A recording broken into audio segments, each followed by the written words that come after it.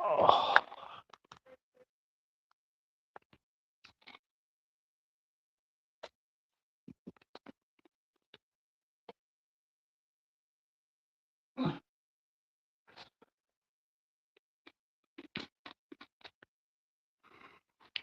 Live with our watcher Long. Early start for some reason, but we are live. We're not missing any play of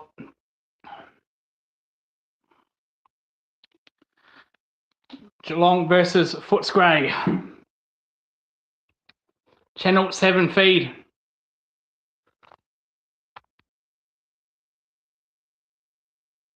Davidson misses. And we've got our first score.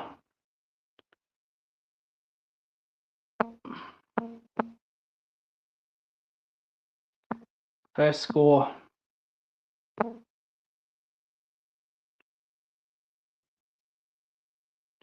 I'm watching it on the Channel 7 feed, so if you want to sync up. But there's still a delay because of YouTube to fucking StreamYard, I don't know.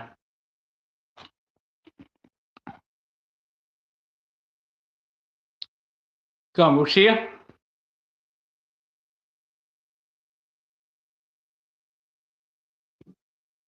Boundary throwing 40 out from Geelong's goal.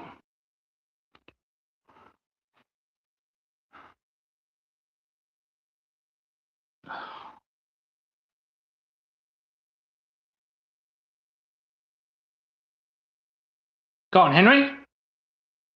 Go on, Henry. Mullins tackles. Oh, hold the ball. What the fuck? How's it holding the ball?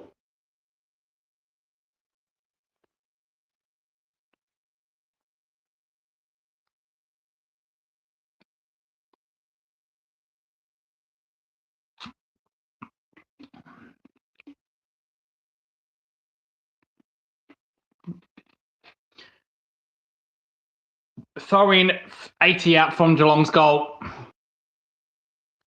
Geelong are kicking it to the right of the screen. Throw in. Men are in the midfield, which is good. I like to see that. It kicks it long, but there's all the dogs there.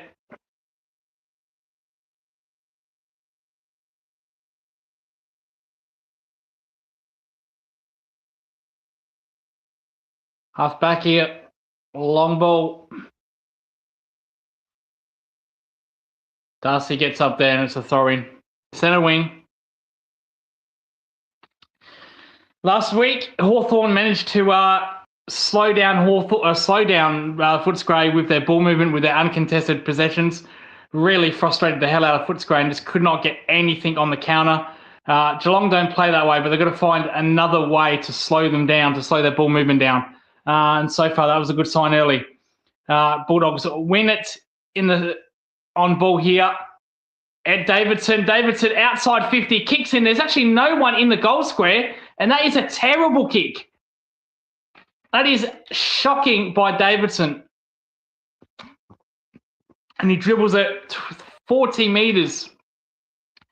He was literally dead in front, outside 50. There was no Geelong player inside the forward line, and the kick barely even went 30 metres. It was just throwing. Terrible kick. And we're going to have another throw in. So that is a hell of an opportunity missed there by Davidson.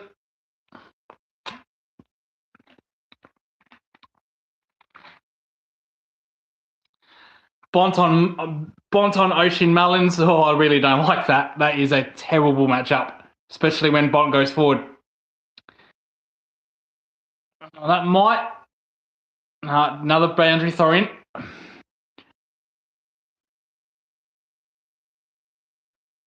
And Mullins has now gone away from Bont. Stewart is now on Bont, which is a much better matchup when he goes forward. I don't want Mullins anywhere near the Bont in that forward 50. Punch away here. Brunner gets tackled. We have another throw-in. That's 3 throw-ins in space of 20 seconds here. Split tabs. Dempsey. Another throw in.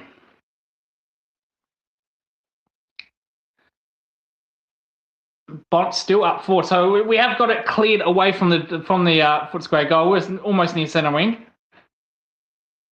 So we're slowly getting out of there. The Bont is up forward. Good tap by Edwards. Straight to Dempsey. Edwards kicks it in the corridor. Martin does well there. Does really well there, Jack Martin. And this should be a mark here to Dangerfield. And Dangerfield does mark it. That is outstanding work by Jack Martin.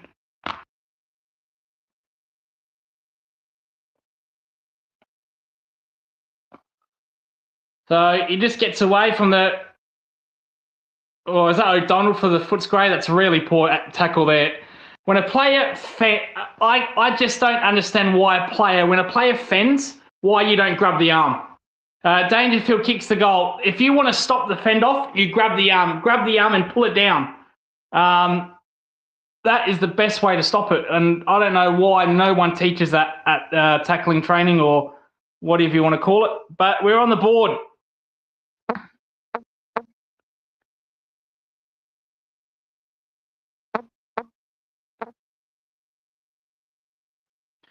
But if you've got a brother at home or a partner at home, get it to do a fend off or him to do a fend off and then grab the arm and pull it.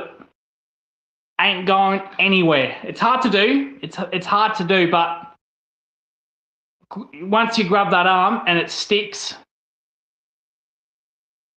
game over. Like O'Donnell there, he tries to grab Martin's shoulder. That's never going to work. Terrible tackling technique. Inside the centre square, throw up. Richards, a little drop there by Tanner.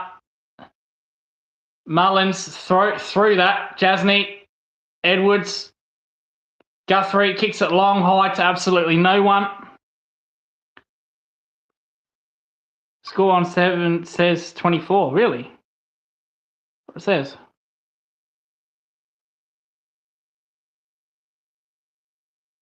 Should be 1617.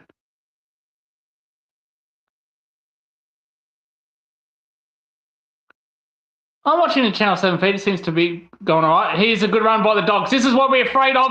Outside 50, Norton, one-on-one. Norton kicks the goal. In fact, he takes the mark he plays on and eventually does kick the goal. That's what we don't want. That is not what we want if we are a Geelong fan. We do not want that quick ball movement, and we could not stop that. And Footscray lead by 1 point. They go to 1-1-7 to 1-0-6. The 7 feed. We might actually remove the 7 feed. We know, I think people know by now, if it's on Channel 7, I will watch that feed. If it's not a Channel 7 game, we'll go to KO. But that was very quick ball movement by, and you're right, on Channel 7, it actually says, during the break, it actually has 0-0. So that was quick ball movement there, and we could not stop it. That's what we were afraid of.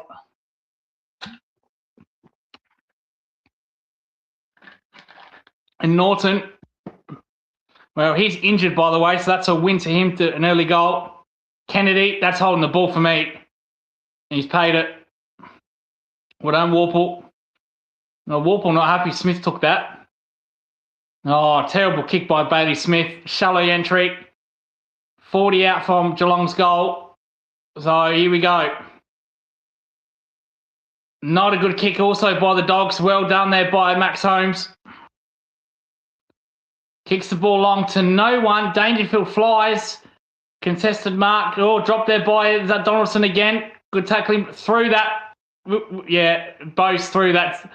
It's a point, but it will not come. It will not count because it was a throw. Yeah, clear scope. So free kick in the pocket for the Dogs.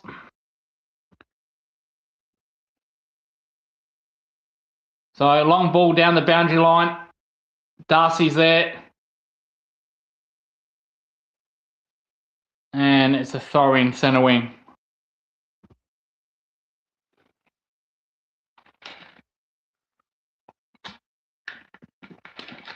So Dangerfield's playing 4 forward. Deep 4 forward, actually. Very deep. He's actually on the goal square. So Dogs get it back. Round the corner kick. Well done, Humphreys, for the spoil. Loose ball get. Well done, Wilshire. Smith gets in the front. Well done, Smith. Quick handball. Humphreys kicks it forward. Cameron marks it. And Jeremy Cameron, 40 out directly in front. And that is a great contested mark. That's lovely inside stuff by Bailey Smith.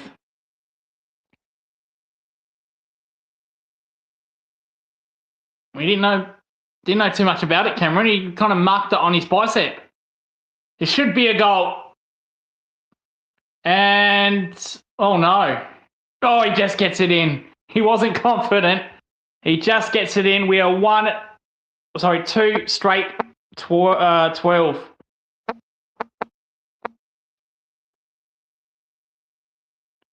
So 1-1-7.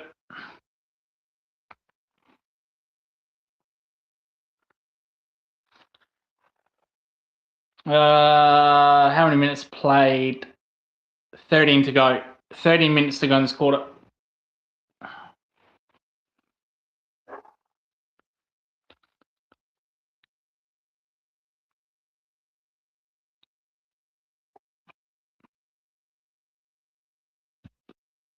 Cameron literally marked that on his shoulder.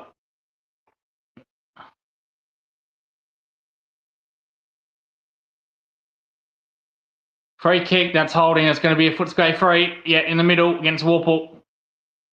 That was clear as day. So Footscray kick it inside 50. And Guthrie, all by himself, takes an uncontested mark. Bont is in the forward line as well. That's a nice kick by Guthrie.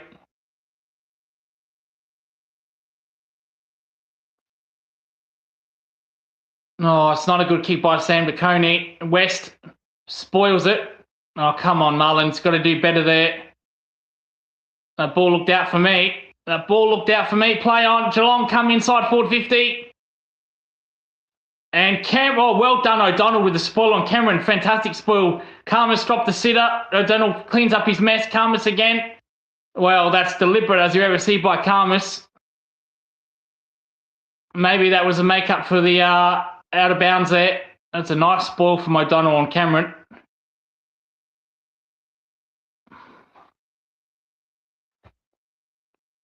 So Foundry throwing 55 from Geelong's goal. Sanders, 1-2. Sanders gets it back. He's been busy. Smothered by Max Holmes. Centre wing, 70 out from Geelong goal. Contested possessions, 15-16 Footscray's way. Uncontested, 17-15 Geelong's way. So it's pretty even at the moment.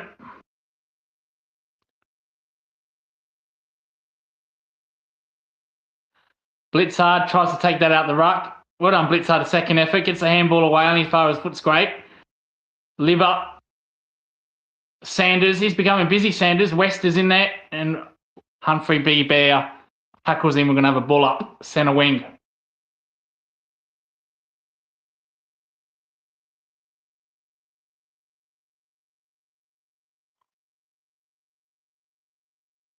West. Warple. Ball up. And Libra on there as well. 55 from Geelong's goal. Centre wing. Blitzard, straight to the Footscray Rover. Kicks it long. Centre wing. Bont's down there. Oh, Max Holmes really sets up Humphreys there. Humphreys actually did very well. Nice erasive action. Kicks it long. Atkins comes in. Well done, Atkins. Lovely by Mena. Atkins. Oh, not a good kick, Atkins. And Henry just stays in a play. And Karmas, his opponent. Well, Karmas is now on Dangerfield, so that seems to match up for me. Karmas, Dangerfield, O'Donnell, Cameron. Lobb and Neil. Dangerfield. Oh, Dangerfield cleans up his own player. Mena kicks the goal. No. Just short. No, that's poor by Dempsey. He just dives 100 metres like a... Oh, he gets the free. Wow, I thought Dempsey dived like an Olympic gold medalist there. And he'll get the free kick. And Ollie Dempsey... 2 metres out. Shouldn't miss this. I haven't seen the replay yet, but that looked like an Olympic dive to me. Dempsey kicks the goal. We'll see the replay of that. 3 straight 18 to 1-1-7. What a start. This is the start we're talking about. We said here, Mullins must have a tagging role on Libba. They haven't done that. Danger shouldn't have played. He's playing big game from nil. Stopping the Dogs' run. It must start well. That was our keys to the game. Starting well. Kicked 3 straight. So that's a tick for me with that department. So 3 straight 18. Footscray 1-1-7.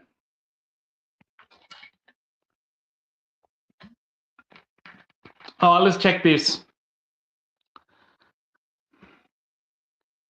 Let's check the replay here.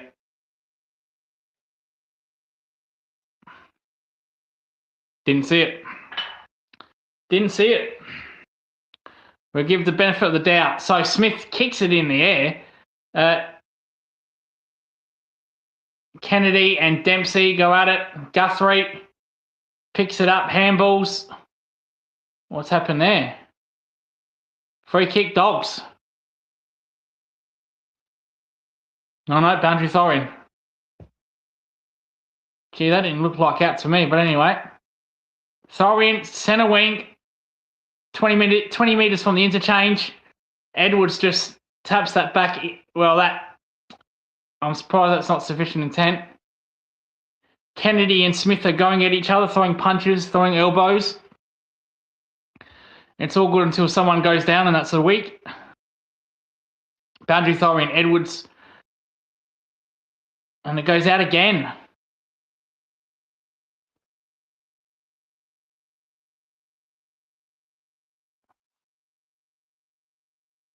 Like 20 minutes. Dangerfield's going down to the rate. I'm over him, man. That looks like another Dangerfield injury to me. He's going into the race. I can't fucking stand this guy.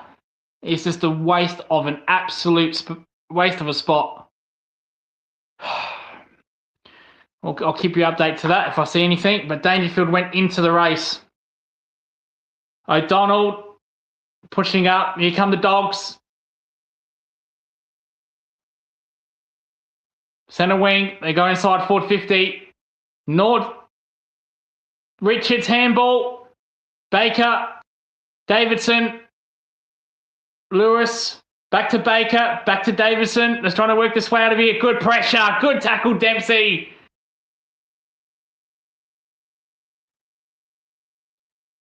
Oh, he's called it for high. You're kidding, umpire. You are kidding me. That is not high. And Davidson kicks it to West, who is on a slight angle. It's a very slight angle. He plays on straight away. And Darcy head chops Guthrie. No free kick there. Sam DeConey under pressure. Guthrie, Humphrey B. Bear kicks it clear. Oh, poor kick, Humphrey B. Bear. And Baker has taken the mark 40 out directly. Well, slight angle. It wasn't a good kick from Humphrey B. Bear. So Oscar Baker, he's a pretty good kick, Oscar Baker. The Temu Smith, when you get Bailey Smith from Temu, the headbands. Oscar Baker's kicked 19 goals in his career from 54 games, but he is a good kick. He's a dead-eye. He's a dead-eye dick. 40 out. Soft angle.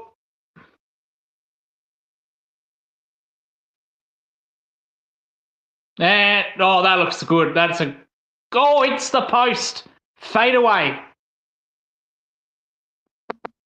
1, 2, 8. Plays 3 straight.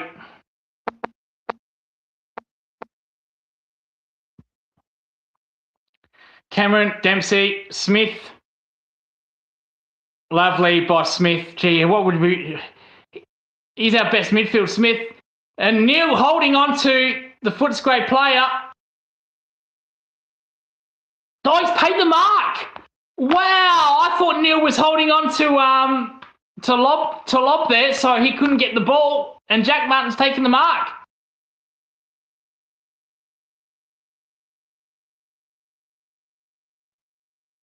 Shannon Neal pushes him. That's fine.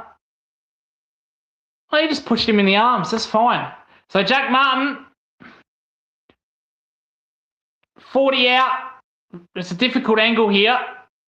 And he's missed. 7 minutes left. Sam DeConey getting some handwork done. Dangerfield is not on the bench there. He is not on the bench, Dangerfield. Blunt's been very quiet. Blunt's been playing forward for there. There's the Bonner, just as we see it. So free kick, Bont, advantage, Ed Richards. Oh, terrible handball, Ed Richards. Turnover here, Geelong. Should find a target. And Bailey Smith, not known a goal kicker. This is probably the same spot Bailey Smith was in gather round. He passes off to Cameron. Cameron kicks the goal. That is poor by the Footscray. They should have known that. Smith was never going to get the distance. And Cameron kicks the goal.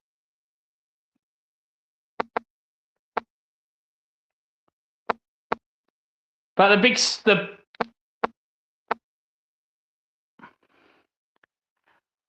big story is Dangerfield is injured into the race, has not came onto the ground, has not came onto the bench.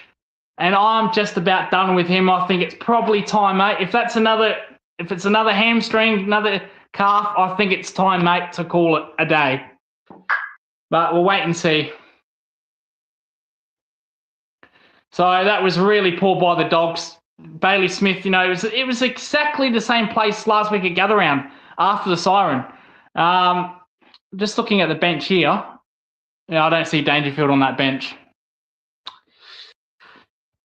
So Smith gets the loose ball, gets the clearance only. They're so fumbly, the Dogs. West gets drilled by Blitzard.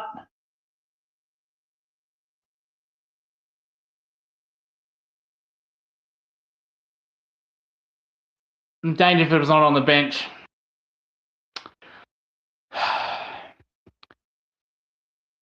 Holmes, well done, Holmes. Wiltshire, get rid of it. Holmes, handballs, Wiltshire.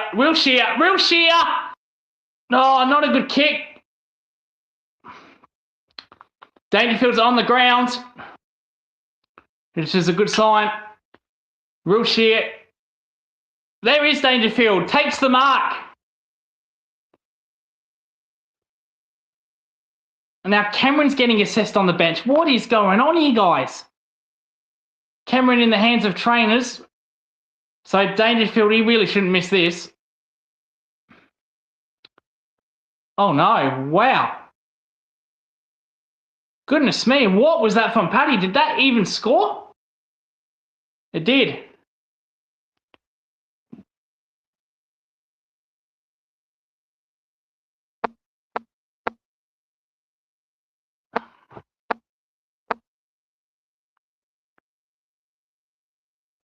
Another turnover by the Dogs.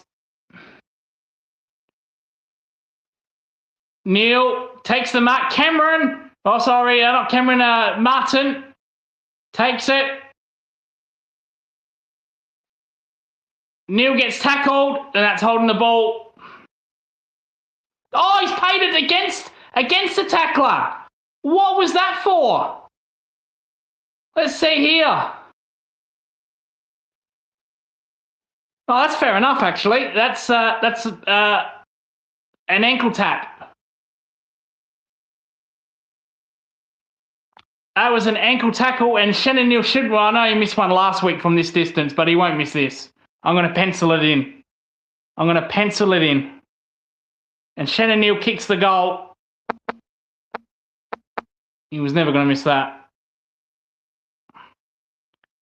And, well, this is a good start from Geelong. And Footscray are all at sea. They're turning the ball over. They do this every year, don't they, the Dogs? They look good for the first 5 rounds, and then they go back to normal. They always do this.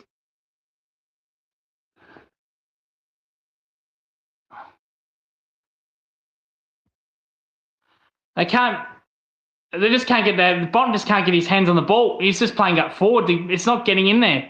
Now Bont goes in the midfield and Notion Mullins tags him. Oh, Atkins he just goes past 2 Dogs players there. Kicks the ball inside 50. Oh, good fist by Karmas, but straight to Blitzard. There is numbers everywhere. My God, Mena, what was that? Kicked it straight to Bont. And Blitzard tackles him. Well, that's it's dangerous tackle. Nuts ball up.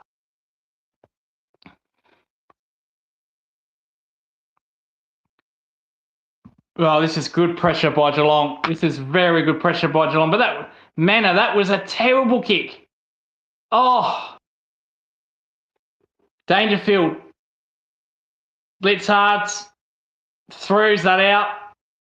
Atkins in there, tackles.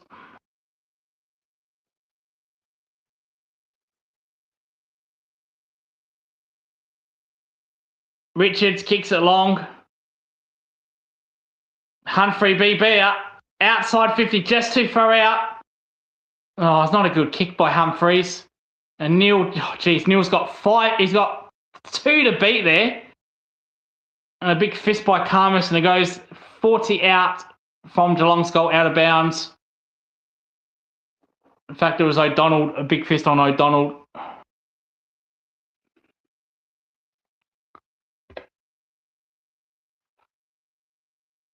Free kick against Mullins to the Bont for holding.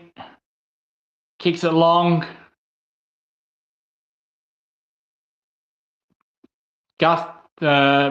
Stewart to O'Sullivan to Bose. Bose kicks it inside 50. Dangerfield leads, drops it. Good spoil there, to be fair.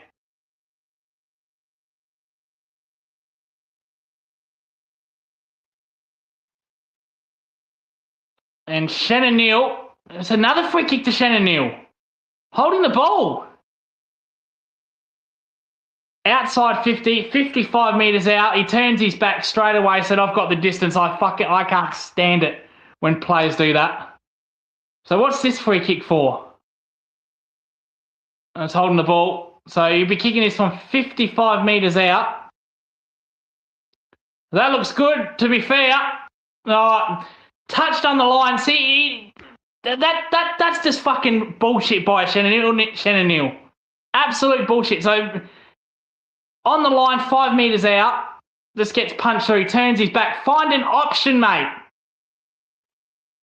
So Ed Richards. Oh, terrible kick, Ed Richards.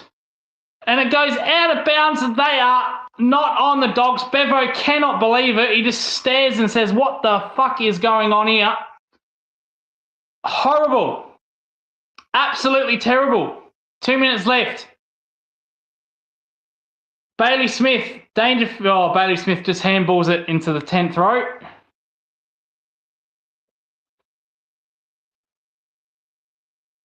Two minutes left. So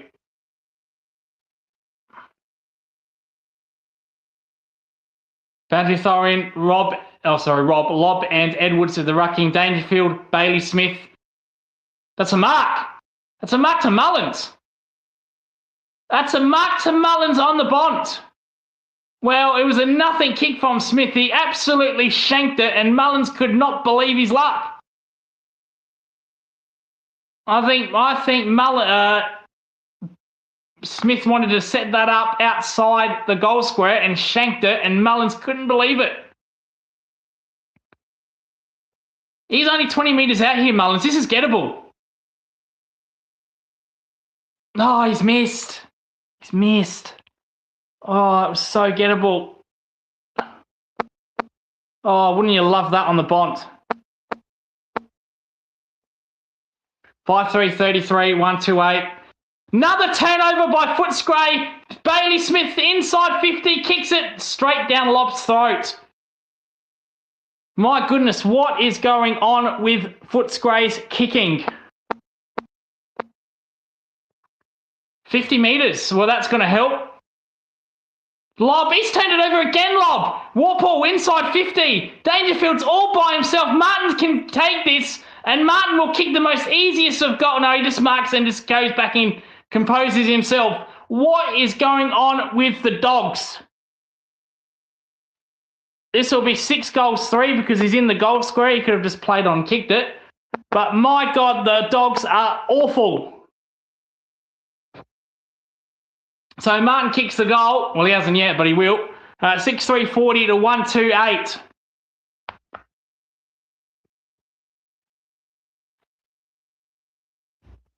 What is going on with the Dogs? They are shitting themselves. Absolutely shitting themselves.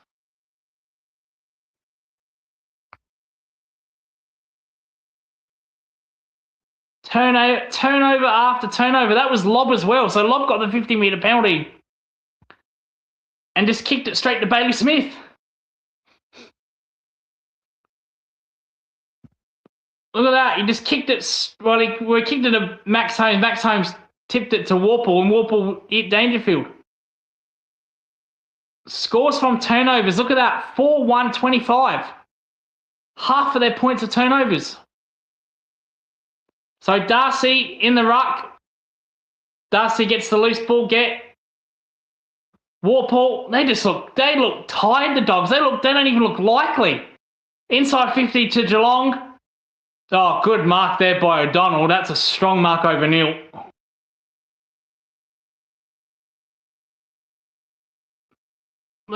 They look tight.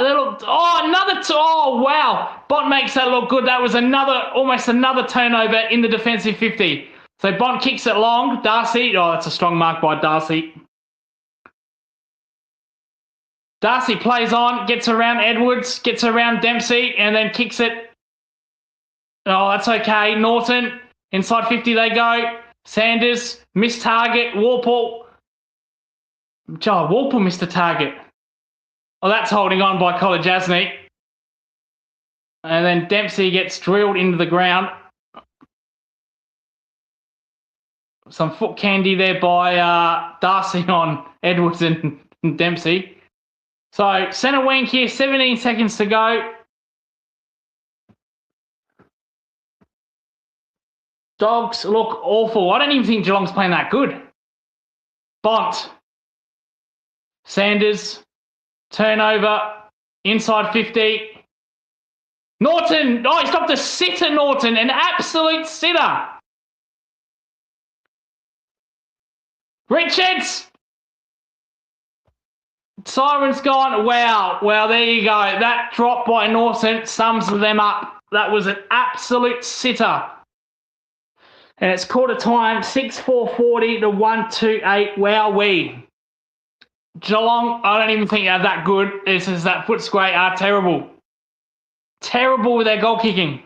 Sorry, terrible with their rebound kicking. Goodness gracious me. And we'll be back after quarter time.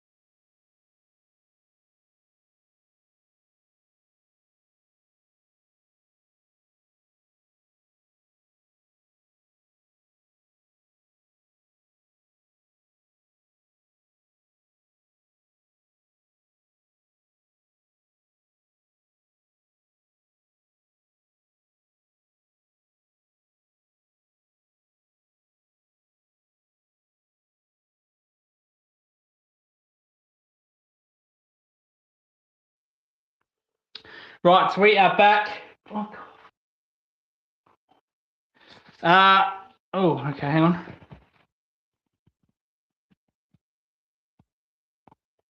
Right, get this right. There is no video at the moment. I'm having my tea. Get lost. All right, so you just have to bear with me. For record, I'm having pasta, so just bear with me, guys.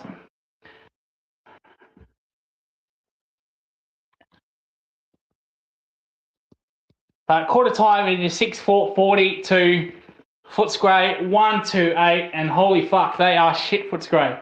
But we expect this from them, don't we? We expect this from Footscray. Always do this. Always. The first 5 rounds of the season, they always do this. They look like world beaters, and then after that, they flop. And this has been a flop. Right.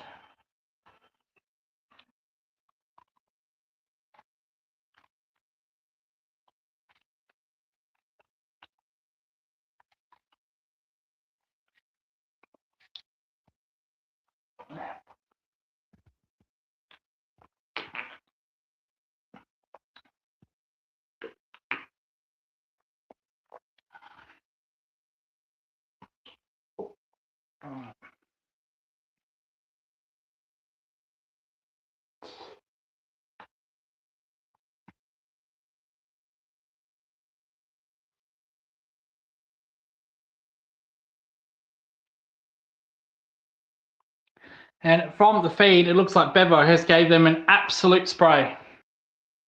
And sorry, should. Their kicking from fullback has been shit. Absolutely terrible.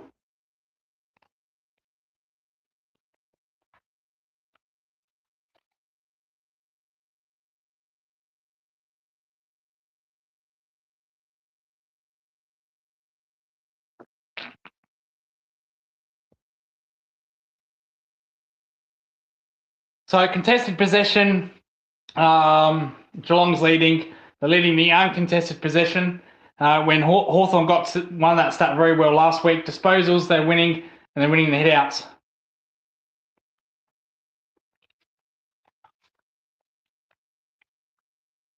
Clearances, Footscray are winning. Let's make this a mukbang video. Chris talks footy. Good start from the boys. Yeah, good start from the boys. Let's make this a mukbang. ASMR mukbang, eh? Good start from the boys. Here we go. Bailey Smith outside in the corridor, kicks it inside 50. Or danger goes for mark of the year, and Cameron's going to kick it off the ground, and it's going to be a goal in the first 10 seconds. Can you believe that? Can you believe that? And we go to 7-4-46.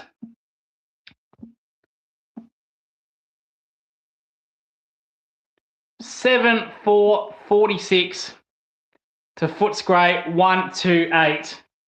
That was way too easy. It was a hit down to Bailey Smith. Bailey Smith through the corridor inside 50, and nobody wanted it, and it fell to the ground, straight to Jeremy Cameron. Bang.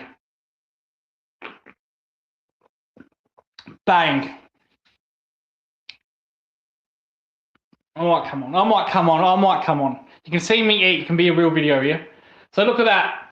So Bailey Smith, the loose ball hits it inside 50, and just falls to Cameron on the ground. Easy as you like. Back in the middle. Richards, Bont, Libba. Bont gets that one.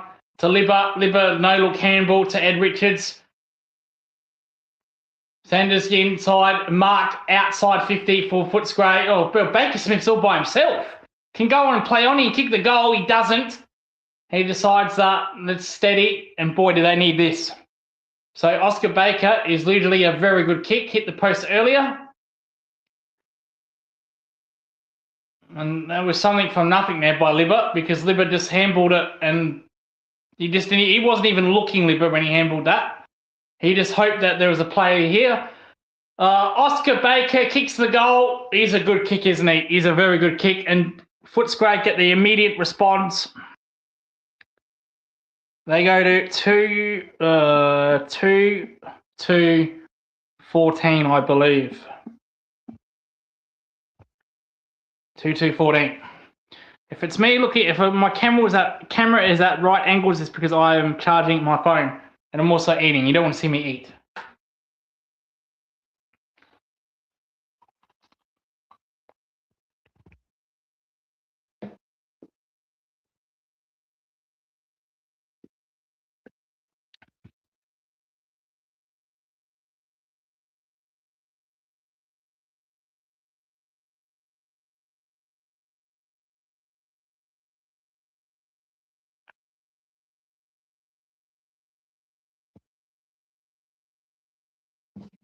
So ball up, or throw up, and we'll get exactly the same result.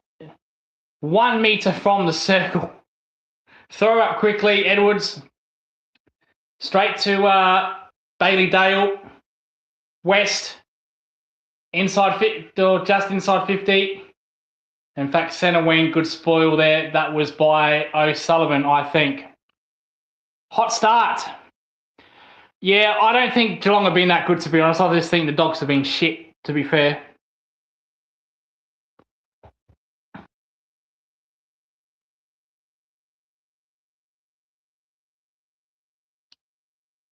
So Edwards, well done. Edwards gets the one, picks up the ball. Atkins, Smith, Manna. Oh, Libber and Bailey Smith going at it. In fact, it was Bont and Bailey Smith throwing hands there. Little jumper punches. Bont picks up the ball. Mullins tags him. Ball up. Well, there a couple of punches there by the Bont and Smith. Like I said, it's all good until someone goes down and cries, and it'll be a week. Clearance here. There. Jack Martin takes the ball. Cameron. Nils all by himself. He's got Barkus. Surely he can beat Baku. He doesn't. In fact, he kicks it at Dangerfield. O'Neill gets the one hand, taps it along to the Bont. Straight to the Bont. Bont rides the tackle really well. West. Oscar Baker pushing up high. Libber. Quick handball to Bailey Dale. Kicks it along centre wing.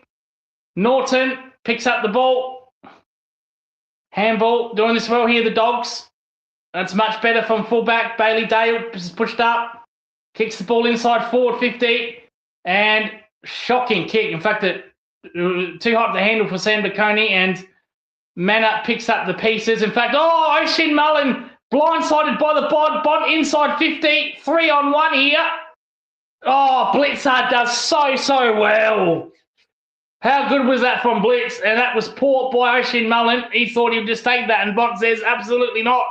Sleight of hand. Well, that was really good by Blitzard. Kicks the ball long. O'Sullivan buries his way through. Henry got rock and roll. Good kick there. Dempsey takes one bounce to Max Holmes. Max Holmes should finish this. Outside 50. Jez is there. Take your pick. Either he lets it go or Jez will take the mark. And Jez says, no, I'm just going to take this mark and I'm going to kick the easiest of goals. Easiest of goals. And we're going to go to 8-4-52.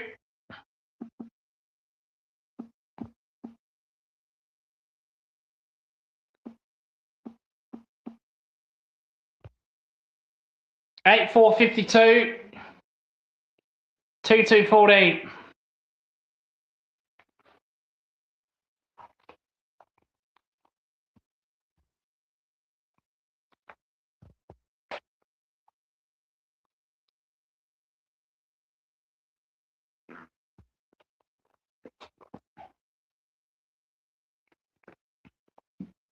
But that really started with Blitzard, that did. So Blitzard took the very nice mark. Because even if you brought it to ground, Dogs have the numbers. And then it was just well done by O'Sullivan. And to Manna, who just hat-kicked it forward. And Dempsey, Holmes. So Holmes, I think Holmes went for goal and Cameron just took the goal from him. So Kennedy Ed Richards, one bounce. They go inside forward 50. Wobbler, absolute wobbler. And Darcy's taking the mark. Oh, Darcy's dropped a stone cold mark. Goodness me. Picked up by DeConey. Nice kick there. O'Sullivan to Max Holmes. Goodness gracious me.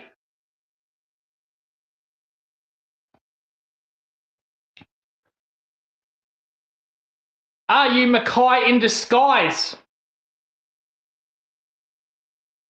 So the switch is on. Oh, not a good kick by Max Holmes. Dempsey's going to fly, but nicely worked there by Bailey Dale to O'Donnellson. Oh, that is gone. That's holding the cod, the ball, the roost, or whatever. In fact, it wasn't Donaldson, it was Elijah. Max Holmes to Smith. Oh, not a good handball, Max Holmes. Come on, man. Out on the full. You're kidding me. Last touch for all. Bailey Smith's not happy. And it's last touch. That's terrible by Max Holmes. Oh, and he's gave it back to Max. Oh, Ed Richards cleans up the scraps. Through that, Libba. Libba absolutely through that. And, oh, what's, oh, no. Oh, no. Oh, no. Oh, no. No, no, no, no, no. Oh, no. Oh, that is horrible to Sean Darcy. That is an ACL gone wrong. Oh, no. Oh, that is not good. Yeah, so he went to turn there and it did not work out. He is in a lot of pain. Oh, no, no, no, no, no. Oh, he's trying to get up. He's punching the ground. He's punching the ground. He knows he's in all sorts of trouble. That is a terrible... Oh, dear, oh, dear, oh, dear. Well, that is not what you want to see. So it was an easy kick, and then he just went to attack the ball, and the leg gave out. That is a terrible, terrible injury. He's trying to run it out, which is very good news. Now he had an MCL last year. He had an MCL last year. And Luke Beveridge has gone down straight down to the bench. Luke Beveridge has gone straight down. Can hear a pin drop. So hopefully it's just the MCL and not the ACL, because he struggled. He did have an MCL last year. But regardless of what it is, he'd be missing some time. We just hope it's the MCL. So we don't think he'll be back. Terrible. Absolutely shocking. Geelong kick it forward centre wing. Smith, Max Holmes, Colin Jasny, Guthrie, hat kick forward, straight to Lob. In fact, Lob drops it. Dempsey, good tackle there by Bailey Dale. Oscar Baker puts pressure on there. Smith again. And, oh, Bose drops a sitter. Come on, Bose. Henry, still Henry, still Henry. Oh, gee, fucking Henry. Goodness me. Fuck me. Shannon Neal picks it up. Bose kicks along straight to Davidson.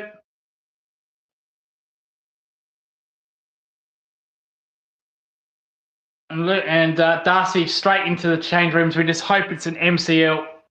Hope it's an MCL. So Dogs fall back.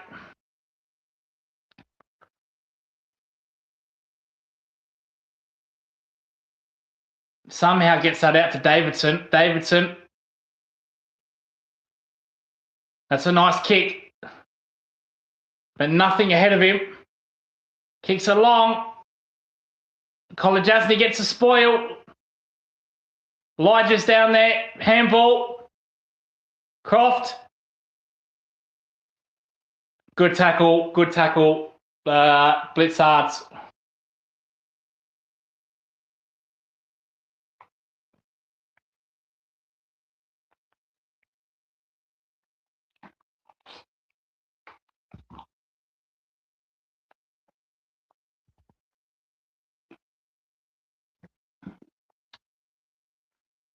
Kennedy and Smith are going at each other. They're just throwing these little jumper punches in the stoppages. So throw in, 30 out from Footscray's goal. In fact, it's a free kick to Bailey Smith. There you go. Bailey Smith kicks it long, only as far as the Footscray defence. Libba kicks it inside 50. A hat kick, nothing kicked by Libba. Blitzard, he drops the ball. Holmes. Hat kick by Holmes. Davidson, good spoil. Bailey Dale. Oh, he did well there. No, he didn't do that. Holmes, terrible kick, but it was going to work out. To Henry, to Mena. Mena kicks the ball long. To Neil. Neil drops it. Come on, Neil. Pick it up. Kick it. Kicks it down long. One-on-one Dangerfield here. That's a hold, surely. Cameron will still take the mark. Cameron plays on. Oh, that is terrible by Footscray. That ball didn't even trouble five. Cameron dribble kicked that. He dribble kicked that from 30 metres out, and not one Footscray player bothered to even go on the line. That is shocking. And Cameron kicks the goal. And we go to 9-4-58.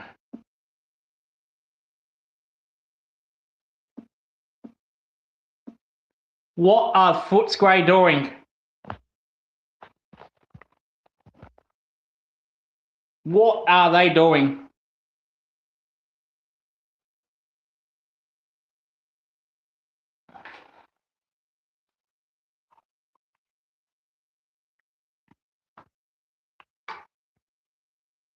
So Luke Beveridge down in the interchange.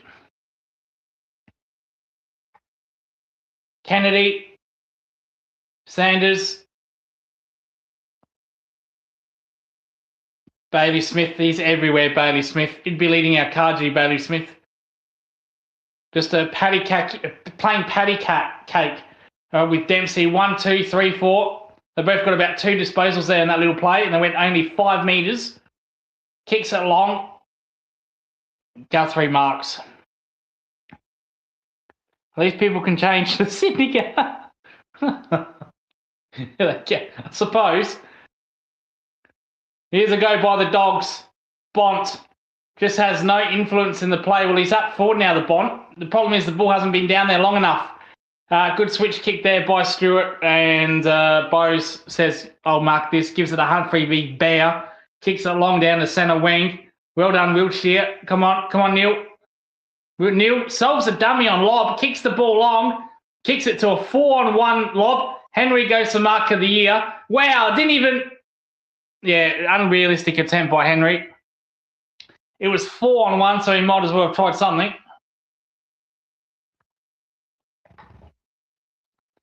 And we'll keep you up to scores with the...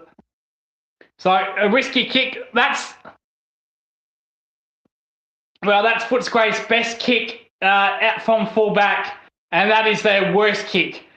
Terrible. Another turnover, and yet there's some Benny Hill music there. So 3 turnovers in the space of 5 seconds there. So Footscray go forward. Libba, centre wing, nice little kick to Fraser, outside 50, and that's a terrible kick inside 50. Bailey Smith picks up the mess. He chips it up in the air to Neil. And goodness me, why is Riley West marking Shannon Neil? That is a man against David versus Goliath there. So the switch, Stewart, Dempsey, back to Stewart. He'll kick this to Guthrie. You bet he does. To Coney. And De Coney kicks it out on the full. Goodness me. We've gone a bit scrappy here, guys. So Footscray go inside forward 50. Norton. Oh, he's dropped a sitter, Norton. And kick. Wow, that's 2 drops by Norton. And he did Tom Stewart there. Well, that's a point, but the umpire wants to check if it's hit the post, mate. I'm thousands of miles away. I could see it from here, mate.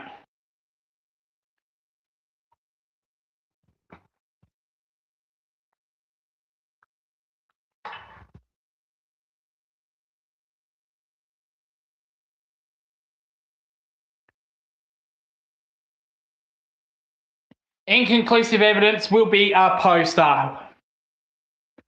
Bulldogs putrid, yeah, they I don't know what's going on, but Bulldogs always do this. They always start like a house on fire in the first 5 rounds and down they go. We got them at the right time. We just don't want to play them in the first 5 rounds. We got them at the right time. What is going on with this review?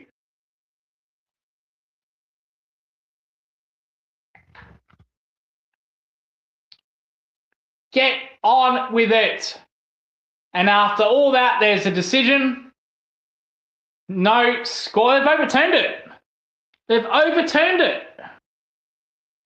Fair enough. 2-2-14, 9-4-58.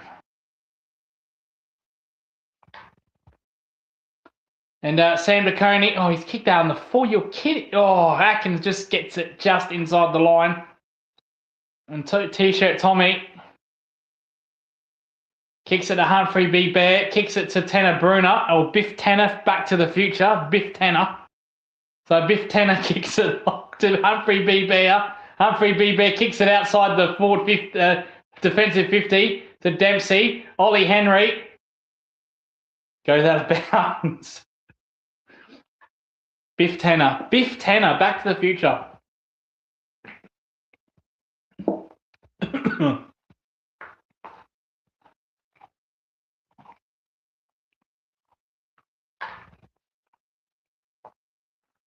So Edwards handballs it to the Torpedo, but Oscar Bailey's there.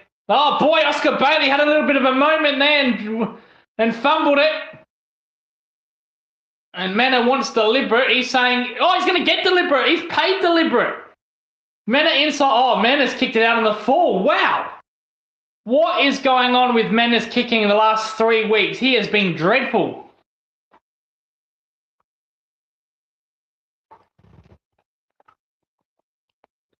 So Footscray rebound from defensive 50. Oh, Torpedo, good tackle, good pressure. Biff Tanner picks up the ball. Biff Tanner spins, nice handball to Atkins. Atkins handballs it to Guthrie, foot candy, and then kicks it around his body. Good kick to the Torpedo, 70 out from Geelong's goal. Fuck's sake, Manor, yeah, he's having a stinker, isn't he? Time to drop him. So inside 50. Neil against Lob. Lob's a very good defender. Never going to mark that. Cameron kicks the goal. Easy as you like. No pressure whatsoever from the Greys. We go to 10. 10-5. 64. Well, I can't believe this. I thought this would be a very long night for us, and it's a long night for Footscray.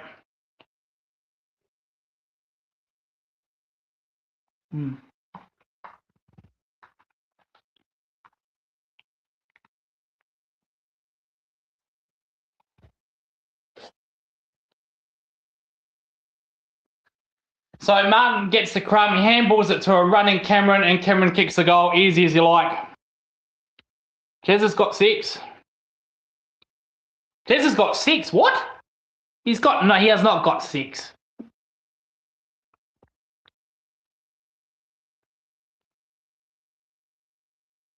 Holy fuck. Jez has got 6. Holy fucking hell, Batman. Warple. Oh, this is just too easy. Here comes Jezza again. He's going to get 7 here. Passes to Ollie Henry. Ollie Henry kicks the goal. War is going on here.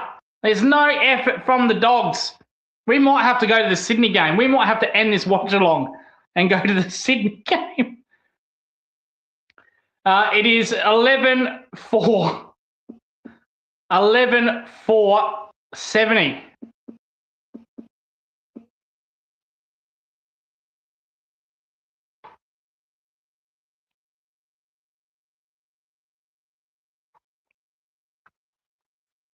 This is unexistent by the Dogs. They're just walking it out, Geelong.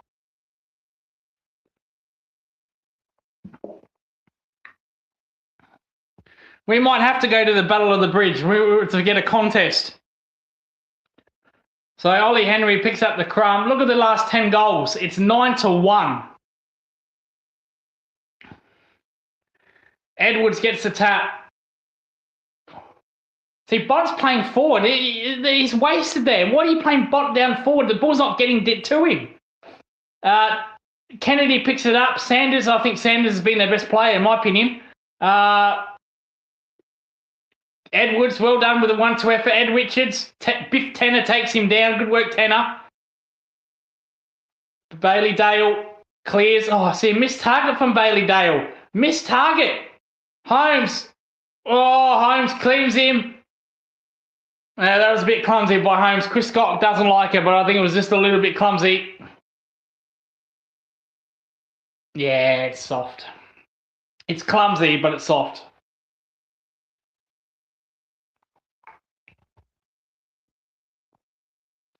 And Thomas. Wasn't there a side quest? Anyone play Skyrim? No, not Skyrim. Is it Eldest? Is it Oblivion? Oblivion? Where there was a man and a dog, and his dog was named Thomas.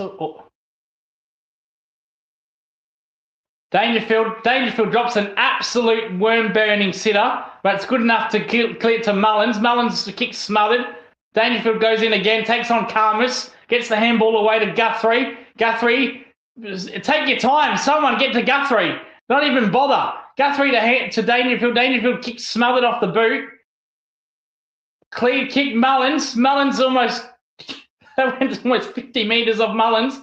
Toe poker, and Norton has dropped another mark. Norton, he can't mark with that handball. Oh, he trips Norton. Oh, goodness me. Tom Stewart picks up the mess, kicks it inside 50. Dangerfield's going to take mark of the year here. Oh, but Jack came out and gets in the way. What are you doing?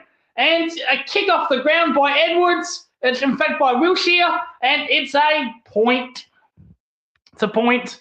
It's a point. They are in disarray, the Dogs. They are in disarray. A Dedra best friend is the Skyrim request. I knew it. I knew it. I knew it. Well done by Libber. Oh, another poor kick outside defensive 50. Scott and Holmes. West and Holmes. Scotty West. No, not Scotty West, but he's his son. Riley West does well, actually, on Max Holmes. Yeah, Karmas. Was it Karmas?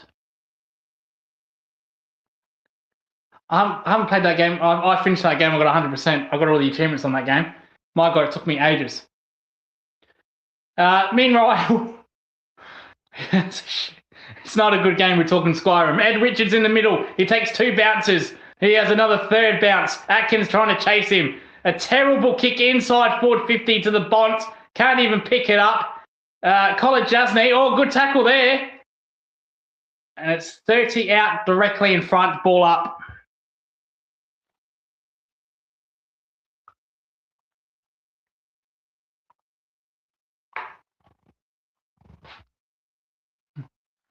So boundary throw, ball up. Bond kicks the goal. Oh, it was a Bond. I think it was Bond. Well, he kicks the goal, and hallelujah, Footscray get their 3rd.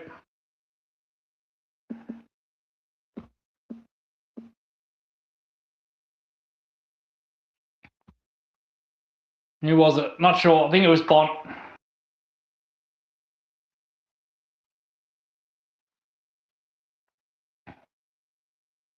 So from a throw-in, no, it wasn't Bont. Bont did the shepherding.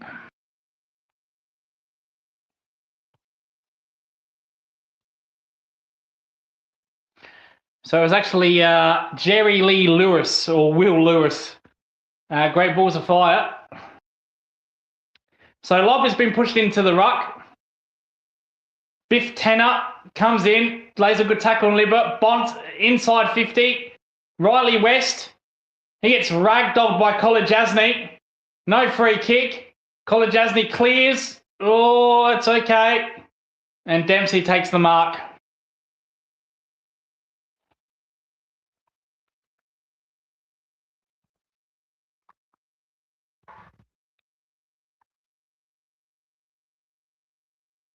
Maybe a ball up, centre wing. Do do do do do do do do do do do do do do do do do. Do do do do do do do do do do do. So Blitzard and Lob, Bont starting to get some possessions. The Bont ball up.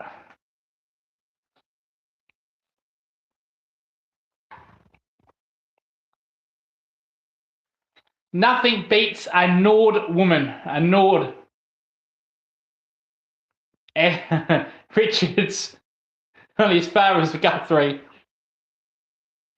The Nordic women are the best. The Nordic women. Iceland, Finland, Denmark, Sweden. A Nord. If I match one on Tinder, I'm fucking out of here. Anyway, back to the game. Fullback here from Geelong from Oisin Mullins. Mullins kicks a long, burning drop punt, free BB'er, who kicks it down the centre wing to Edwards. Edwards handballs it to Dempsey. Inside 50 they go. Yeah, just gets around the Western Bulldogs player, and Dangerfield takes an easier mark on O'Donnell, and he'll line up 20 metres directly in front. Oh, I reckon Dangerfield thought about playing on there.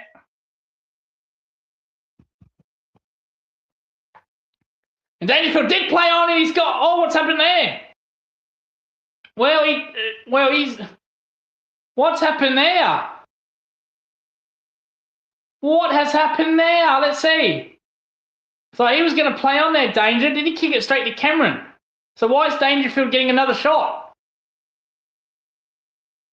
He's kicked that straight into Cameron, and he's getting another shot. What has happened there? He gets 2 shots at the cherry here, Dangerfield, but he's only 15 metres out. He should kick this. Oh, it's a bad miss. That's the only blemish on his career, is goal kicking. 11-6, is it? 11-6?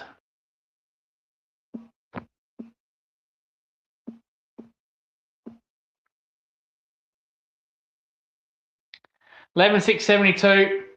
So Footscray, go on. Cleared row 10, centre wing. 80 out from the Dogs' goal.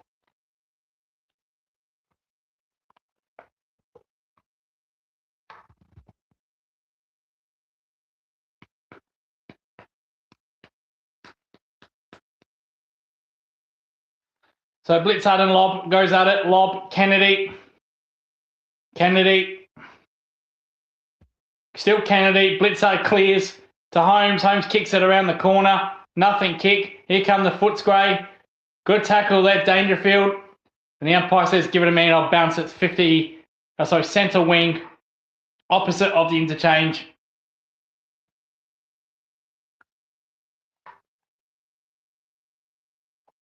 Libba, Richards, Baker.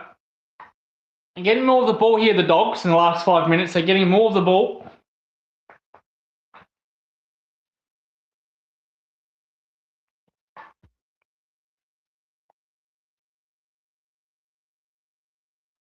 So Lob and Blitz.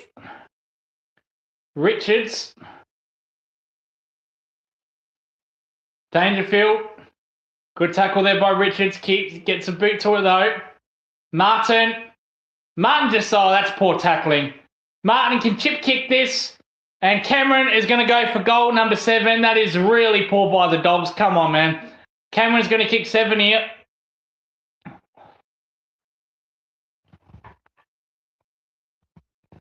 We're going to pencil it in.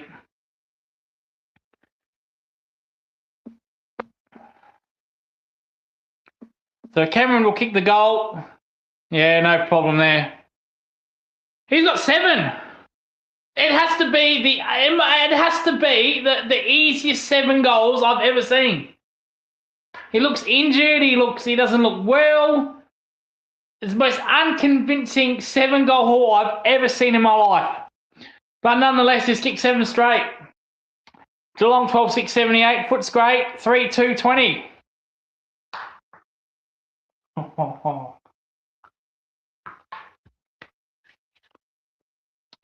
And when Dogs misbehave, what do? We get out the double barrel shotgun and boom. Oh, oh. That's going to go well with the Animal Justice Party, that comment. Moving on. 12-6-78, 3-2-20. So here's Bailey Smith again. Edwards, Max Holmes. But it's going to be a free kick to the Bont for holding. No, it's going to go to Richards. Richards inside 50. Oh, Guthrie handballs it straight to Lob, and Lob kicks the point. Sydney 32, GWS 17. Gee, it's not looking good there either. Anyone watch MacGyver? It's Hell Week. It's Hell Week. If anyone watch, here's Riley West, does a little dance, and Riley West kicks it straight to Humphrey B. Bear. Yeah, MacGyver. Richard Dean Anderson. There's an episode where there's a school competition and you have to open doors. And the episode was called Hell Week. I know that episode well because Lisa Wilcox is in that episode. My God, wasn't she an 80s absolute bomb? She was an 80s bomb and late 90s. Lisa Wilcox played that MacGyver episode. Was in that MacGyver episode. She was also on Alice on Nightmare on Elm Street. And my profile photo on my Twitter page. What an 80s bomb she was. My God.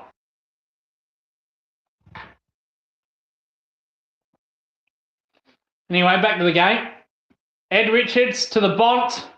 Bont handballs it to Dale. Dale sells some foot candy. And then... Oh, no. It can't be an insufficient attempt. Well, he was directly in front, 30 metres out, and it somehow he's kicked that backwards out of bounds. Throwing Geelong. So Lob and Blitzard.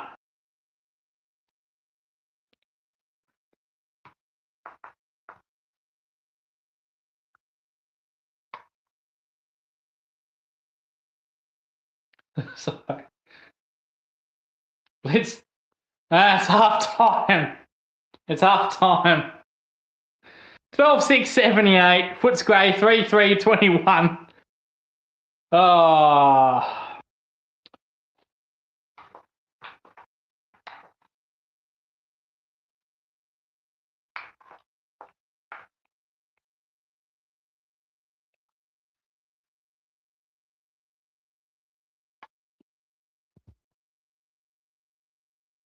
Well, should we turn over? Should we turn over? We might do that. We might turn over a half. We'll keep the stream going.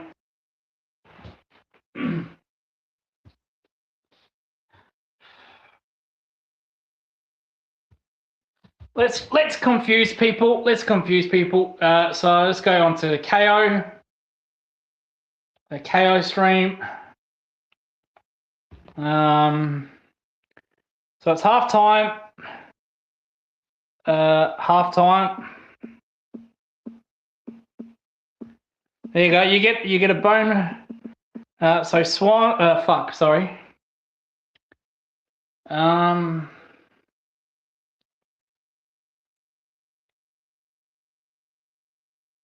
right. Let me put in this here.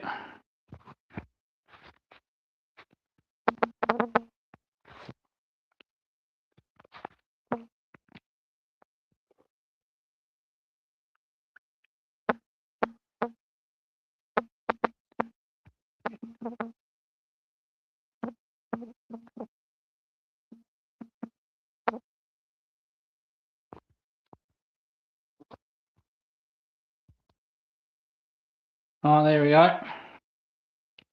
So we've switched over to the Swans and Giants for now. 5-3-32, GWS 3-6-24.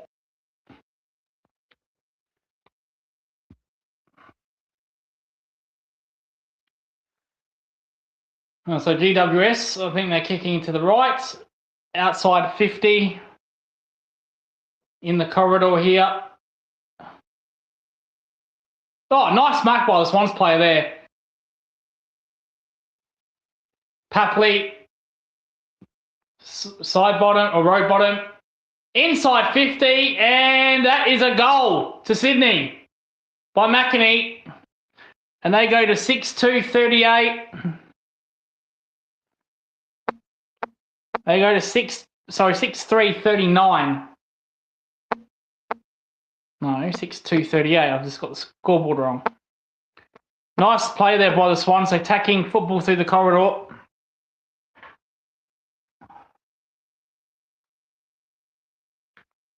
So Papley to road bottom found McInerney, and he just ran inside 50. Oh, look at that.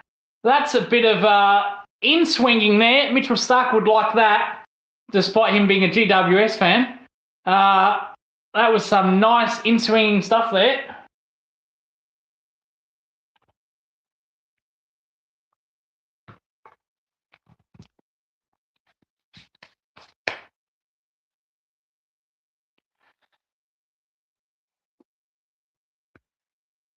Six warning against Sydney.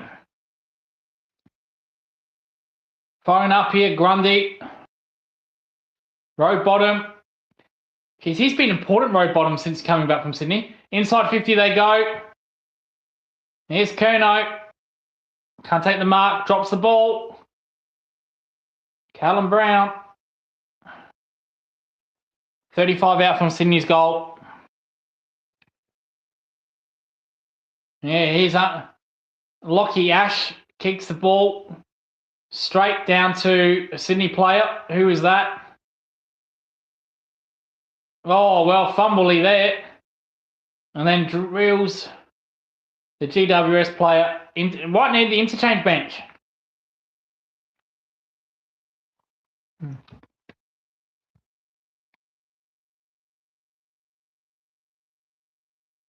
So Grundy in the middle. Yeah, here's Oliver. I've got road bottom right there with the tackle. Oliver gets it out. Uncle Toby. Boy, Uncle Toby got drilled by Grundy. And Grundy gets away a free kick. Oh, it's holding the ball. Grundy got Uncle Toby there. It's raining. It's starting to rain in Sydney. Grundy looks injured there. Grundy looks injured. Free kick count, 10-7. So Sydney just chipping the ball. Rain starting to fall down from fullback here. They've switched the play. And they're going to switch again. Oh, they've got the corridor open. Here they go. Chain of handballs there. Callum Mills. Inside 50. Oh, terrible kick. Oh, Papley comes like a bull out of a gate. Gets the ball. Gets it to Sydney attack. Cleared there by Lockie Ash. Toby Green's got to beat Grundy in the air. Good luck with that. In fact, Toby Green does do that. He picks up the ball and kicks it to absolutely no one, but he beats Grundy. That's incredible in the end. In fact, he gets himself a free kick there, Uncle Toby. How about that? You'd think Grundy would have taken... In fact, no, it's against Uncle Toby. Oh, boy, not a good kick. And Grundy... Oh, Grundy keeps that in. Straight to Oliver. To Uncle Toby. Toby Green kicks it inside 50. Where's Hogan's Heroes? He ain't there. And it's a big fist there by Callum Mills.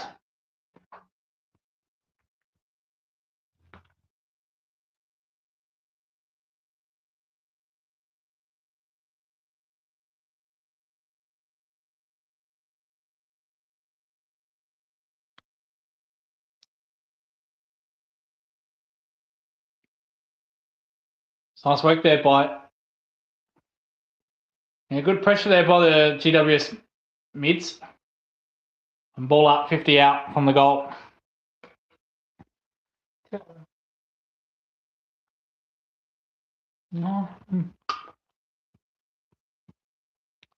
Oliver kicks it clear. Oh, and gets a point. And it went behind the stick. So 3-7, 25.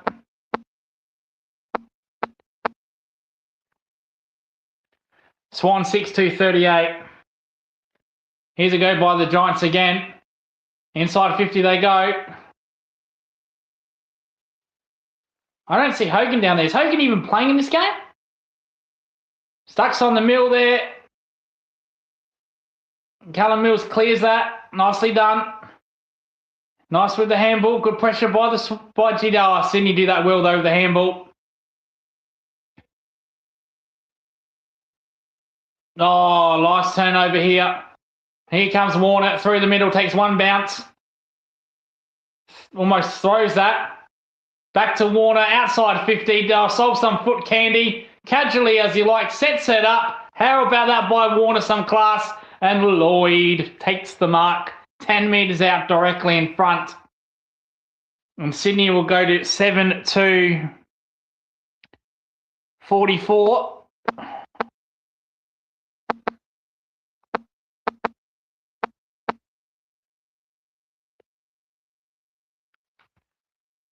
So GWS 3-7-25. So Lloyd comes in. He's only 5 metres out directly in front. Kicks the goal. Some breathing space for the Swans.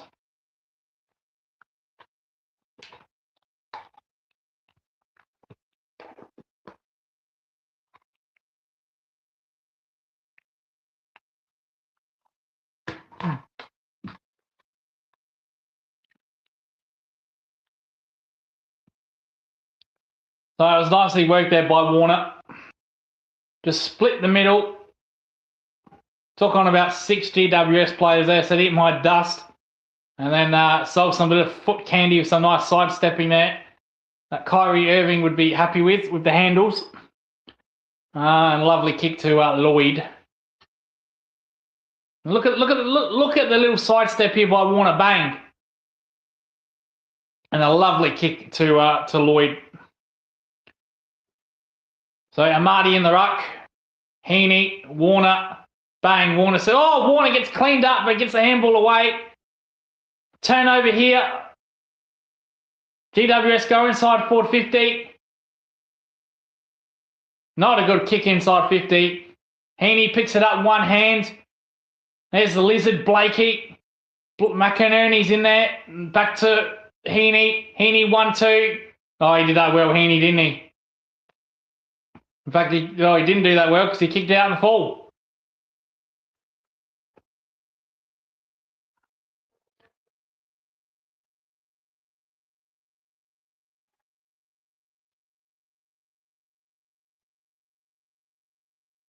Back to, oh, wow, well, not last touch. So, opposite of the interchange. And a good ruck battle there. Kicked in the air, mark that. Oh, nice little tap there. Sydney, they come away with it. The Blake, the lizard. Handballs it to Warner, look out, inside. Oh, boy. Warner dribble kicks that from 50. It somehow might work out for them. Amati's down there. Amati's still Amati. Amati picks it up. Still Amati, gets foot to ball. That's going to be goal. It's rolling, it's goaling. Just picked on the line by Lockie Ash. Cleared by GWS, only as far as Callum Mills. Callum Mills picks it up, nice handball. Back inside forward 50. Oh, not a good kick. Oh, well, Steve Smith type catch there by McInerney. Just couldn't get the glove to it. Only Steve Smith does those. Blakey on the tail here of the GWS fullbacker. Oh, nice little pivot. Only as far as McDonald. McDonald picks the ball up. Lloyd gets tackled. Still with Lloyd. Oh, they do that well, GWS.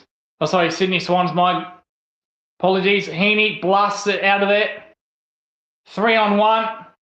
McDonald does well to get some kind of, oh, wow. Turnover here by Sydney. Kerno on the ground, McDonald. Wellesley down by McDonald, picks up the ball. McInerney inside 50 here. Lloyd, oh, couldn't pick it up.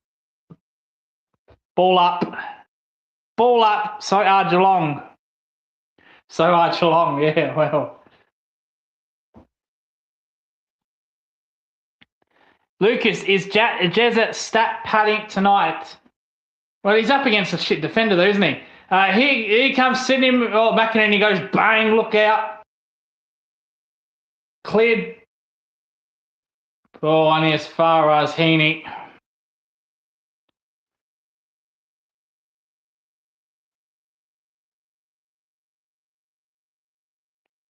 Is Geelong back on? Is Geelong back there?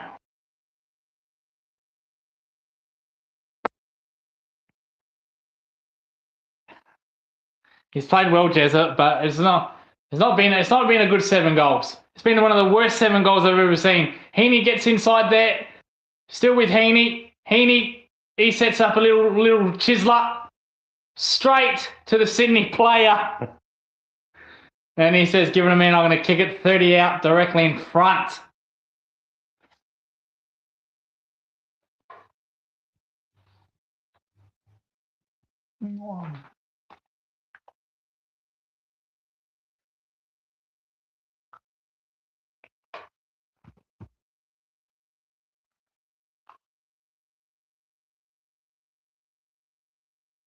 So Matt Roberts. Oh, it's a lovely looking kick, but the problem is it hit the stick. And Swans go to 7-3-45.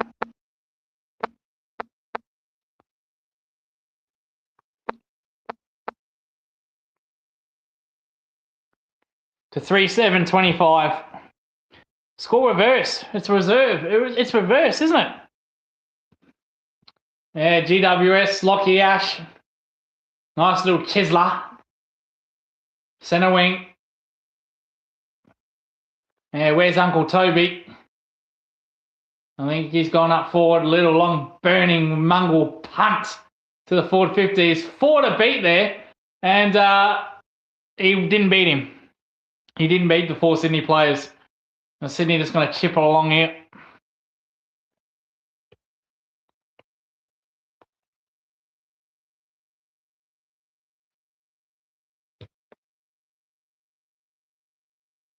Yeah, Papley in the midfield takes 1 bounce. This way, that way, still no idea what to do. Papley takes another bounce, kicks it centre wing.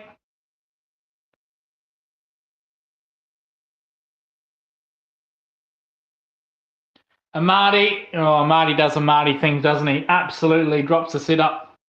Blames his midfield for that. Fuck me, are you Shannon Neal in disguise? Joe Amati.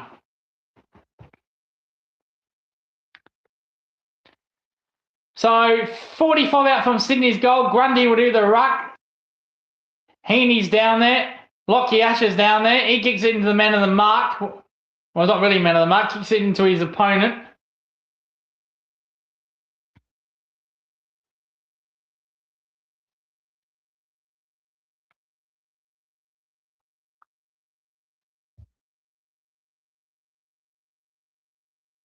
Oh, fuck. Oh, we can't use that fork, can we? Ah, yeah, here's a go by Swans. Lloyd. Handballs there to Mills. Mills to Grundy. Mills to I was going to call him the wizard there. The lizard, Blakey. Not a good kick by the lizard. Oh, Putley hanging around like a bad smell. Picked up there by Lockie Whitfield. Good kick. Right in the corridor. Oh, why would you do that? Why would you do that? Lockie Ash giving a huge spray to that kicker there. If you're in the corridor, why would you go side to side? Here is a go. Poor kick here. Sydney going to mop up the mess. I've lost my fork. I've dropped my fork. I have to get another fork.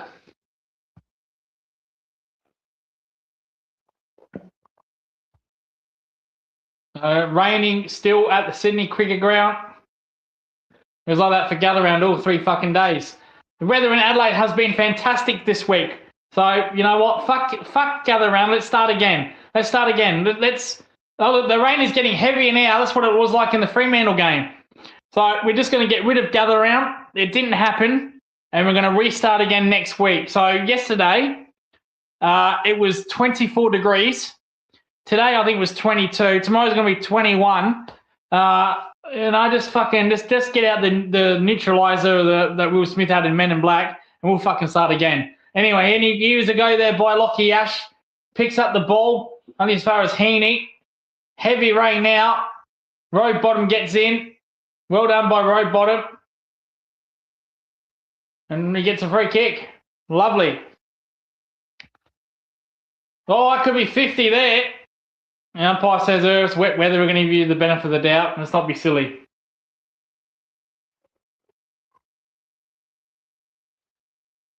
All right, Sydney, 4 minutes to go. Kicks it 2-on-1 to the wizard. To the lizard. He couldn't get it down. Stringer kicks the ball long. Oh, well, how about that by the lizard? He gets back in defence and takes a good fist. And hits the post for the Giants. And they go to 3-8. They go to 3... What the fuck? 3-8. What? 3-8. Oh. Yeah, the weather... The rain in Sydney is really heavy now. The lizard just takes 2 just random worm-burning bounces straight down the middle of the corridor. Dropped there by Uncle Toby. Gets in there to Aaliyah. Aaliyah to Lockie Ash. Kicks it straight to the Sydney player.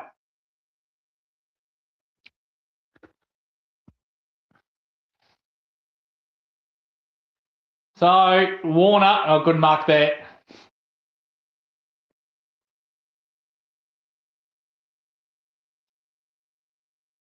So, Warner kicks a long mongrel punt inside the 450 to Grundy. Grundy couldn't take the mark. Oh, Lockie Ash under pressure there. Lockie Whitfield. Little Chisler. Good kick. Oh, drop there. And so we're going to be a free kick. As the Geelong game started, we might actually stick with this. Fuck it, why not? Stringer kicks a big torpedo punt to the inside 50. Oh, couldn't take the mark there. The Sydney defender. Kicks it inside the pocket. What can Uncle Toby do here? Nothing. Out of bounds on the full. The umpire says, give it to me and I'll throw it up.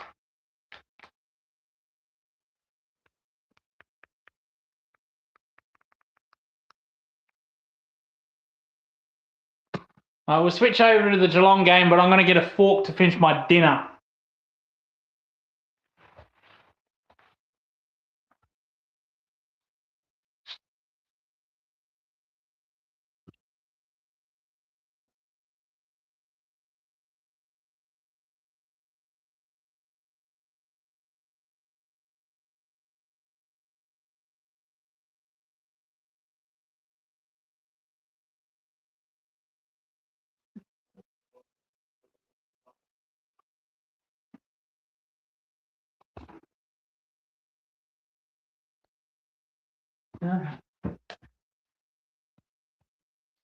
All right, we've got a new fork.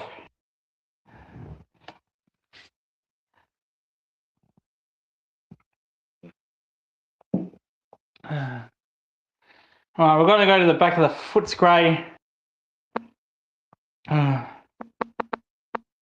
Footscray, Geelong. Oh boy, Dangerfield was late there. Has cleaned up O'Donnell. He is holding his neck. That does not look good. Oh, goodness me. Oh dear, oh dear, oh dear. Was he? It wasn't dirty from Dangerfield. It was just late. It was just late.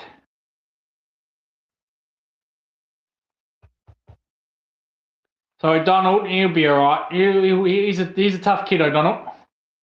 Kicks the ball to Lob.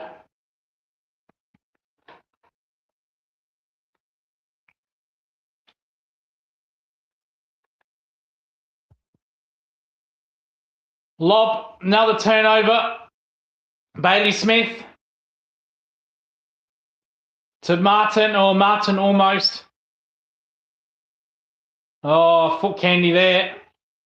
Karmas to Kennedy, to Sanders, to West. Kicks it inside forward 50.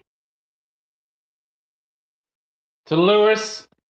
To Norton. Oh, well, Collar Jasny, sleight of hand, absolutely does him. Like a thief in the night. It's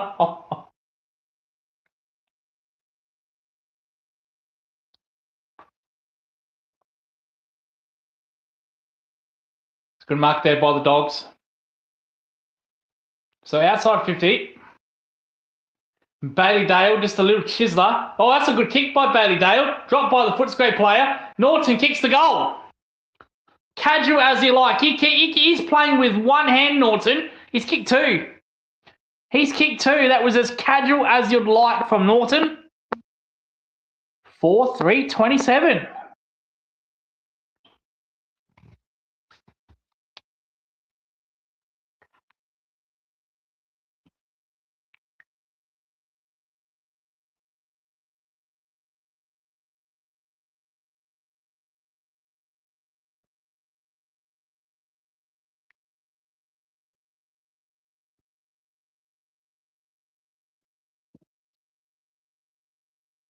Ever since I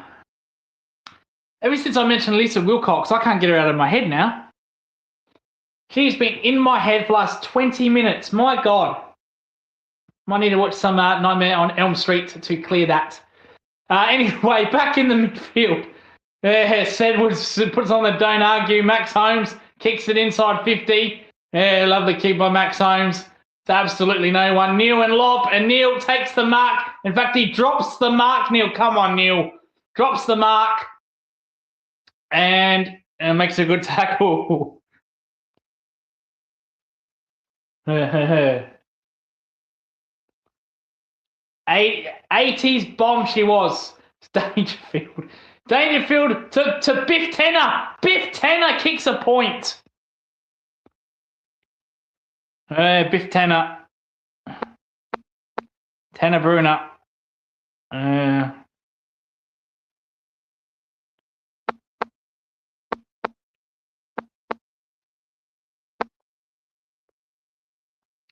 What's a 10-year-old watching Nightmare on Elm Street?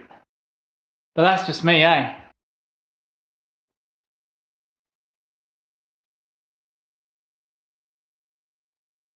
Yeah, Lisa Wilcox as Alice. My God, sweet dreams I had. Anyway, back in the show. We've got a problem here, haven't we? We've got a problem. Jack Martin kicks it inside 50. Blitzard can't take the mark. Karmas, the Dedra, gets tackled by Blitzard. We've got a problem here, ladies and gentlemen. We have a problem. Can't get you out of my head. Dangerfield, the inside mid just tacks it. And he gets caught on the ball.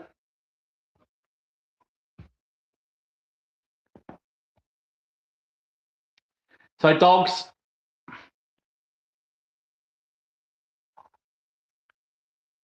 And just play it safe. Kick it down the wing. Free kick. Going to the Footscray's right. Going to Norton. Playing with one hand, Norton. Kicked 2 goals, though, the little bastard.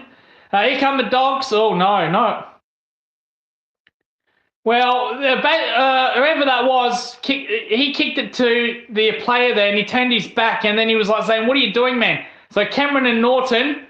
Oh, Cameron just drills O'Donnell. Absolutely drills him. He's a tough kid, though, O'Donnell. Look at him straight to his feet. O'Donnell kicks it down the corridor to the Bont. Bont can't do anything. The Fools were, he can't do much there. 4-on-1 there. Warpool tries to take him on. That's holding the ball. That's a good tackle there by Footscray. So it plays on immediately. Oh! It's a point.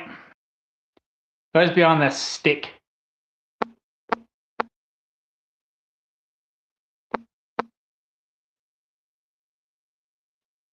Oh, Biff Tanner takes a good mark. It was not a good kick, but Biff, he was good enough. You saw McFly and you just thought I'm going to get in before him. Lob on O'Neill. Yeah, well done, Lob. Well done, Neil. Well done, Warple. Kicks it inside 50. And Kamis. Oh, picks it up. Baku Kamis. Oh, terrible turnover. Here's Dempsey. He just needs to kick the ball, and he's done that. It's a goal. Is it? The umpires are going to have a conference. No, Dempsey's not claiming this. I think this will be touch. I think, he's turned his back, Dempsey. This is touch. He did not kick that ball. Yes, quick review there. So Geelong go to 12-8-80. Yeah, won't be on this.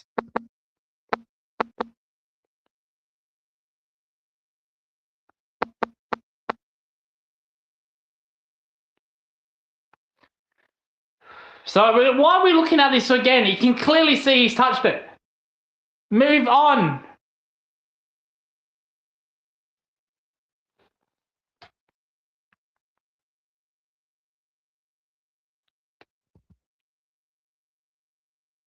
So 12-8-80 plays 4-4-28. Footscray being more competitive in this quarter, to be fair. And Bailey Dale kicks that's probably the best kick they've had from fullback. Norton has 2 to beat. Oh, Colin Jasny. Oh, Colin Jasny. Oh, yeah, it's all right. It's okay. It's okay to SDK.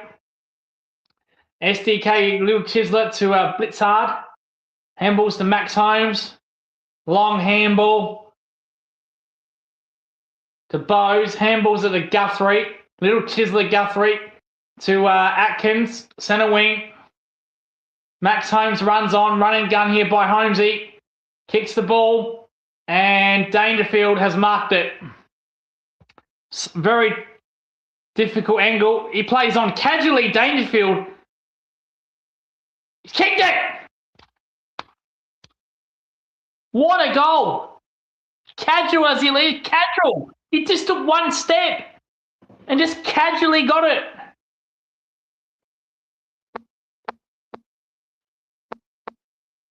$13-8. 86. 4-4-28. Footscray.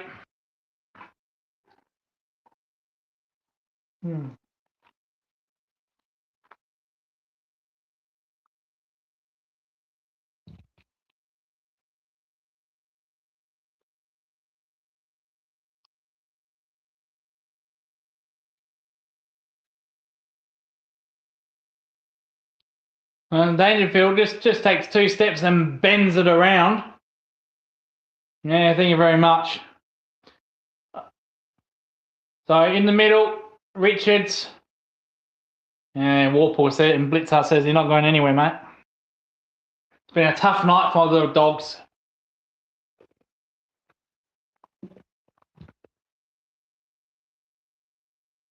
And free kick to Geelong. Mena. Oh, it's actually the Dogs. He's gave away 50, Mena. I swear the umpire pointed the wrong way. So it's going to be a free kick to the Dogs.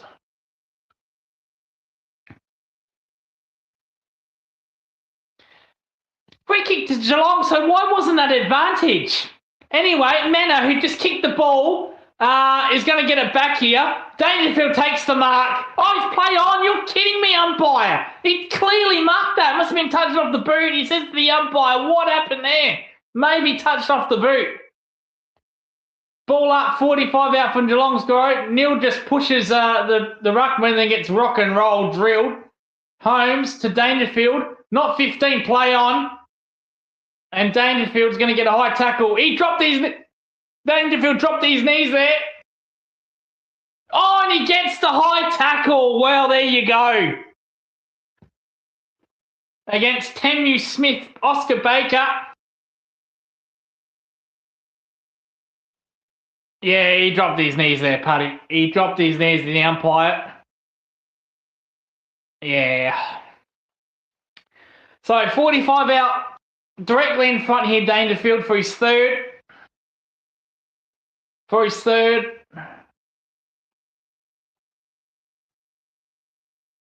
Oh, no, gee, goodness me. That did not look close. Probably justice there. They go to 13-9, 87. Goodness gracious me. 4-4, 28. 12 minutes to go. Biff Tanner. Oh, Biff Tanner, jeez. He saw two McFlys there and he thought, I can take two on you, and gets away with it. Bont is injured. Bont is injured. He's down the Bont. He gets up, wobbling his ankle. Looks like an ankle problem. See, that is not what Footscray need, to be honest. Cameron, 80 out from goal. Oh, fakes the handball to get the player moving. Kennedy said, not today, son. O'Donnell and Dangerfield. Well done, O'Donnell.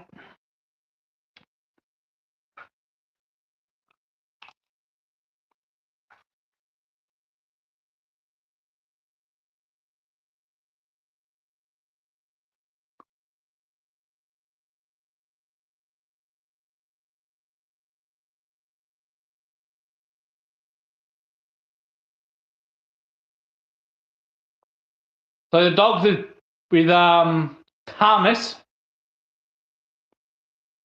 Clear. Did Harry Magan cause Did Harry Magan cause Footscray? Oscar Baker takes the mark, 30 out in front.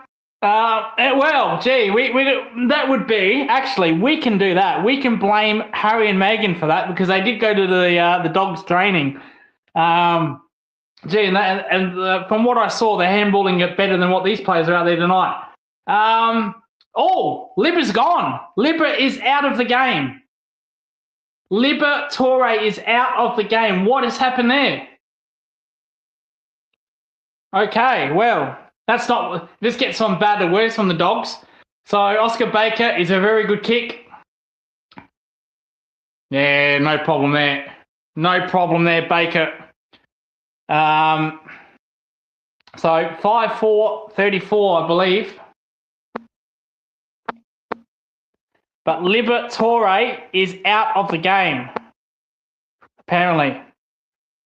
Goes to bad for worse, doesn't it?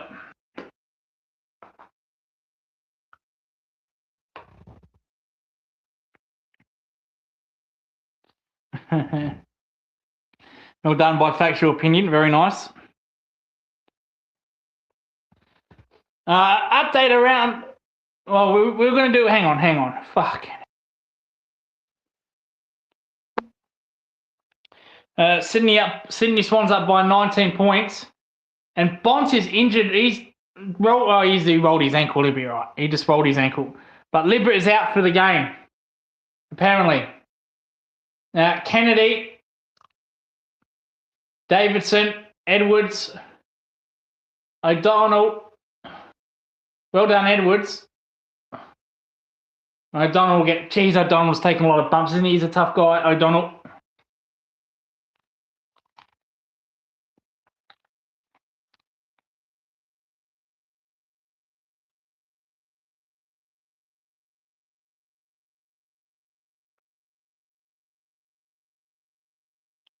So here's a go by Manor. Oh no, he just kicks it out on the full. Goodness me. He's had a dirty 3 weeks, Manor. Oh, then Riley West sold some foot candy to Manor. So here come the Footscray. Yeah, inside 50. Oscar Baker, picked up by Humphrey B. Bear. And the umpire says, give him a man, I'm going to bullet 30 out from the goal.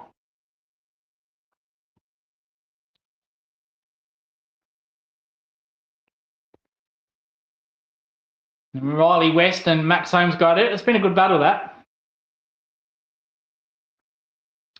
Light rain falling. Oscar Baker. Ball up again. Yeah, thrown up by the dickhead umpire. Warpool, ball up, Riley West. Is that a good game, Riley West? We're going to check his stats.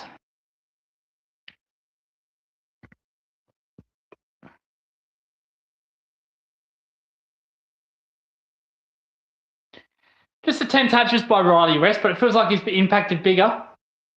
It's a good mark there by the defence of Footscray. Terrible kick straight to Bailey Smith. Thought he was a Bulldogs player. Here we go. 3-on-1 here. Here's Wiltshire. Got to pick up the ball cleanly, mate. Pick it up. Good work. Picks it. Oh, not a good handball. Made Mullins work for it. Mullins. Oh, terrible kick, Mullins. Fuck me. Oh, Jezza makes it out. Jezza's going to kick 8 here. He's kicked 8. Oh, marked on the line, Bailey Dale. Well, it was just a hat kick by Mullins, and it just fell in Jeremy Cameron's lap. He kicks it around the corner, just didn't get the height. And Bailey Dale's kicked that straight to Dempsey. This is bizarre. This is absolutely bizarre. Dempsey in forward, Bowes takes the mark, 40 out. He will not miss. I'm going to pencil this in. Here's a dead-eye dick. Jack Bowes. And this is bizarre by the Dogs. This is bizarre by the Dogs.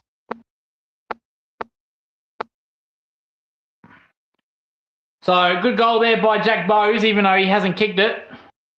He's 40 out. Geelong will go to 4-19-94. Footscray 5-4-34. Oh, he's hit the post! Oh, no! He's hit the post! Oh, the curse.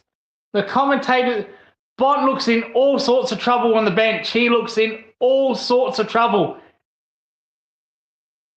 Well, it's gone from bad to worse to disaster. So 13-10. Bowes. A good tackle by Karmas. So 13-10-88. I put the mockery on Bowes. He usually kicks those, to be fair. Mr. Kennedy kicks it out. Only his favourite. Yeah, that's all right. Davidson. No, sorry, not Davidson. Sanders. He's been good for the Dogs for me. Bont he's in all sorts of trouble there, Bont.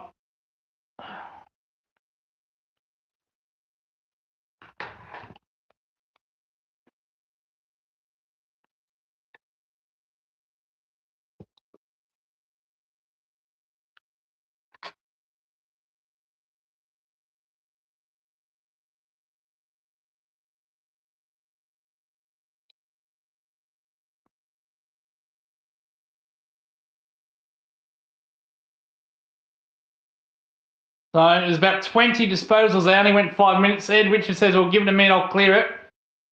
Good handball. Here's a go by the Dogs. Open forward 50 lineup here. Oscar Baker.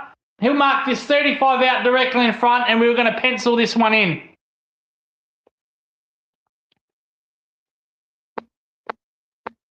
So they go to 6-4-40. He's only 25 metres out. Oscar Baker, he's got the Bailey Smith headband on.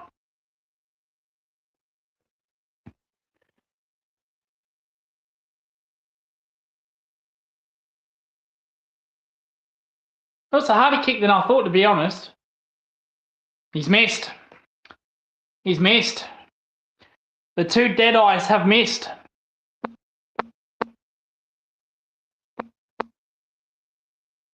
We go to 5-5-35.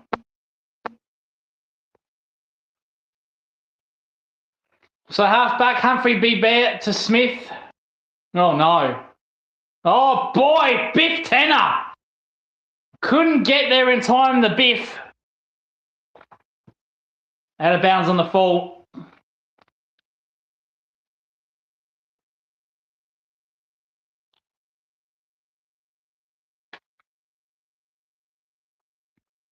Oh, that's a good mark there by, who is that?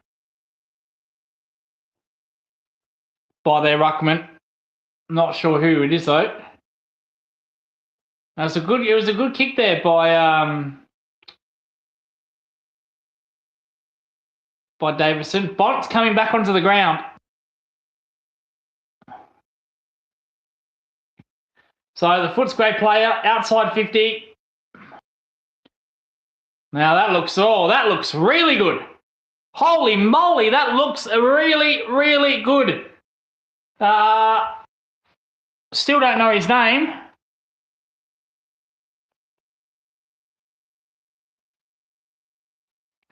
Oh, Lara Croft or Jordan Croft. So Lara Croft kicks the goal. Well, geez, was that a bow and arrow? Split the middle of the banner. And they go to 6-5-41. And a good goal by Croft.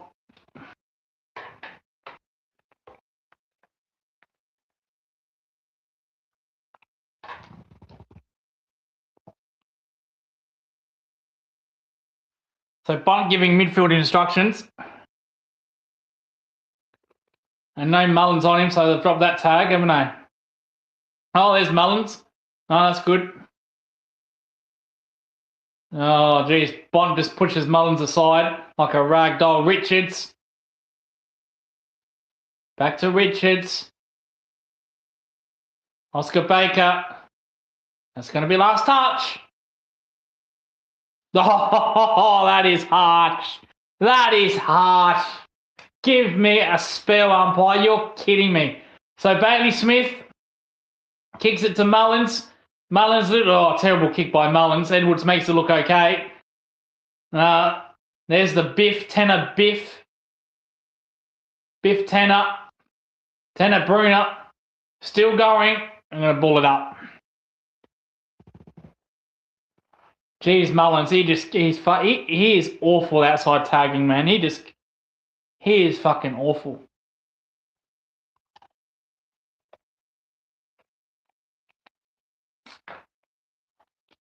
So Mena kicks it long, Bowes.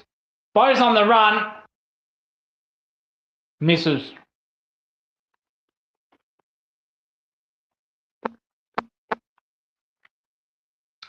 Four minutes to go.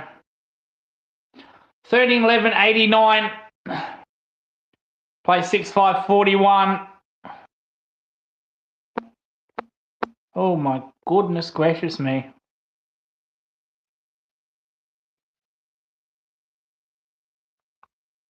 So Fraser at half back for Footscray. Oh, gee. Another injury to the Dogs. Another ankle. Looks like another foot problem. Oh, Martin takes mark of the year. Tries to. And drops the ball.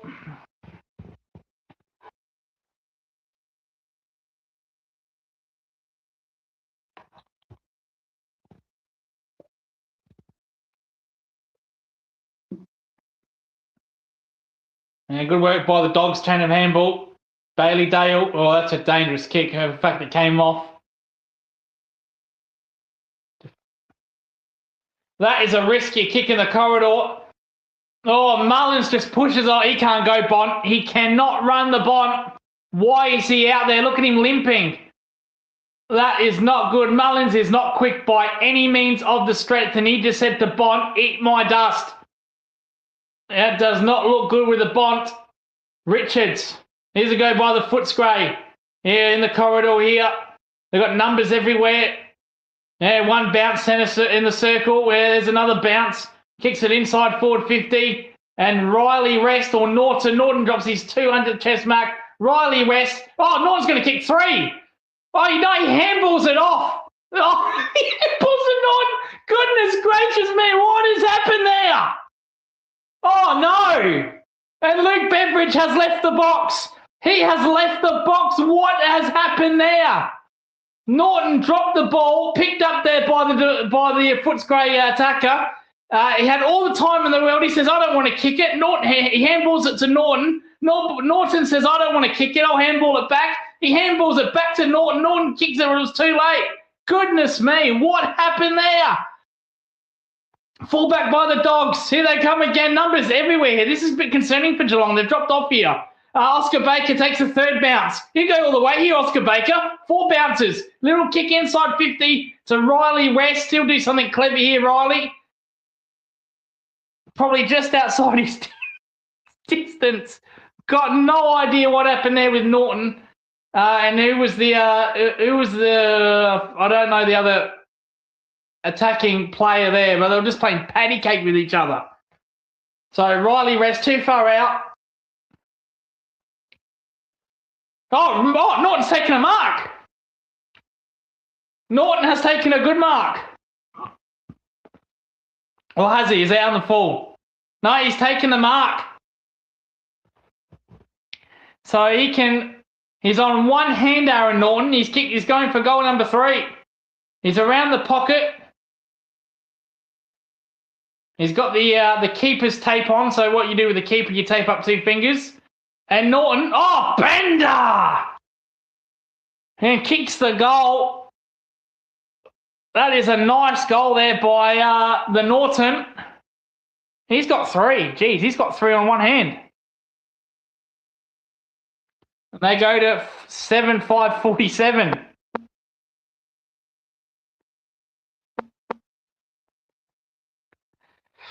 Oof.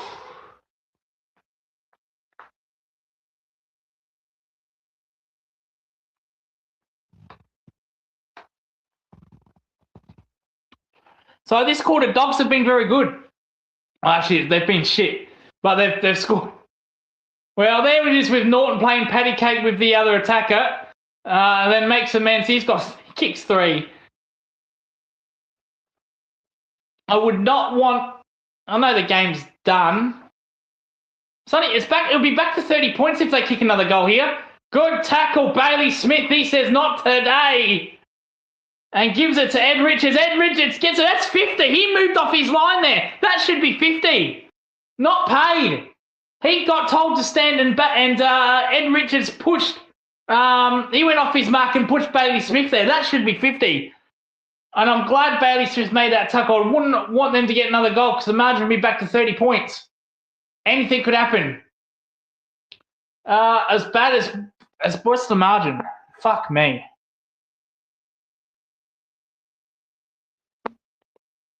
$42 points. As bad as Footscray have been, it's 42 points.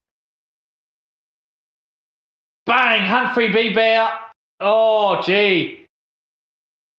And Guthrie, the Bont. Bont can't move. He's stationary. That's really clumsy by Guthrie, but not paid.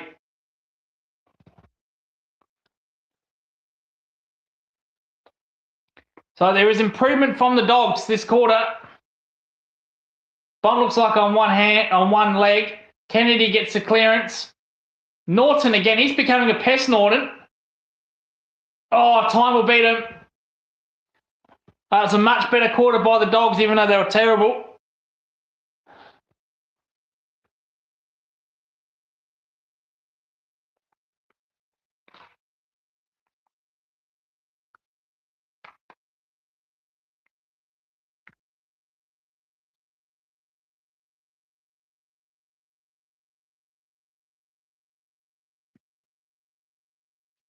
Yeah, beyond the stick. So 3/4 time. I'm finally finished my dinner. I've finally finished it. Wow.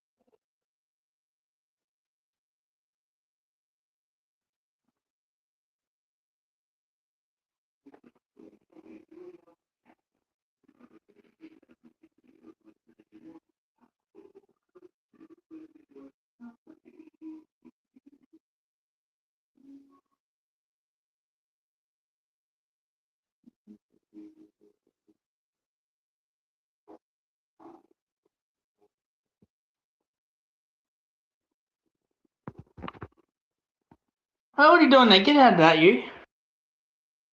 Get out of that, you. Oh. Shit third quarter. Yeah, shit third quarter. I've got out the red shorts. It's red shorts. Oh, fuck.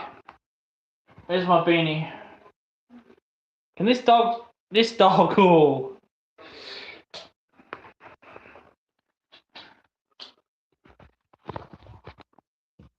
What are you doing? Get out of that. Go to your mother. Go on. Oh, you little bastard. Right. Right.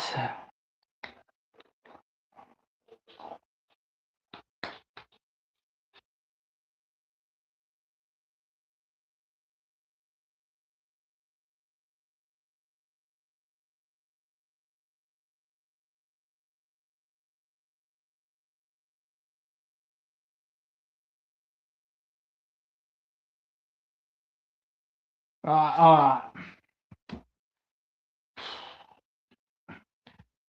Oh, where's my can of Pepsi? Oh, you're kidding, mate.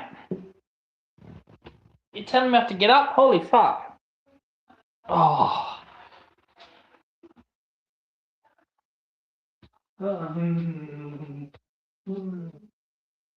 Listen.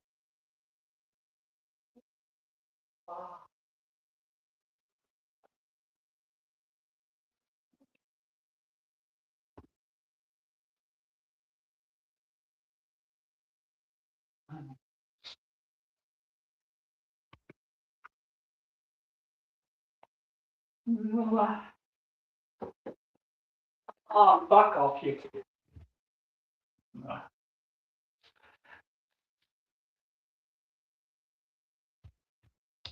Oh. Shit third quarter. It was shit third quarter. Footscray. Oh, that was nasty by the bottom of that ankle injury.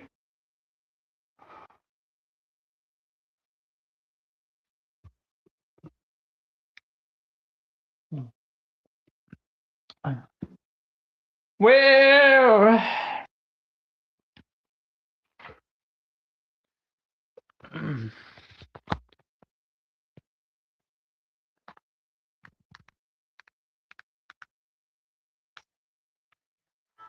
Really emotional there. He struggled with it last year as well. Liver head knock gets that dangerous towards the head. Fails his AKA at half time and is out of the game. Michael Kelly, knee hyperextension. He's soldiered through that. But it'll be wait and see and see how much he played in the last quarter. And Jane goes on. He's the handling late in the third term. oh no. So a couple of injuries to the dog's liver out. My man O'Donnell is out of the game with a hamstring. Darcy, might be good news. Might be MCL because he's walking out there. He's in the huddle. It might be MCL. It's still a couple of months, but that is good news.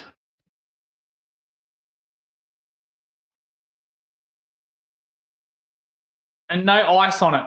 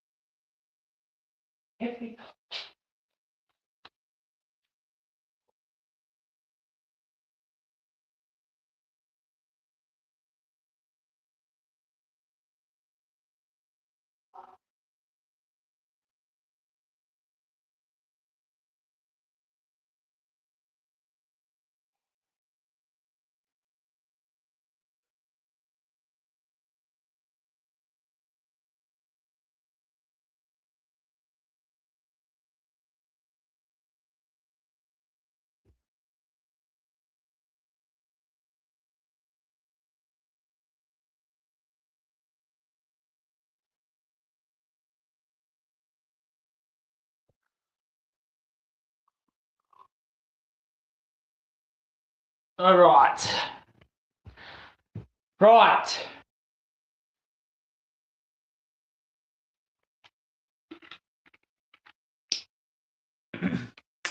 Shit quarter by Geelong. Want a response here. I want them to get 110 here. I want them to blow these fucking pricks out the water.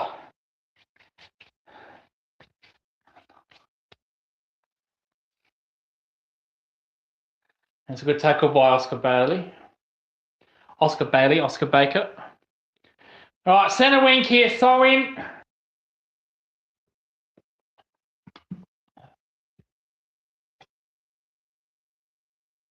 Edwards picks it up. Richards says, I'm going to tackle you to the ground. He does that.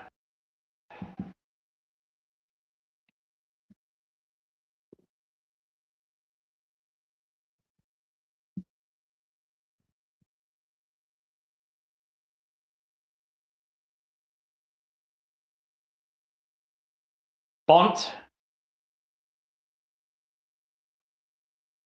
Well done, Martin, holding the ball.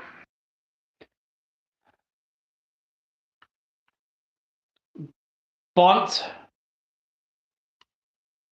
Here's O'Shin Mullen. O'Shin Mullen. Oh, just didn't have the distance, did he? Just didn't have the distance. Bont couldn't even go with him. He's not 100% Bont. Bailey Dale. Oh, that's a risky kick. Comes off. That's probably one of the better kicks of the night. Kennedy.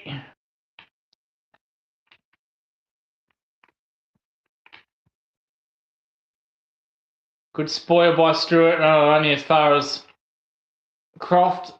Bont kicks it in. And Sam DeConey picks it up.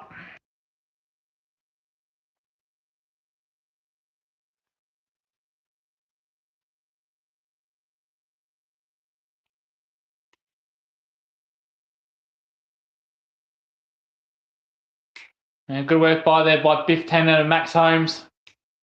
Not a good kick by Holmes. And Karmas kills the ball over the line.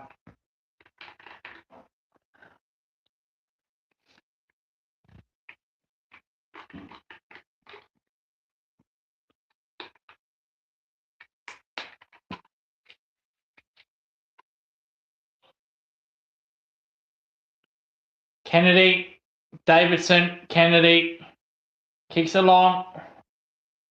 Tom Stewart, oh, misses the mark. DeConey, Stewart, Biff Tanner. Not a good handball by Biff. And it's going to be a turnover and a mark for Footscray. Oh, they've got two players out here. Just need to kick it to him. And it's a mark there by Lara Croft. Oh, he's done his shoulder as well. He's holding it. That doesn't look good as well. Oh, goodness me. It's a good mark. So, Laura Croft, 25 metres out. Still a lot of pain. This could affect the ball drop here. He's only 15 metres out. He's directly in front. No, he does well. It's a goal to Footscray. They get the first goal. They go. They won't win the game, but they get the first goal. 8-5, 54. So 53.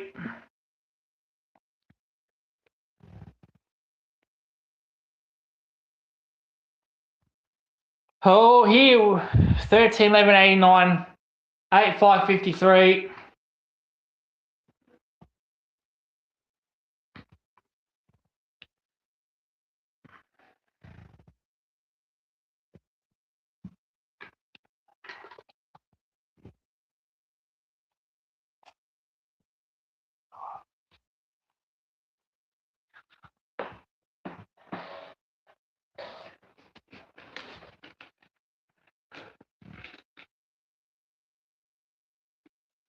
So, free kick to the Bont. No, it's against the Geelong. It's against Edwards for clearing that line. So, the Dogs will go inside 50 here again. Oh, goodness gracious me. Well, Weston, right place, right time. And Davison takes the mark inside 50.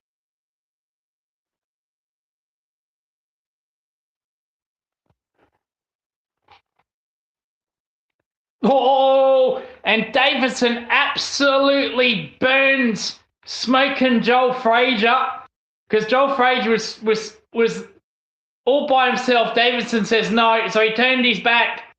So he goes in here. And that is a poor kick. Well, that's not good enough by that young man. And well, yeah, he apologises, but mate, too late. That is not good enough. So it's a point to Footscray. They go to 8-6-54.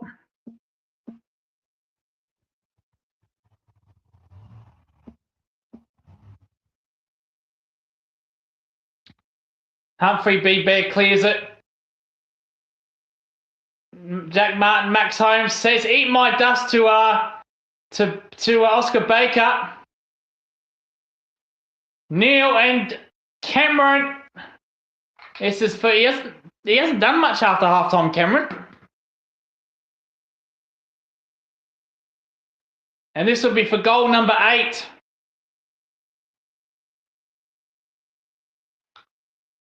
For goal number 8.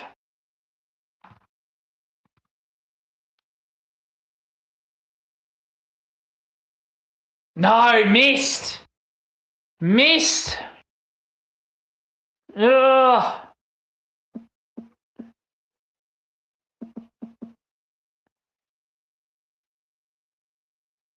So 13, 13, 19.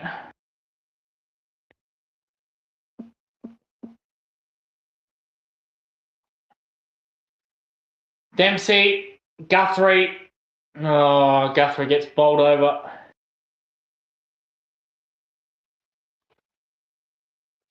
So the Dogs, they've got the contested disposal back. They're only down by 1 with that. Hit outs 53-23. Favour of Geelong. That's another one. Saunders. Manor. Fucking hell, what is with this cunt's kicking? My God. Holy fuck.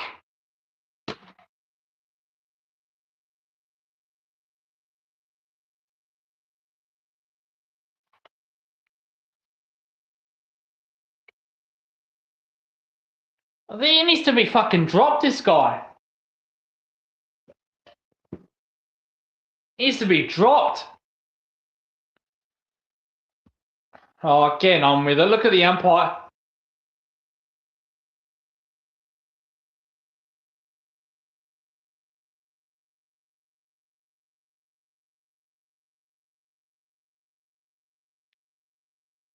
So, Footscray kick long, centre wing. Kennedy. Oh, they got the play here. Can't. Oh, that's actually a clever kick, that.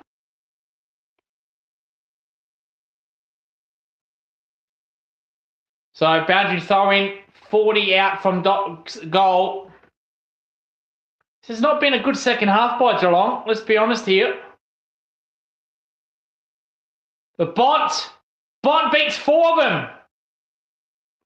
Bont beats 4 of them. Still gets the ball, the Bont. Still in there, the Bont.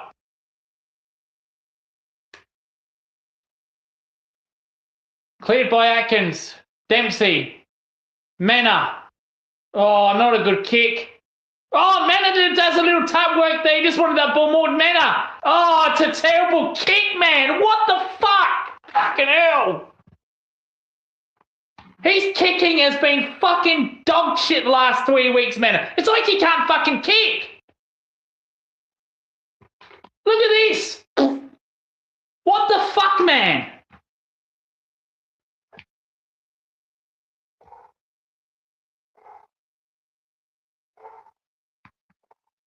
Wilshire.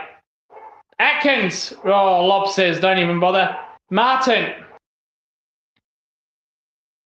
Oisin Mullen for a point.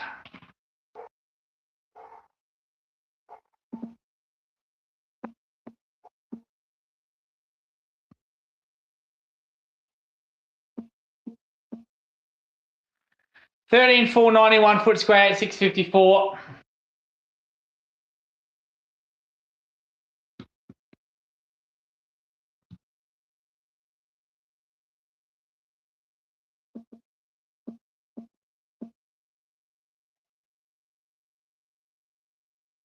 Norton. No, Norton's going to get the free kick. Jeez, he's gave DeConey a bath. Norton is on one leg. What's happened there? Oh, play on. Mullins. Good kick to Mena. Please be a better kick. Mena. Much better kick to Cameron. Much better kick by Mena. And Cameron can go for goal number 8. This is his pocket. This is his pocket. Cameron kicks the goal number 8.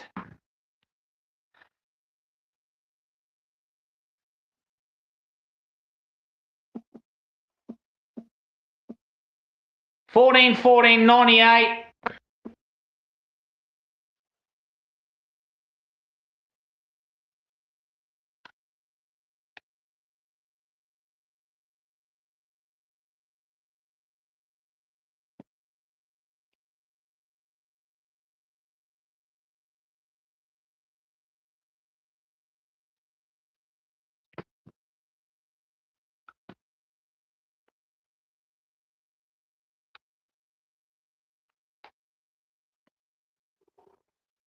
Yeah, good kick by Mullins. Also by Mena.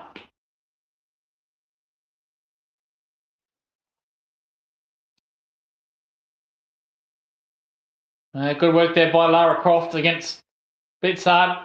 Blitzard with a 1-2 effort here. Max Holmes. Dempsey. Good kick. Warpedo. Oh, not a good kick, Warpedo. Humphrey B. Bear takes the buck. Humphrey B. Bear kicks a goal to Humphrey B. Bear. The only one not happy with that was Cameron. Mate, I don't give a fuck about your 10 goals, mate. I couldn't give a fuck. Puts his hand up in the air, said, oh, I was all by myself. I couldn't give a fuck, mate. You stat padding cunt. And Humphrey B. Bear, we love that. We love the Lawson Humphreys kicking goal. They go to 15-14, 104.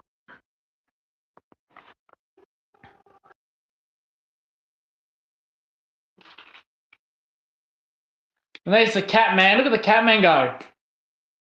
We love this by Humphrey B. Bear. I don't give a fuck about Cameron's 10 goals, mate. You're not a cricket player. You're not making 100 on the MCG, mate. It's just a stat.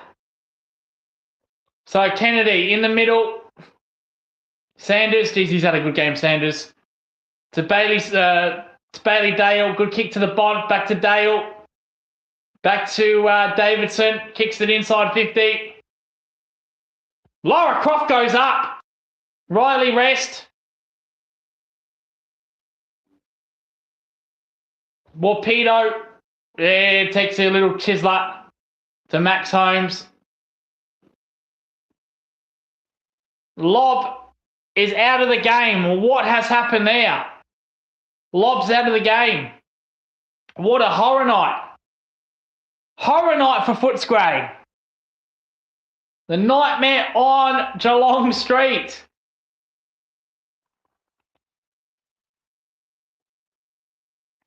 Yeah, well, you mentioned Lisa Wilcox.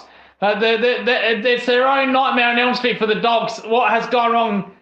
What could go wrong? What could go wrong has gone wrong. Here's O'Sullivan. One bounce inside 50. Handballs to Cameron Cameron wasn't even ready for that, mate. How about just kick the goal, O'Sullivan, you dickhead? Stop running about stat padding for Cameron. He wasn't even ready for that handball. Stewart goes in. Here they go again. One bounce. Looking for Cameron. Cameron's got 4 players on him. So they're just handballing it. Just kick the goal, mate. And Tom Stewart, that's a terrible kick inside 50. That's fucking awful, man. That is awful by Geelong. Fucking around with it around the back, trying to get Cameron open, and they turn the ball over, man. I don't give a fuck what the score is. Max Holmes picks it up. Here's a go. Can anyone kick it other than fucking Cameron? He got Neil by himself. Neil's all by himself. And they find Cameron to 2-on-1. Cameron takes the mark.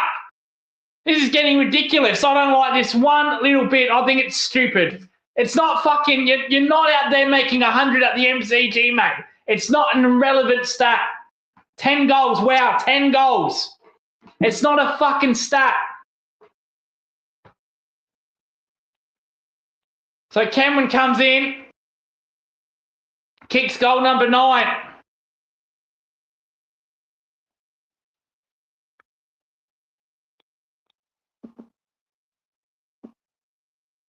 And they go to 16-1-10. Oh, sorry. 16-14, 110.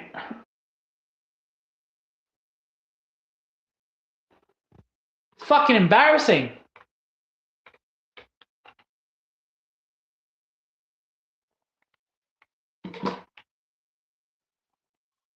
Mm.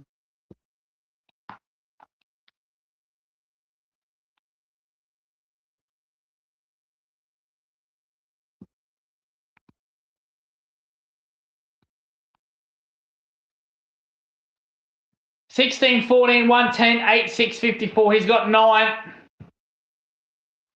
Yeah, well done, Laura Croft.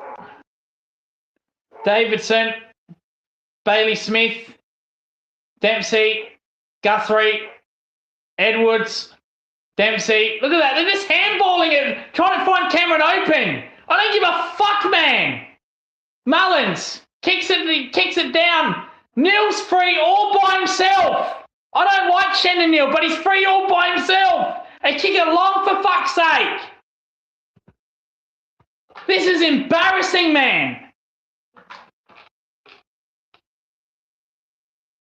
Here's a go. Bose kicks it long. Oh, hallelujah. Someone other than Cameron kicks a goal. Oh, it's Colin Jasney. Colin Jasney kicks the goal.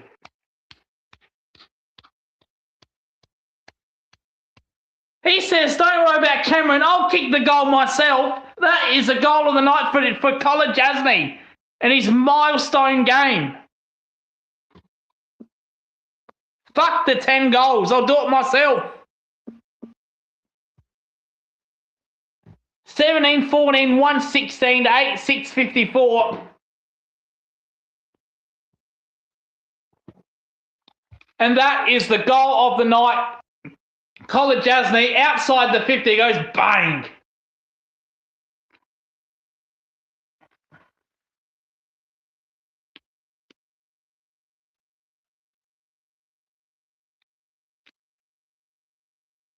So Ed Richards, Kennedy, go forward. Oh, Humphrey beat Bear, just goodness gracious me. It's going to be a free kick to Riley West. Humphrey beat Bear, absolutely rolls him. Oh, he's free kick to... He's pointed the wrong way, surely. Because Humphrey B. Bear took him out. And Riley West, tough as nails, this kid like his father.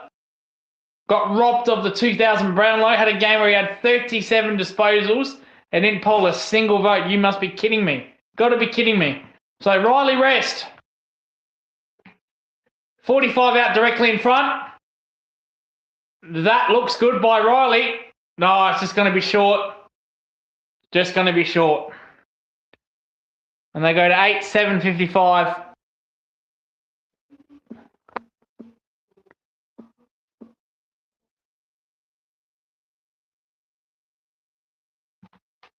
So 17-14, 116, 8-7-55.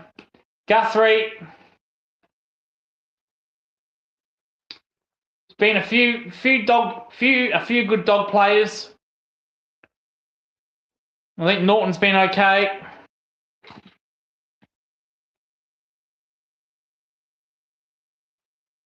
Sanders has been good. Riley West has been okay. So there's been a couple of good players.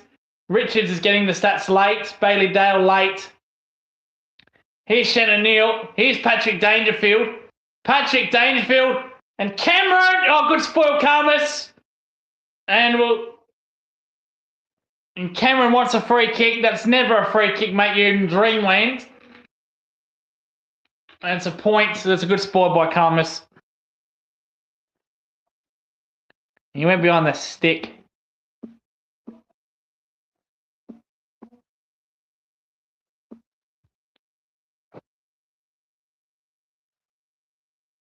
So Richards inside forward 50. Kennedy all by himself. 40 out. Slight angle. Game's well and truly done. The game's well and truly done.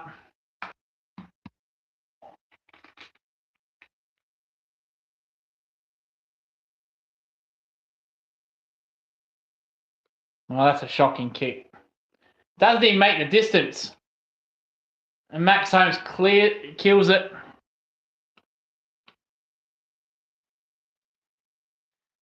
Uh, 8-8-56.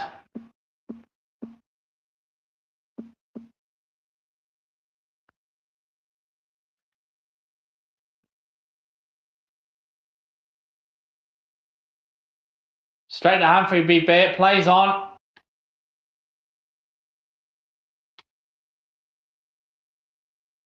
Humphrey B. Bear kicks it long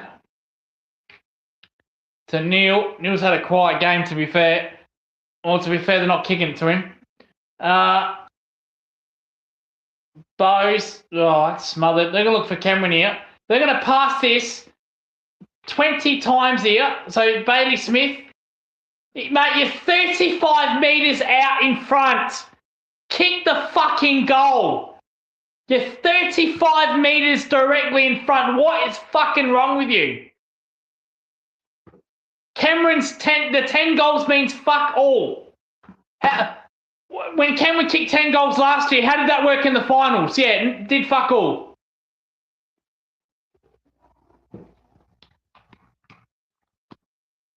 Bailey Smith comes in, kicks the goal. There you go. See? What's wrong with that?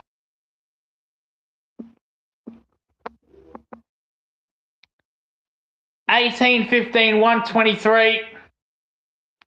Footscray 8-8-56. Fucking embarrassing. He was gonna pass that and he was 30 metres out directly in front.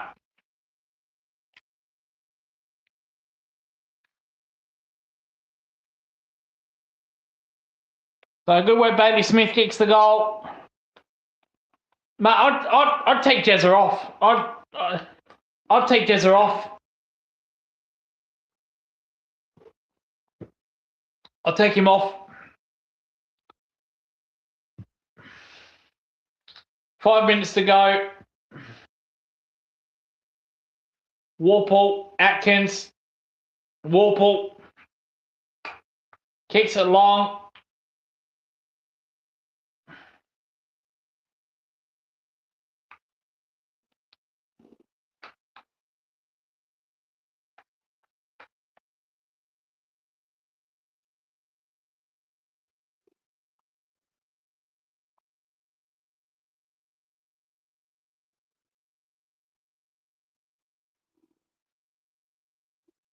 Baker, Oscar Baker, Saunders, he's had a good game.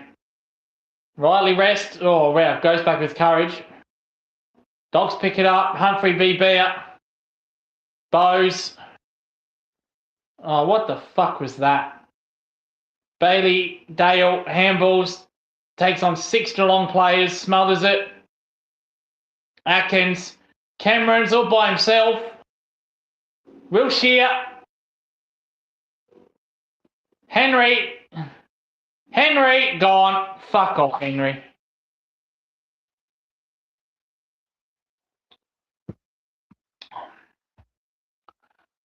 (8-15, 123, 8-8-56, and 50 metres. See, that's just fucking... That's just shit by Ollie Henry. Fucking seriously, mate.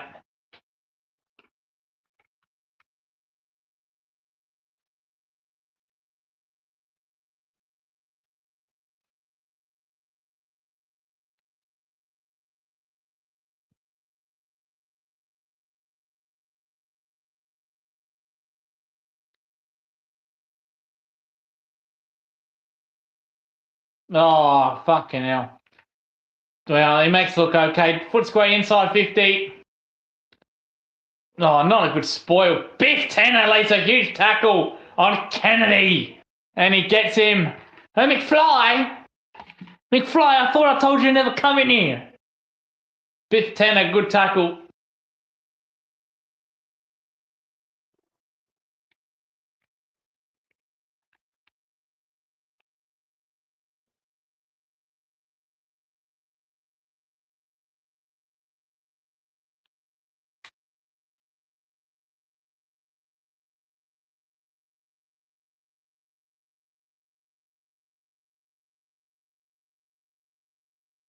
So Footscray inside 50.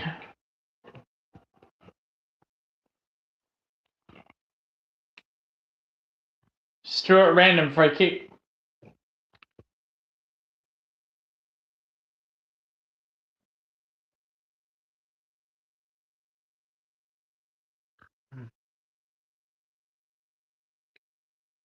Humphrey B. Bear. Oh, fuck off.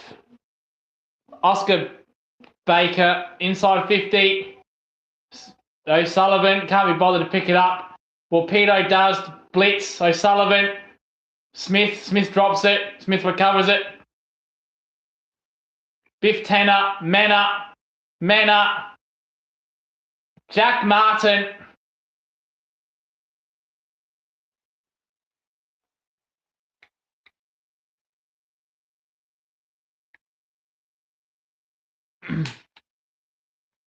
Jack Martin turns his butt back on the plate.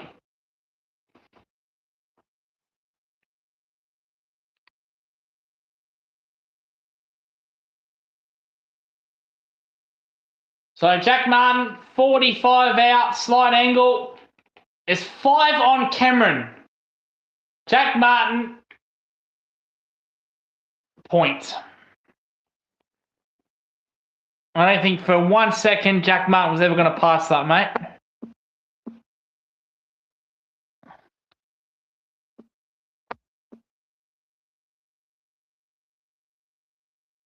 Oh, Jack Martin tries to take mark of the year.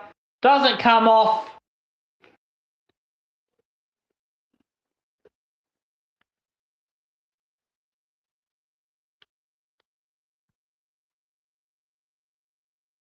And Jack Martin again, inside 50.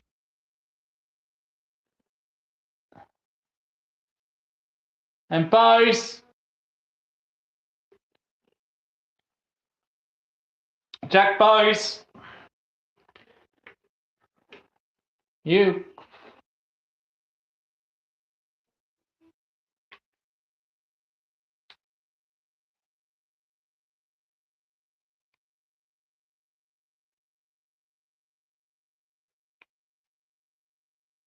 So Bose, 45 out. Oh, what is that? Point.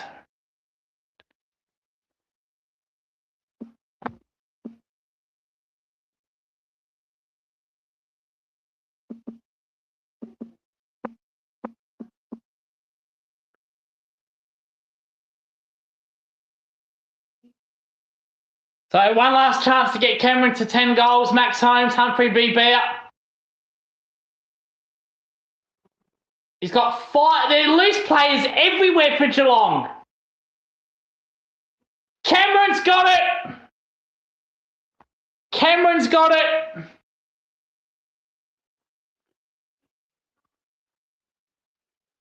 Plays on. Kicks 10. Yeah, well done, mate. You've kicked 10. So what? So what?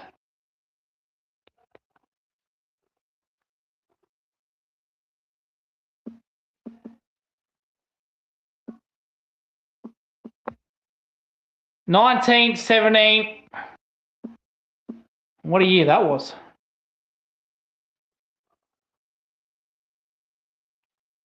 $8, 56. Yeah, mate, you did that last year. How'd you go in the grand final, mate? You broke your arm.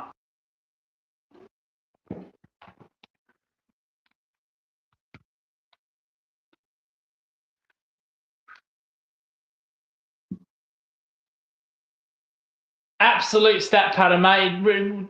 Do that in the grand final, buddy. Do that in the grand final.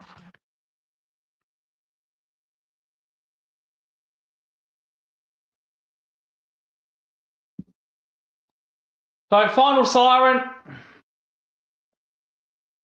Siren's about to go. Surely. Still going to go. There we go. So, yeah, Cameron gets his stat padding 10. Mate, you're not a cricket player. You didn't score 100 at the MCG. It's irrelevant.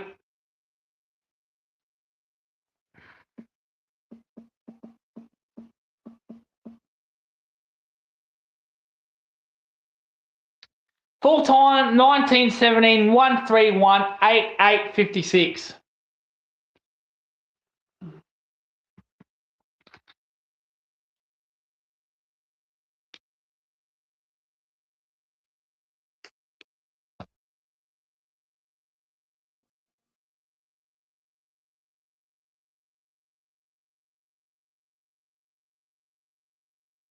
Oh, fuck.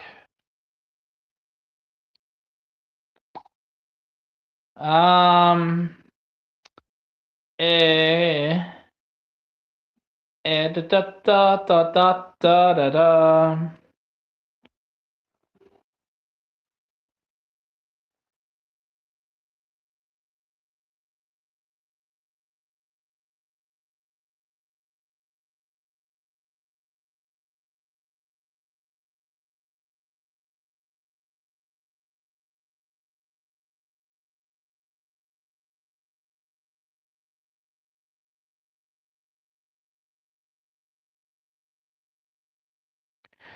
All right, so match preview. I'm not. I could go to the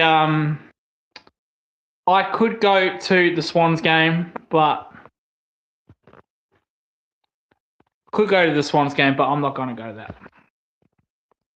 I will put it on though. I will put the Swans game on, but I'm not going to do a commentary. We're just going to preview the Geelong game. So review the Geelong game. Player ratings.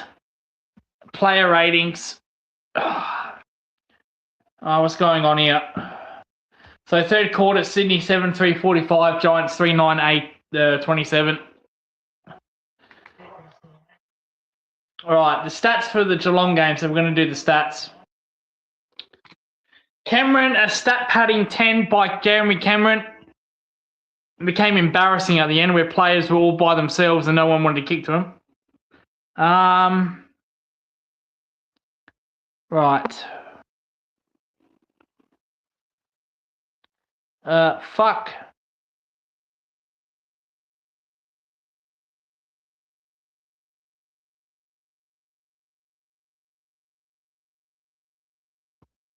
All right.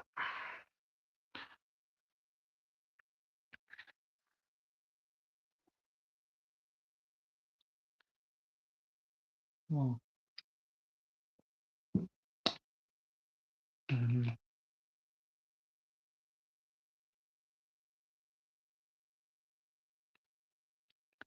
Fucking hell.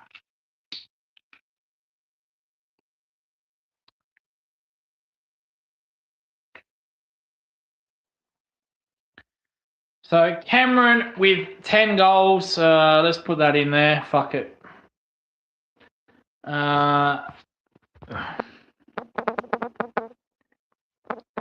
Cameron 10. Colo 1. Humphrey Bear kicked 1. Here we go.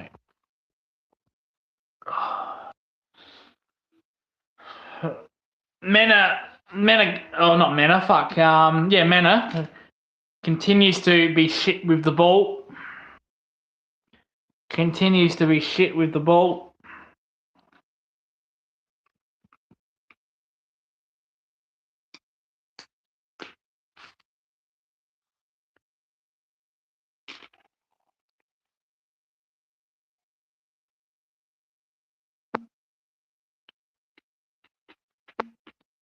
He's just a fuckwit.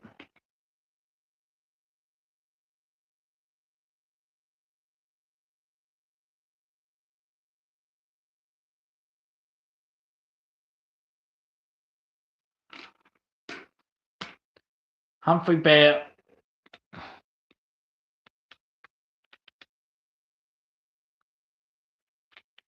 Oh.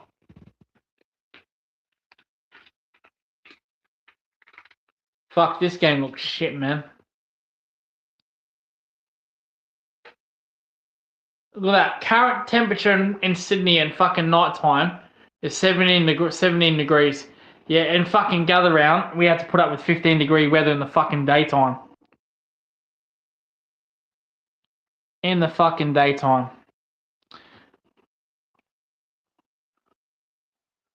Ooh.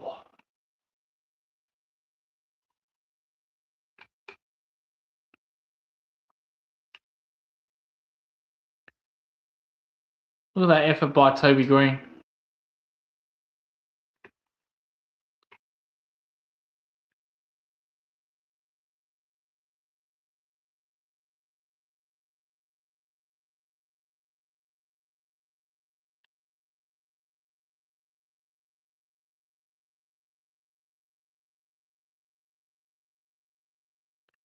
Yeah, suck shit, Papley.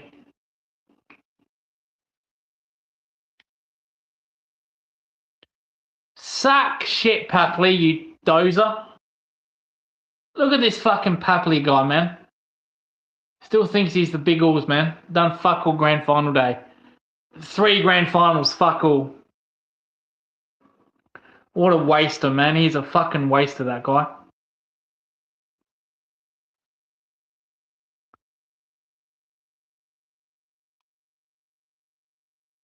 Here's a go here by the Giants. They kicked a goal. They've kicked a goal. They're back within 2 goals. Back within 2 goals.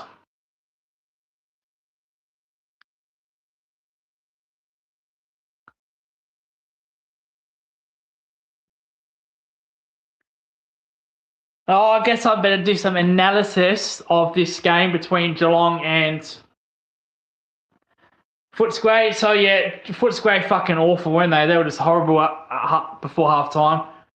They got slightly better at 3/4 time, and then Geelong blew them out of the water again. At 3/4 time, sorry, in the 4th quarter.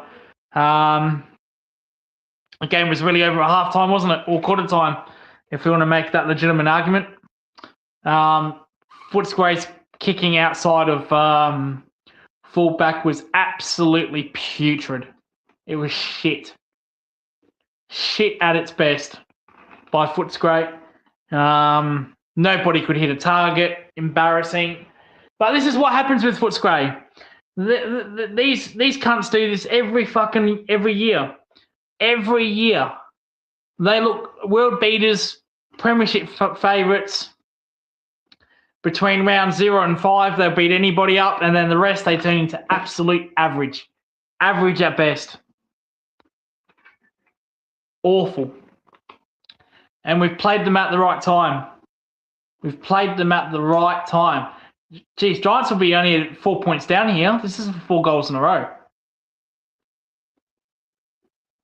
Toby Bedford. Missed. Bad miss. But good. The start of the night for me was Colin Jasner kicking that goal on his milestone game. That was very nice to see. Whether he'll play out the whole year, I don't know. Was that a retirement game? No idea. I presume though he'll be dropped for Jack Henry when he does come back. But that was a nice moment there. That was the moment of the game for me. Jeremy Cameron's stat padding 10 goals, it almost became embarrassing. What a goal that is by Sydney. What? Oh, Charlie Curnow, look at that.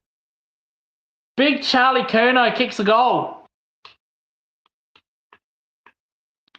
But yeah, nice work by Colin Jasny. Humphrey Humphreys, he kicked a nice goal, didn't he? Very nice goal.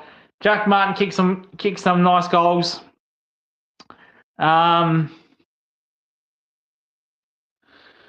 Sean Manor, fucking what is wrong with him? What is wrong with Sean Manor? Another bad game. I think he might need to be managed against Port Adelaide. So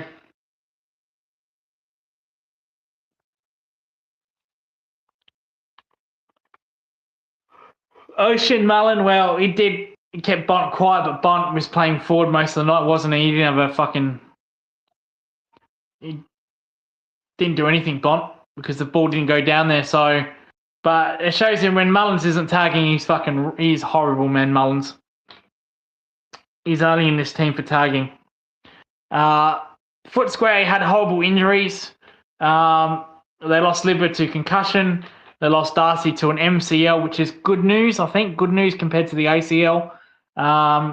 It's not good that he's had problems with the same knee, but I guess it's good news that it's not the ACL, so he'll be back in a couple of months, just like last year. Then O'Donnell did a hamstring, and then Bont rolled his ankle, bad ankle injury. So fucking hell. What went wrong for the Dogs is after round 5, they do this every year, this team. They do this every single fucking year. They look world beaters between round 0 and 5, and after round 5, they just look fucking average. They're shit, man. They are fucking shit. Like, I don't think we were that good. I don't even think they were fucking. We weren't even that good, man. They were fucking useless. Useless, man. Like tits on a fucking nun. Useless. But oh well, it is what it is, isn't it? It is what it is. Other stats tonight. Let's see some other player stats. Let's see Matt Combs and Bailey Smith.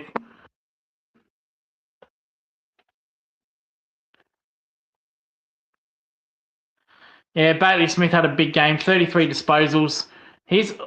I'm surprised they don't tag him. I'm surprised they don't fucking tag him. Because if I'm an opposition coach, I'd tag him.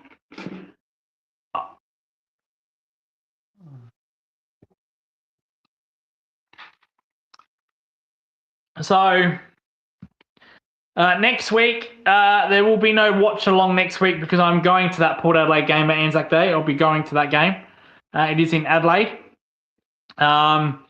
So sadly, no watch along. Oh, but we do a lot of shorts on YouTube. They seem to like the shorts. Oh, look out. It's Papley going for goal. Is that cunt Papley? No, it's Logan McDonald.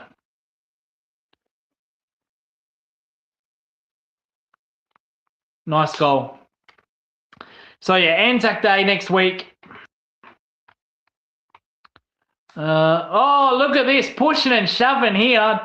Charlie Curnow and Toby Green. Fucking Charlie Curnow. Shannon Neal did shit. He was non-existent, Shannon Neal. Did he even play for real? Did he even play for real?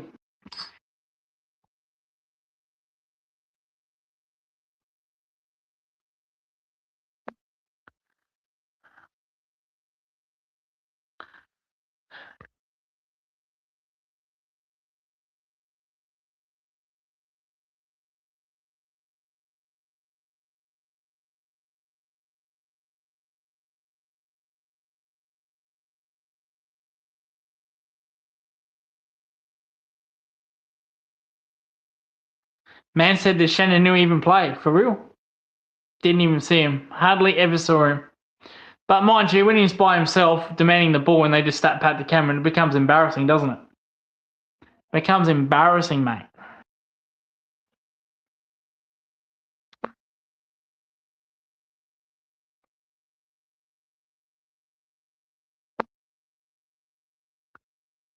Mate, fucking Shannon Neal, I'll take Kerno over that dozer every day of the week, man. I'll take Kerno all day, every day over Shannon Neal. I wouldn't even think about it.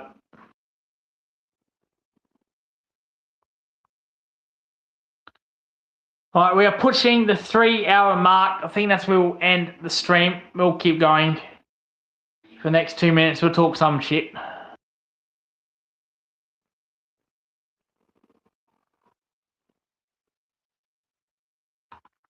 The fuck? What in the fuck is... Any decent movies on the fucking 9 network or...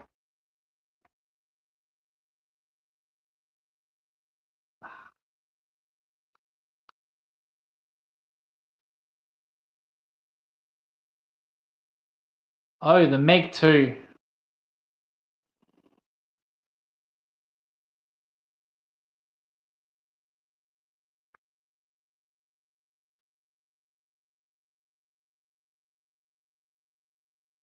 The Meg. That's a big fucking fish.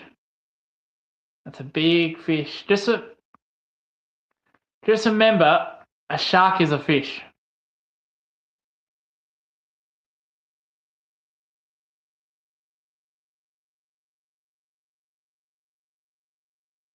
Alright, just remember that. Around the grounds, any sport news, come dine with me. Come dine with me. Panthers win in a thriller against the Dolphins, 23-22. If you're into your rugby, that's a nice goal there by the Giants. Fuck, they're not going away, Sydney. The Giants, they're not going away. Cameron 10-161 defeats Bulldog. It became embarrassing to me at the end, to be honest. Like, I don't like Neil, but when he's sitting all by himself, and they just kicking it to Cameron when there's 4 blokes on him, come on. That's just taking the piss. How about Cameron do that on grand final day, yeah? Oh, he can't. He broke his arm last year, didn't he? So fuck him. Kicking 10 don't mean shit, mate. It's not like making 100 on the MCG during the Ashes, mate. It's an irrelevant, it's the most overrated stat in football. Go do that in fucking grand final. Because we know what Cameron did in that grand final. It was fucking useless.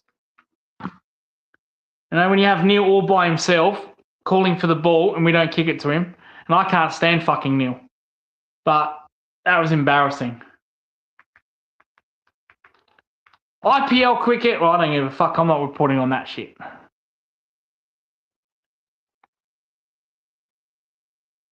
Why is there so many white ball cricket games going on? Like, why is there another T20 series going on? This time New Zealand and Bangladesh. We just had a World Cup. Fucking hell, this game's fucked, man. You really do hate Geelong. What take? What take was that? Great night, Geelong. Go Cats. Thank you, first time feature. That's an awful take. What's an awful take? Yeah, Panthers beat Dolphins in a thriller, a 1-point thriller.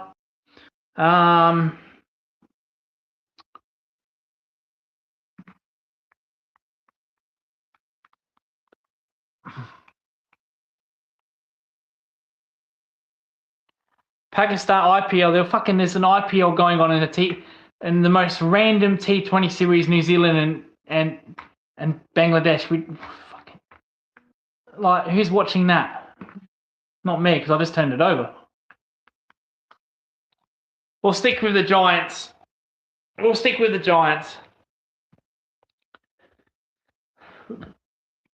10-3-63, GWS 5-12-42. Fucking hell, GWS have had chances, man.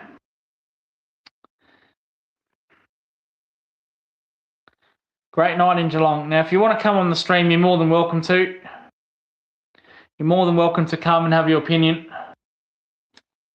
It's kind of like a Friday night space, isn't it? You're more than welcome to talk about whatever you want. Phoenix Gothard, Harry Potter. I love this name. Oh, bad miss. Is New Zealand Bangladesh T20 or ODI? I got no idea.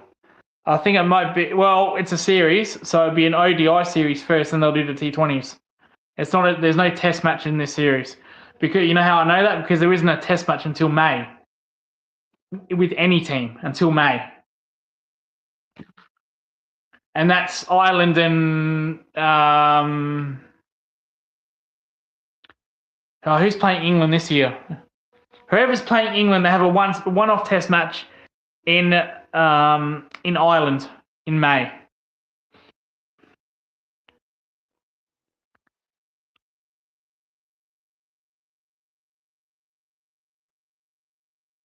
Lloyd taking out Charlie Curnow there.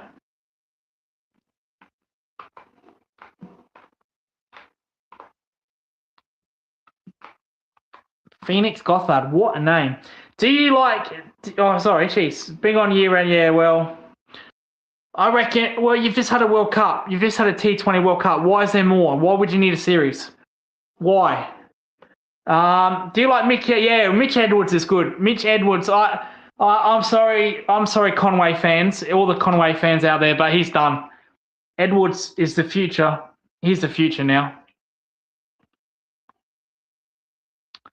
Australia play like 15. Yeah, I know they play in August with Bangladesh because I'm going to Mackay. I'm going to that Test match in Mackay. That is on my bucket list. I haven't got tickets for that game, but I'm 90% a chance to go to that game. So,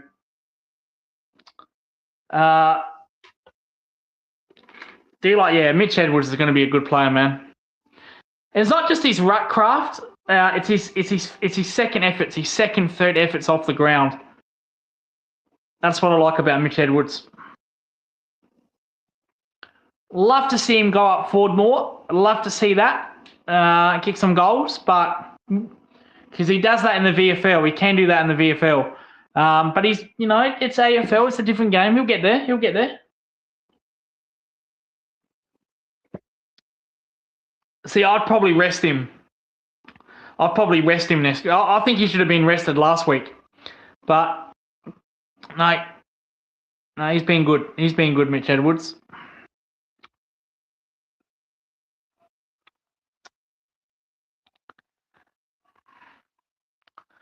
I'll go to a game in North Queensland, but I won't go to a grand final. No one wants to go to that. I don't want to go to games where we get fucking beaten up. I only want to go to games I know we're going to win. Like Gather Round and Anzac Day, Port. So no... Oh, Heaney, what was that? So, yeah, no watch-along next week because my watch-along will be the Port game at Adelaide Oval. We'll be going to that. So, ankle is much better. My ankle is a day-by-day thing.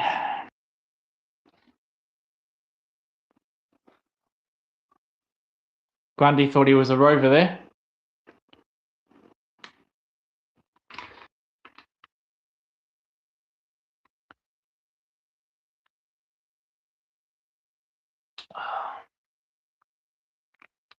Actually, I might tell you what. We'll see what Kiri's doing. We might invite Kiri, or is he fucked off to the other channel?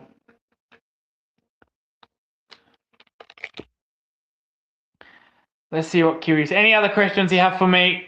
More than welcome to. They don't have to be Geelong related. Would be preferred since I did watch them, but whatever's on your mind. It's actually, we're going to change the title. It's the Friday Night YouTube Space.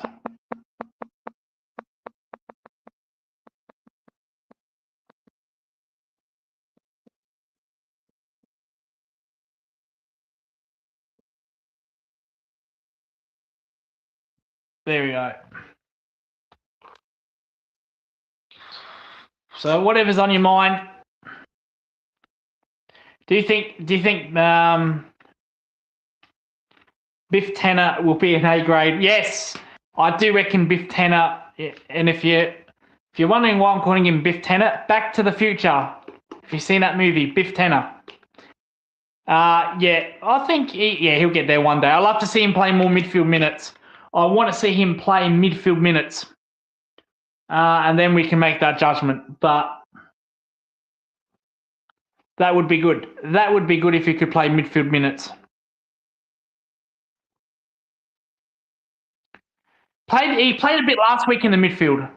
A little bit. I didn't notice him much in the midfield tonight. So I'd like to see Dempsey in there.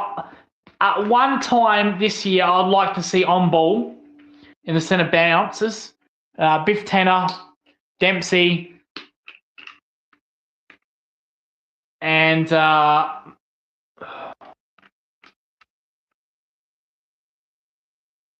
oh, go on, Oliver. Go on, Oliver. Go on.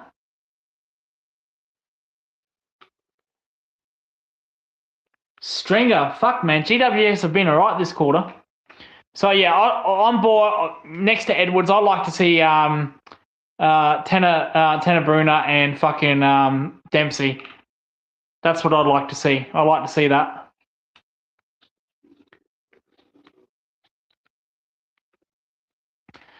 What did you give the Cats performance improvement? I give him a 7. I give him a 7. I think the Dogs were terrible. Absolutely shit. Jake Stringer comes in for goal. He's fucking missed. He's fucking missed. They've had chances, the Giants. They've really had chances. They've kicked 15 behinds. Yeah, a 7 out of 10. I thought they were solid. I don't think they were outstanding. Let's be honest. Footscray outside of halfback were awful. They were just turning the ball over. Complete shambles, Footscray. And then what could go wrong for Footscray did go wrong, especially with the injuries. I don't think Geelong were that outstanding, to be honest. They did what they had to do. Sorry, mate. We'll pin the comment. But yeah, 7 out of 10 for me, which is solid.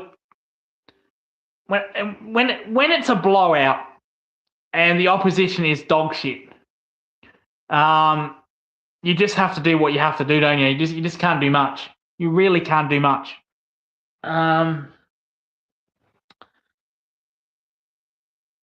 I just didn't like the stat padding from Cameron. I just didn't. When there are players all by themselves, and you just handball it around the back, I don't like that. I heard on radio Tanner Brunner playing a lot halfback. Yeah, he was. Yeah.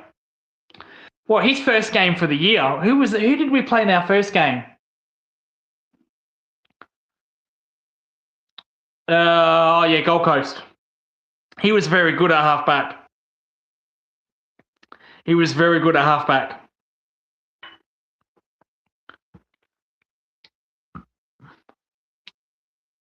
So yeah, he's playing halfback and on the wing, yeah. But he needs to. We need to put him in the midfield. We need to put him in the midfield.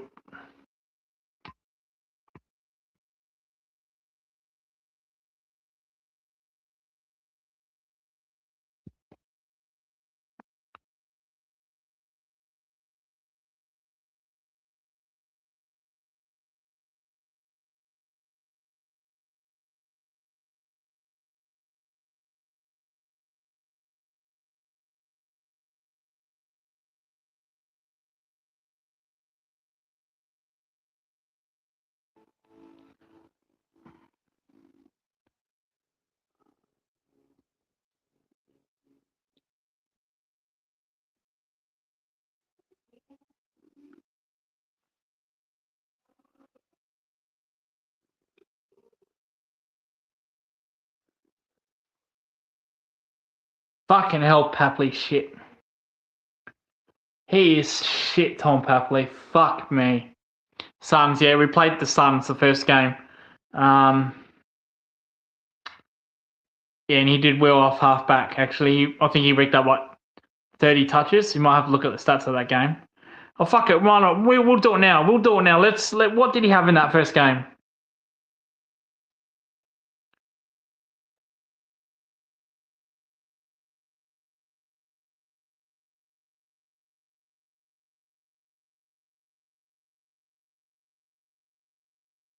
There you go. 31 in the first Gold Coast game. Yeah, an opening round, he had 31 touches. There you go. He had a good game, very good game. He was one of our best. He's probably our best player that night, because we got belted that game. I like him in the centre position. Yeah, around that on ball, inside player as well. Get it on the inside. Here come Giants again. Fucking hell, another miss. That's Toby Green directly in front there. 5-16. This is a joke. If that's 16-5, they're winning this game easy, man. Oh, their kicking has just blown it.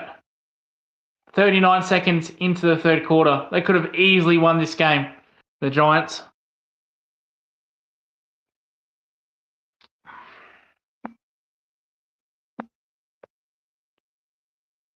What was he? What fucking hell?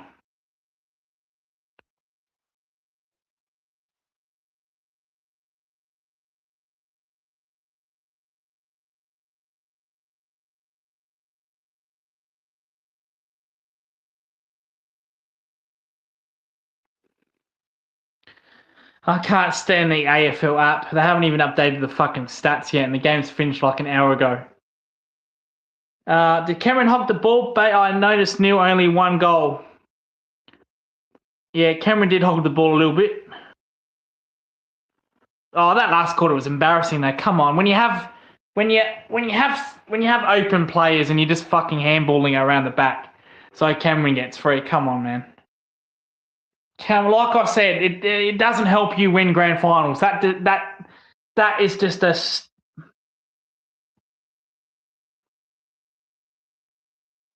That's just a stat padding thing. It's just a statistical thing. Will not help you win grand finals. A bit. A lot. Neil only one goal. Neil was on a good defender and Lob was all due. Well, no, actually, I was going to say with all due respect, Neil was on a good defender, but I'm sick of saying this shit about Neil. Every time he seems to be on a good defender, he does fuck all. I'm sick of saying that. With Neil.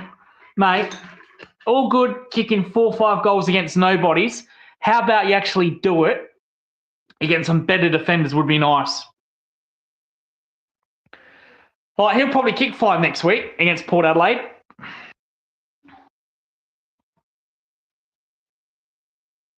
So I'm sick of saying that.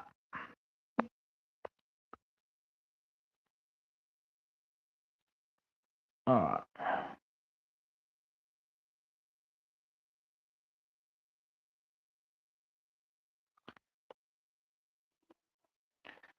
I still think Cameron. Yeah, I don't know.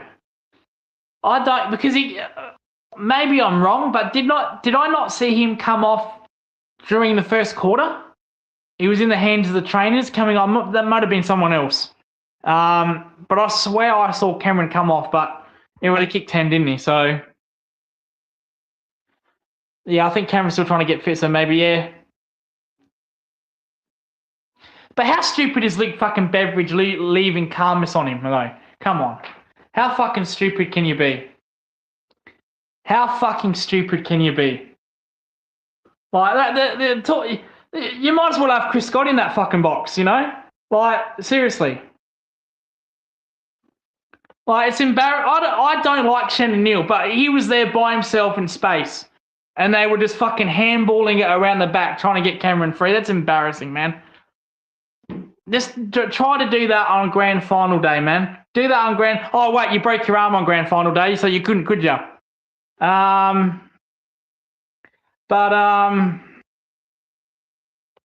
we have a guest. Oh, it's Kiri. All right, we'll get Kiri on. We'll get his thoughts for this game. At the stage. There we go. Here we go. Oh, Lucas, mate, you're not being negative over this, are you?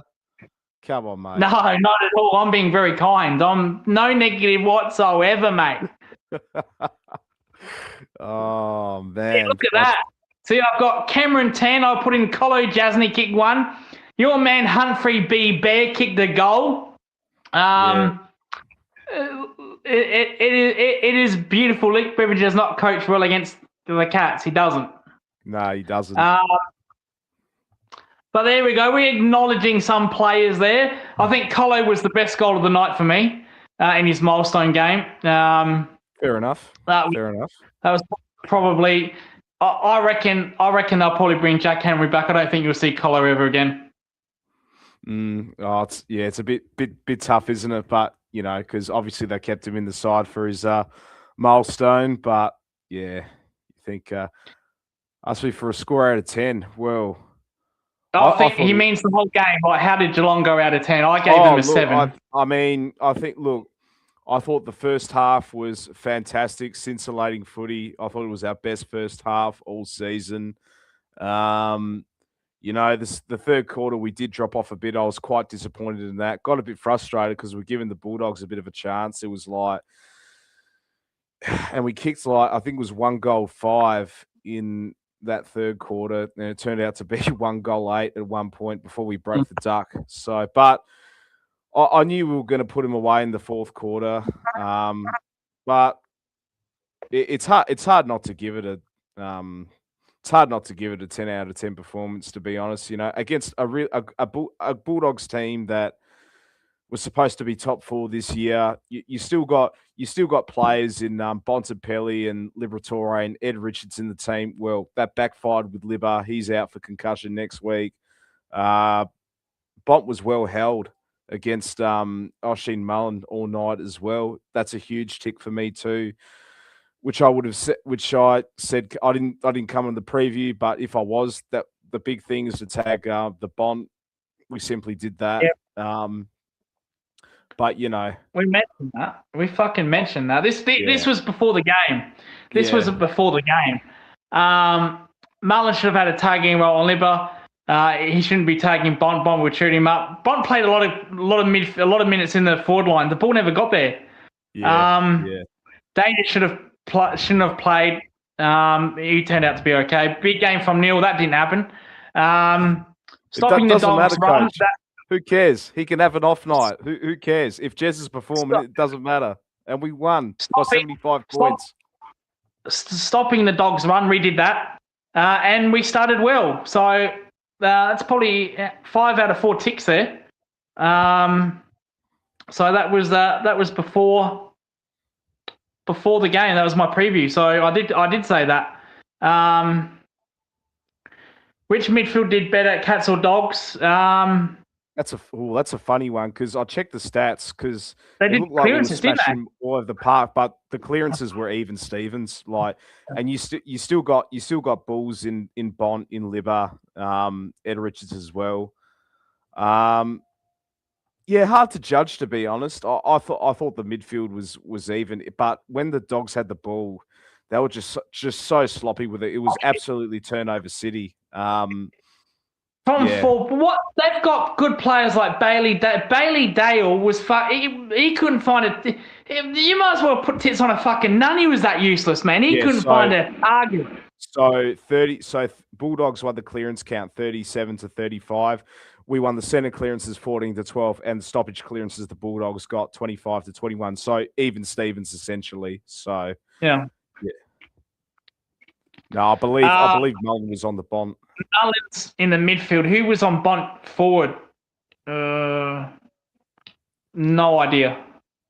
No idea. I got no idea. Maybe Stewart. I didn't. But the ball never got down to the Bont. That's probably why we don't know. It never got to the forward line for him at all. Nah. He was shut down. He was shut down completely. He only had the where is he? Can't find him. Yeah, he only ended up with a 14, but yeah, he had like 6 disposals at one point during the game. Could not get going whatsoever. So that was a huge tick in the coach's box for me. So, but yeah. But look, we got percentage top 4. Yeah. I'll tell you what, Kiwi, we do have a problem, and he was no better tonight, and that was fucking Sean Menner. I'll let you go. Then I'll talk to you about my opinion. I thought his kicking was shit once again. I don't know what's got into this guy. I can't explain it. he got more of the ball, but his kicking still the big problem. He got more of the ball, and yes, I thought his kicking could have been a lot better, but his off-ball work was really good. Always runs, never stops running. Sean Manor had a couple of good setups as well. I was happy with his performance, even if he's not kicking goals, just from further up the ground, see what he can do. Look. Other than his last couple of weeks, I think he gets a pass for me. So got himself a goal assist. 500 meters gained. With Cameron goal, yeah. And we only had a 5-day break. Yeah, that's the thing as well. A really, really short turnaround, considering it's very, very, very, very happy with that performance. And we move on to Port Adelaide next week on Anzac Day. We'll see how they go against the Hawks, but it is a good position to be in at the moment. And mind you, we got no Brian Myers, we got no Jack Henry, or this is not even a full strength Geelong team either. Jack Martin was really good. I loved his link-up play in that game. We really missed him last week. Our ball move was just so much more fluid than last week, Lucas, and that's what I noticed as well. Bailey Smith was fantastic once again. Bailey Smith, fantastic. Well, he always gets you the 30+ disposals. Ollie Dempsey, excellent again. He was playing predominantly more behind the ball. But I loved it. I loved his pace off of halfback, and it allows him to go on the wing where he should be as well, not wasted up on the forward line. So, yeah. No, it'd be interesting to see how we go. We go to our home ground at Adelaide Oval. A lot of people forget that is our home ground actually, because we never lose there. Well, I've seen some losses, but you haven't yet. I haven't. I'm 8-0 now. I'm going to be 9-0 next week. Touch wood. Another question for Kiri. So we think we're better when Jack Martin is in the side. 100%. Like I said, our ball movement just looks so much better. Our structure in the forward line was just so fluid. He's in our best 23. Absolutely lock it in. It's just funny. Last year, he was just a bit of a fringe sort of player until the back half of the season and into the finals. Nah, he's a lock. He's a lock for me. And honestly, depending how serious Grime Myers' injury is, maybe we hold him off for another week. Yeah, I don't know, but. I love Jack Martin in the side, not just up forward, but he can go behind the ball.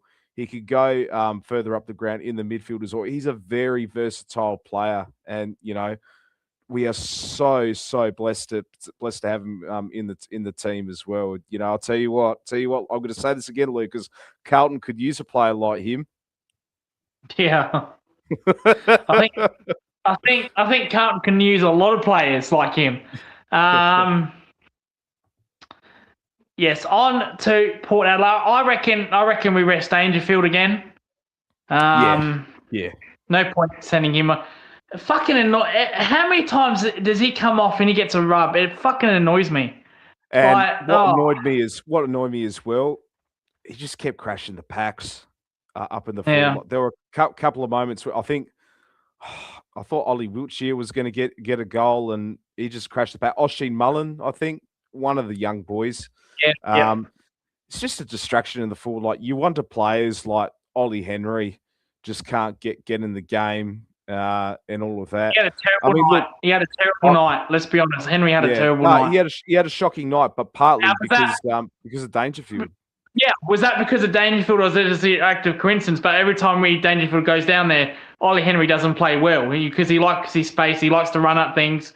But Dangerfield and Ollie Henry kind of play the same way. They like to run and jump, and they do get in each other's way. You think I we should don't know. rest I Dangerfield think too? I'd rest him. No point bringing him over here. Like, yeah, he could go fish.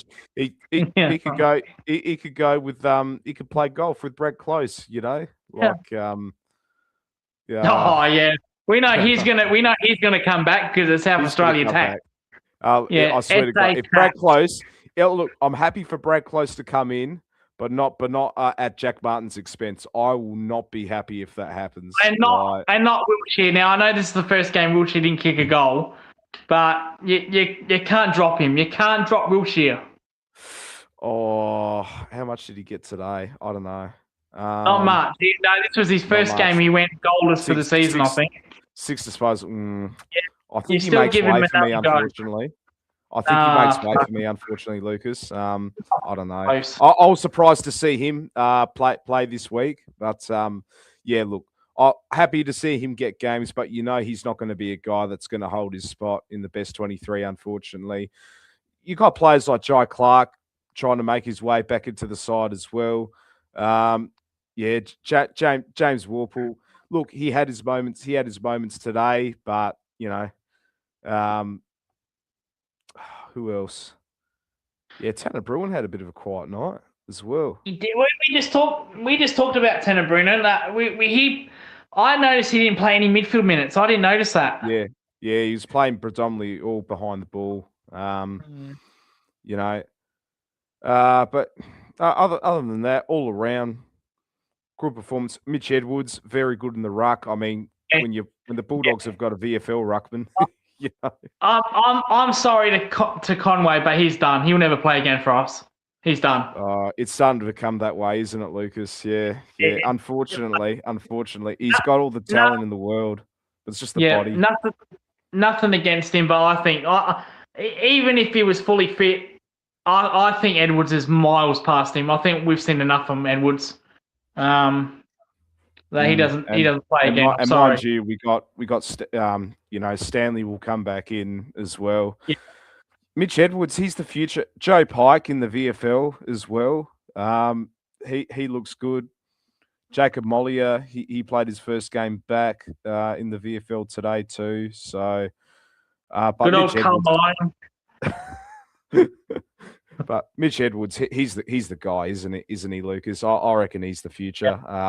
Because I'm a massive Toby Conway fan, but it's just the body, unfortunately, that's laying him down. Like, yeah, I think it's time to get on the Mitch Edwards train at the moment. Mark Blitzarves, congratulations on playing your 300th. Well done. Average game though. Average game. Oh well, you know, I thought he was all right. Fought well in the ruck. His 1%ers too, and I would have loved him to see him get a goal because I know Jake Kolajasny got one as well. I'm like, oh, get one to Blitz, but nah, you know, he's amazing career. Yeah, it's just funny because I saw on the match preview with Tom Hawkins on Fox Footy, he was like, oh, he's probably going to be one of those guys that probably lasts for a year or so because of his athletics background. But yeah, kudos to Mark Blitzarves. He's amazing, amazing footballer, amazing athlete, all around, amazing top bloke as well. So yeah, probably one of the worst players to reach 300 games. Let's be honest. Moving on. Isaac,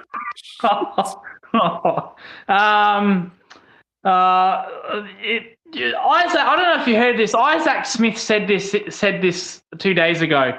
He said he's not the most talented player that he's ever played against, but he's the most valuable.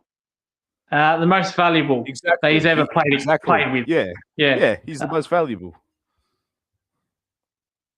Jez is in the chat. Tackles. Thanks, Jeslenko. Did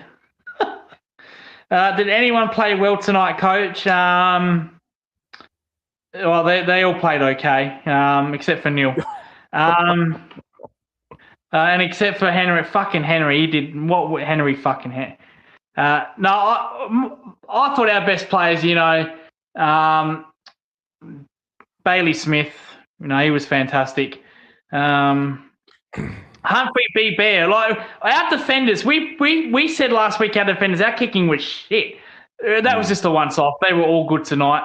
Guthrie, I thought Guthrie was really good, to be honest. He was better. He's starting to get back to his best footy, Zach Guthrie. Yeah. Sam DeConey's starting to get back to his form, so 100%. Yeah. Henry has to go once Stengel was back. I don't think you'll see Stengel anytime soon, in my opinion. According to some Geelong players, that he was playing VFL 3 weeks ago, then it turned into 1 week ago, and then it was this week, and then it's not. So look, in all serious, so we hope Tyson is okay and all of that. Of course we do. We know his best footy is amazing, like not just goal kicking, but forward half pressure as well. Yeah, hopefully it's not the end of Tyson Stengel's career at Geelong. And hopefully we do get to see him in some action later on in the year as well. But it's just a bit, but it's a bit of a head scratcher once he's ready to go, available for selection. Who do you take out? And and how good was Oshin Mullen, Jezelenko? Yeah, Mullen did the best job on the bond I've seen. 14 touches, no marks, no goals and no tackles, and had 13 to himself. Yeah. This is a good question. We've probably not. No. After, I don't think so. What we've seen with Edwards, unless Edwards goes down. Touch wood. No. Touch wood. Yeah. Touch wood. No, as in down, I mean his form goes down, not in injury. But we don't want an injury either. But no, I think if there was a mid-season draft this week, I don't think we'd take Marshall. No need. Nah. And I think we probably get an inside mid, and that's not a ruck. Yeah. Nah. Nah. I probably would rest Edwards this week against Port. Yeah. I'll bring Stanley in, to be honest. Yeah. Yeah, because at the end of the day, it's Port. They're fucking. Well, having said that, it depends which ruckman they're going to play. If it's going to be Dante Visitini, he's going to have a fucking field day on Stanley if Stanley's going to be our ruck. So let's hope it's Jordan Sweet. Let's hope it's Jordan Sweet. It will be. You think it will? Because they fucked up in round 1 against North Melbourne playing Visitini, Yeah, he played against us that day in Geelong, and then he turned into prime fucking Max Gawn or Grundy. He was Polly Farmer out there, mate, back in the 60s. Seriously. He was. Yeah. He was. Come on, Stanley. So Ross Lyon did us a favour then. Yes, thanks, Ross the boss. He did do us a favour. They played hard ball. They did. And now they're gonna lose him for free now, probably. Yeah. It'd be funny. It'd be funny if we fucking get him for nothing, though. But I don't know. I'll be honest. I don't. Yeah, I think we can move on from Marshall as well. I think we talked about Mitch Edwards, Joe Pike as well. I don't know. Who's this Joe Pike? See, I don't watch the VFL. Yeah, he's in the VFL. He's on an AFL contract for us as well. Okay. But yeah, now he's a local boy too.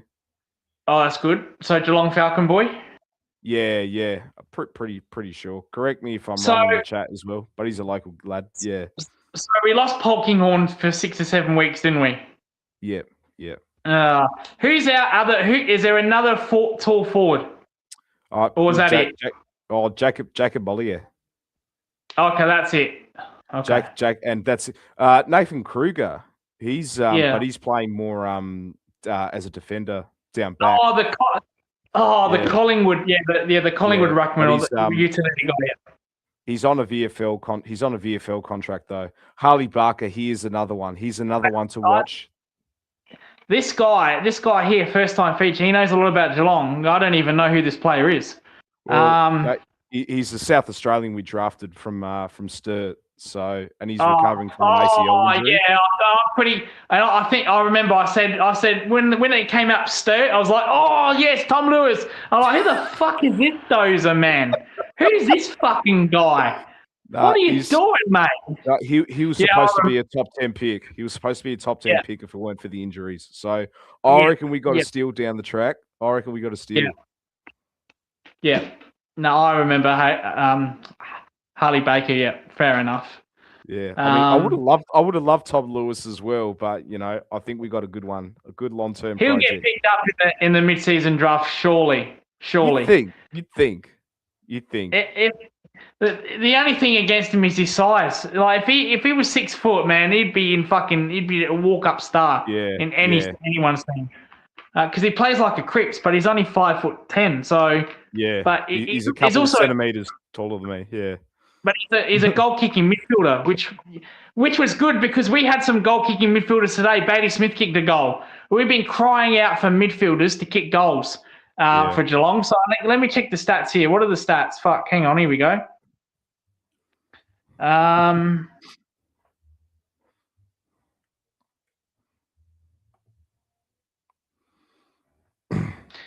Dempsey kicked one. Smith kicked one. So Max, that's what I'd love to see. Max Holmes kick more goals. Well, he was playing predominantly more behind the ball as well. Yeah, I hate him fucking a halfback. I hate him there. I don't like him there. He's more cleaner with the ball, but and that allows Dempsey to do more of his stuff on the wing, and then you got Warpool in the more on ball as well, because we talked about this since opening round as well. You can't have Bailey Smith, Max Holmes, and Tom Atkins all in the same midfield. You got to have at least one of them behind the ball. So, hello, Lindy. How are you? I think he's supposed to have good running stamina so he can run well all day.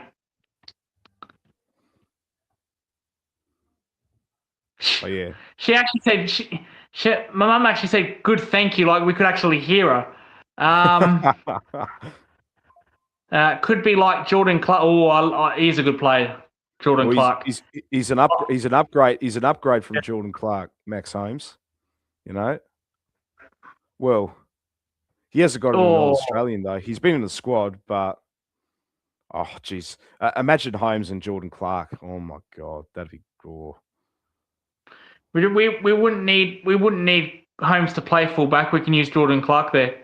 I'd love a free Jordan Clark right now. Yeah, I'd probably play him over Holmes. In that halfback role for the halfback role. Yeah, 100%. So Holmes could do what he does best on the wing, but then you got Baz on there. Then you got Dempsey. Oh, it's a bloody good problem to have. It's a bloody good problem to have. Yeah. See, I like how strong. Yeah, I've seen push away blokes at twice his size. Yeah, and he's about 6 foot as well. I thought no one could take him down. Yeah.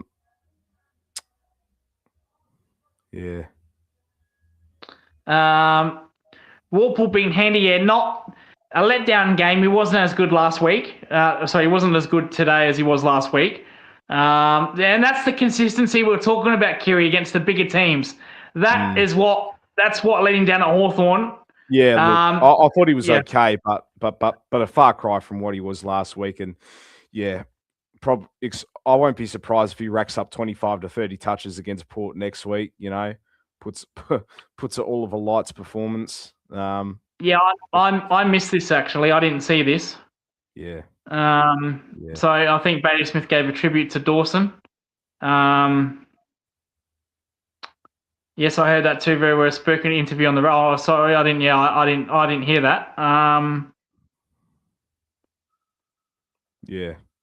No, he has. He has. To his credit as well, and well,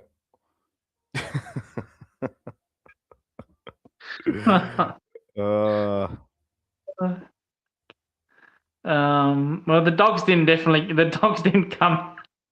They had the bark, but no bite. You know what happens when dogs misbehave? Bang. So,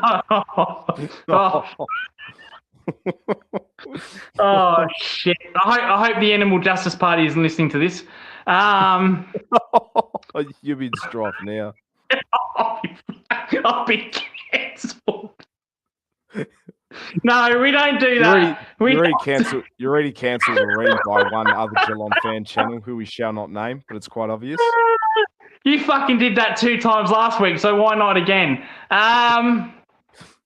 Yeah, sorry about that. No, we don't do that to our dogs. Maybe the greyhounds. Bailey spoke on Channel 7 about mental health. The clip's on social. Thank you, Jimmy. Jimmy, if you do want to come on, you're more than welcome to. Chat's in the link. Walpole, let's Danger play more forward too, yeah. He mentioned Elijah Hollins. Oh, Jesus Christ, fuck. Yeah, I don't know what happened there last night with him. How the fuck do you cut? How does Michael Voss get away with that? How do you play him? Do you not talk to your players before the game? How does he even play? It is a club issue, even more than the coach. And that's probably my 2 cents on it as well. I think there's just no duty of care at the club. That's why. Dangerfield a bit slow, yeah. Well, he keeps on coming off every fucking 5 minutes. Yeah, a bit slow, but 5 minutes on, 5 minutes off. Look, I wouldn't mind him playing that sort of Pendlebury sort of role, off of the bench. Can't he? Why can't this coach see what Pendlebury's doing, and then just play him from the bench and then put him forward? Yeah. But they sure did. I think, because, look, he was gradually into the game. Maybe that's the plan later on in the year, getting him more of those midfield sort of minutes as the year goes on, off of the bench, because that's what we did with Selwood in his last year. He was playing off of the bench. So, but look, have him for a 5-minute burst. Then he comes off of the bit, then another 5 minutes. But I don't know. I don't like seeing him up forward because he crashes the packs, and it's. But he can't play midfield anymore. He can't play midfield anymore though. So. He can't. He can't. But 5-10 minute burst. That's all we need. Just watching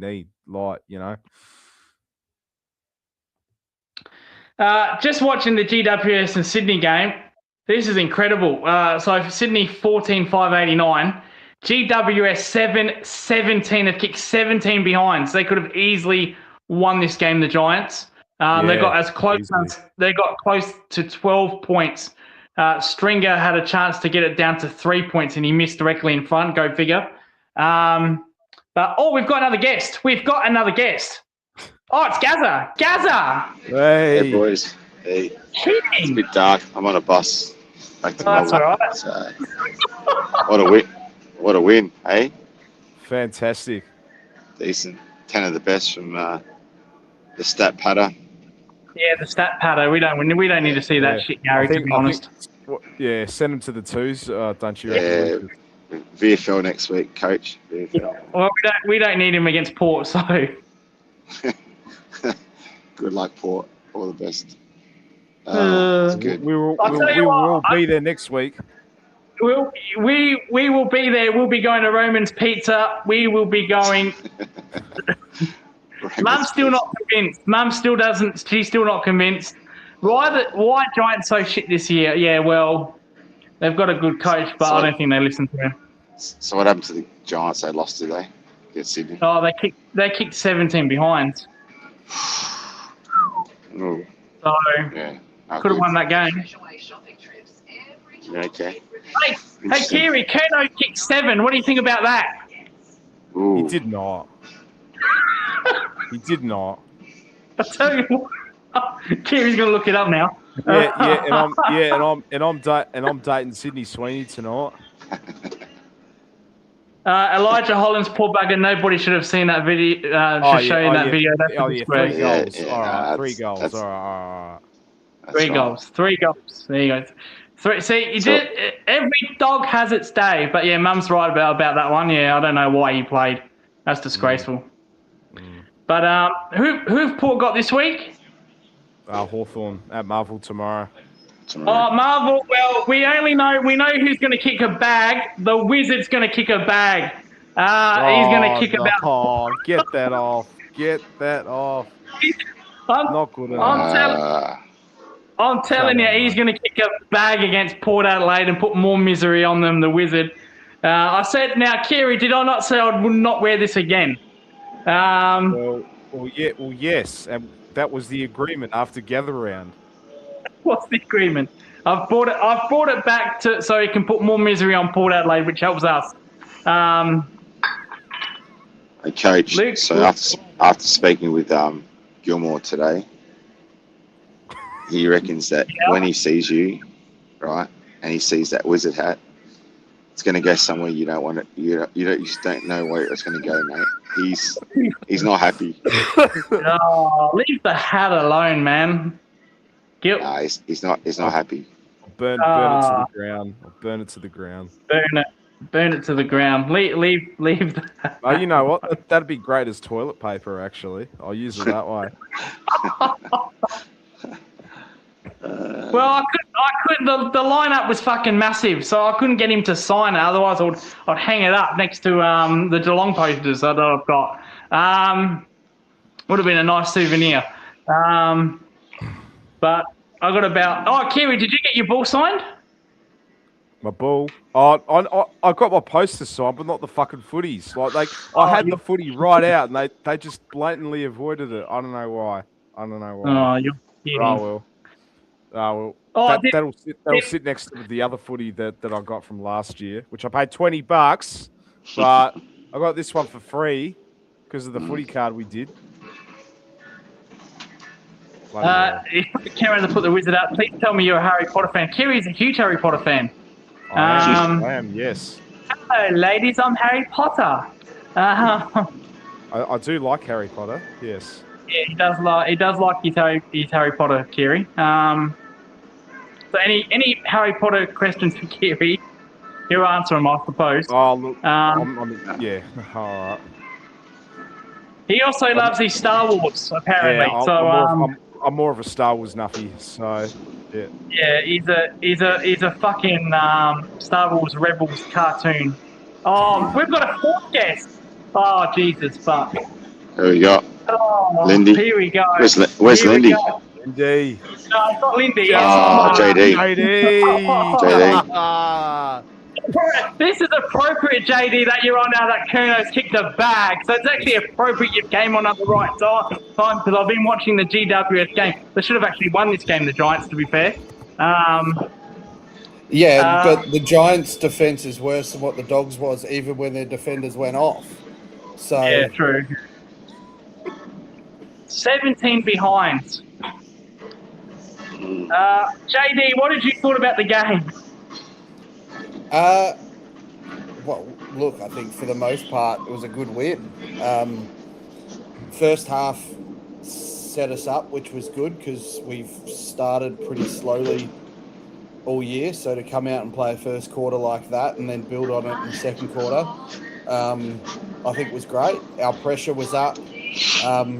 The third quarter, they came back a bit, but, we had more scoring shots with them. We just couldn't convert. We convert, instead of kicking 1-5 in the third, let's say we kick 3-3, we still win the quarter. So.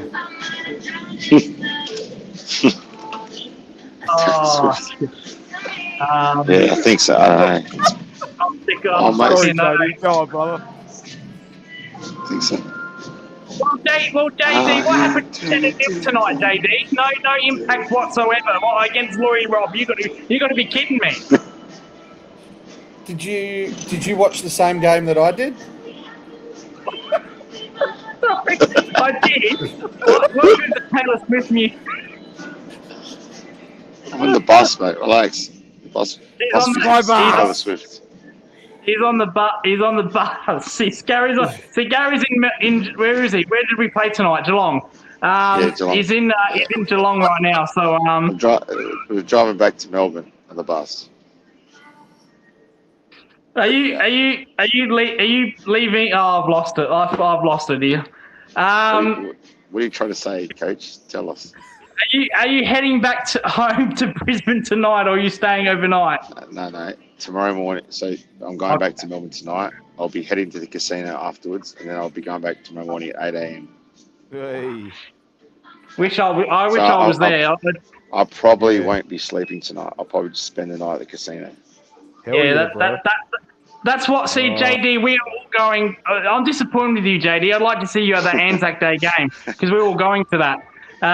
All three of us. So, why are you going to that game, JD? Explain. Because I work weekends. Oh well. Fair enough. And how's that going? That's a good reason. How's that going, by the way? How many couples have you married or whatever you do? Oh, enough. What I are you don't. talking That's about? not the metrics that measure out because not everybody gets married all the time. Okay. I've actually done more funerals than I have weddings. So Oh, geez, okay.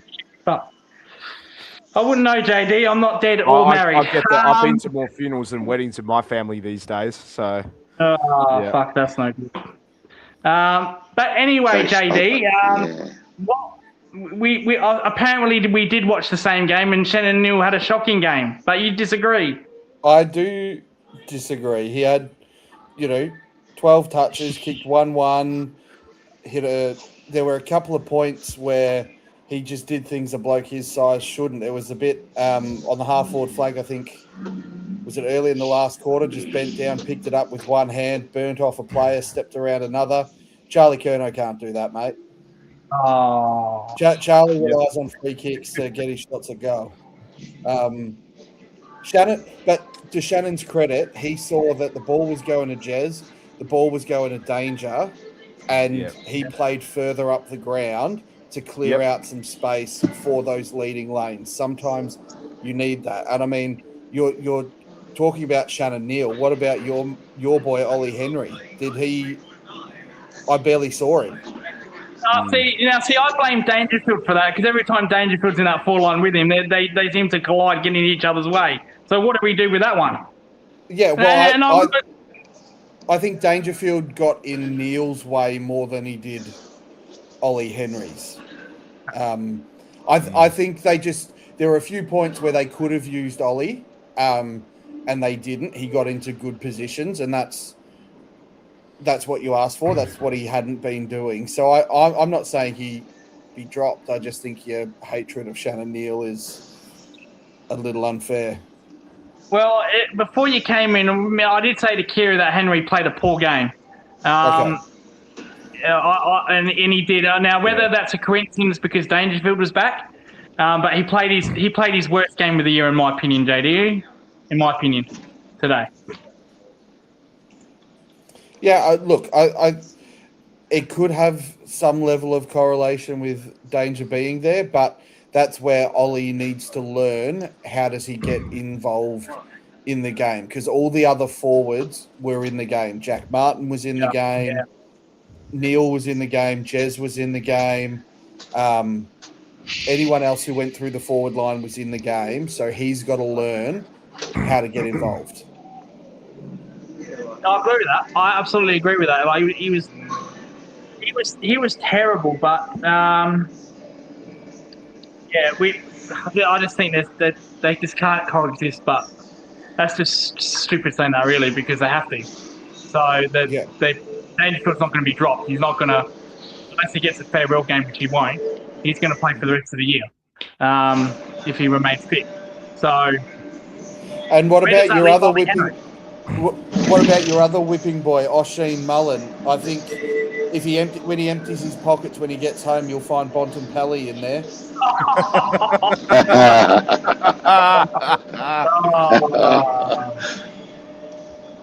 It's true, though. What did Oisin Mullen do?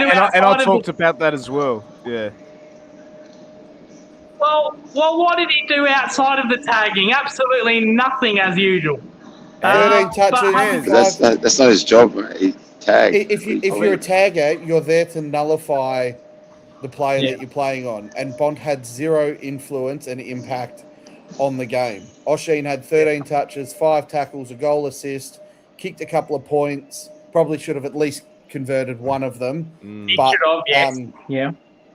But, you know,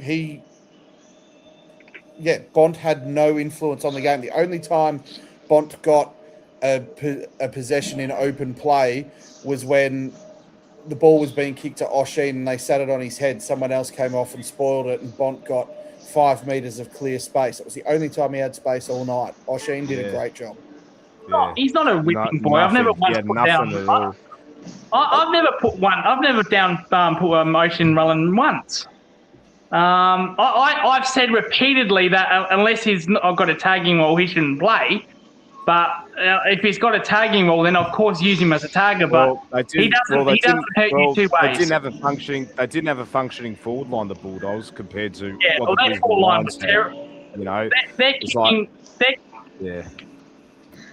As soon as Darcy went down, that was over. But Darcy was playing in the ruck predominantly for the night. And we were already 7 or 8 goals up when Darcy got injured. Yeah. Good news with that. Apparently, it's just an MCL, so it's not an ACL. It's really not good news either way, but at least it's not an ACL. Who said that? I think it was reported on the boundary line by good old Xavier Maguire. So it wasn't. It's not an ACL. It's an MCL, like he did last year. He had the same knee as he did last year. Well, the latest info they had on Fox Footy was that they're 90% sure it's an ACL, and that's come from the Bulldogs. Okay, fair enough. Yeah, it didn't look too good. It was all the signs of an ACL. When it's non-contact, it's about the only thing it can be. Yeah. Yeah, but if he's avoided an ACL a second time, he's the luckiest bloke running around out in a football field. Mellon getting a few good scalps now. He is. Yeah, well, I think Dacos got him once, but that's Dacos. Well, no, last time we played, Mullen eviscerated Dacos. Didn't Dacos only get 25 touches? Yeah, 20? But it was like for most people they'd be like, oh, that's a decent game, but he had no influence on the game. Yeah, it was. Yeah, but Nick was giving away silly free kicks because Oshin had annoyed him because he couldn't get any run or anything on the game. And I mean, everybody's going on about Dacos's quarter last night, going, this is the greatest quarter we've ever seen. I'm like, did they forget about Paddy's last quarter in the prelim last year? Like, that was a better quarter. Nick Blakey wins the Battle of the Bridge medal. The Kirk Ward medal. Oh, the Kirk Ward. I didn't even know what it was called there, JD. But the Lizard. We've had the Wizard. Now we've got the Lizard winning medals. Last time Mullen snubbed Dacos. Mullen So what medal did the Wizard win? The Wizard. What did he win? Hasn't he won a couple of All Australians? Wizard. Yeah, hasn't he got a couple? Yeah. Has he? Has he not? Has he got a couple of All Australians? Has he even got one? I don't know. Well, JD's looking it up. JD will tell us. I don't think he's won any. I don't even think he's won Chook Raffle at his own club. To be honest, he hasn't won. He's done nothing except embarrass himself with a stupid Wizard hat. He got a Rising Star nomination, but that's it. He's not been All Australian. He's not won Club Best and Fairest. Anything like that. Okay. I think, Coach, you need to get off the Wizard and get on the Shane Mill train, mate. That's what I think. Anyway. Oh, fuck. Yeah, start supporting your team's players. Correct. Yeah. And stop wearing a Hawthorn Guernsey or a Hawthorn scarf, mate. Oh, now you got a bit too far now. I didn't wear a Hawthorn Guernsey. All right, Kiri said he's going to go to the other show. Fair enough. All right, Kiri. He has no double A as of yet. Yeah. Yeah, he's got no Australian. Yeah, fair enough. But I wasn't wearing a Hawks jersey. I said next year at Gather Round, I'll bring a cat to the Gather Round, a black cat. But I don't think I'm going to have any luck bringing that into the ground, JD. Why are you so you've taken something this year for a Hawks player and then next year for a Melbourne player? Are you going to take anything for a Geelong player? Well, hang on. You said it was a Melbourne player. I just said I'd bring a black cat. Yeah, you're meaning Christian Salem from Melbourne. God, sorry. Right. Well, possibly. We'll see. Well, like I said, JD, good luck getting a cat into the ground. I don't think that's going to happen, so you might get your wish. But then again, it is Adelaide security, so you never know. But I've bought in too many things of Geelong's. Where's that? I've got this shirt behind me that I've been wearing signed. I've got the 150-year anniversary shirt that I wanted signed. What more do you want? Not that I got that signed. That's unfortunate, but I'm surprised you don't have something. I'm surprised you don't have something for Tom Lynch. The way you talk about him. Well, incidentally, I was actually, because Elizabeth is on my way to where I'm from. He wasn't even at Gather Round. He wasn't even at training because of his hamstring. So it was a disaster week, JD. The weather was shit. Couldn't meet anybody. It was terrible, absolutely terrible. Let's fucking go again next week where the weather's better, I say. Two Gather Rounds, that would be nice. But back to our game. Who else caught your eye, JD? Who else is underrated and no one's mentioned yet? Well, I heard you guys talking about Mitch Edwards. I think he's a star. Yeah, well, actually, already. Do we even need Rowan Marshall now? We don't need him.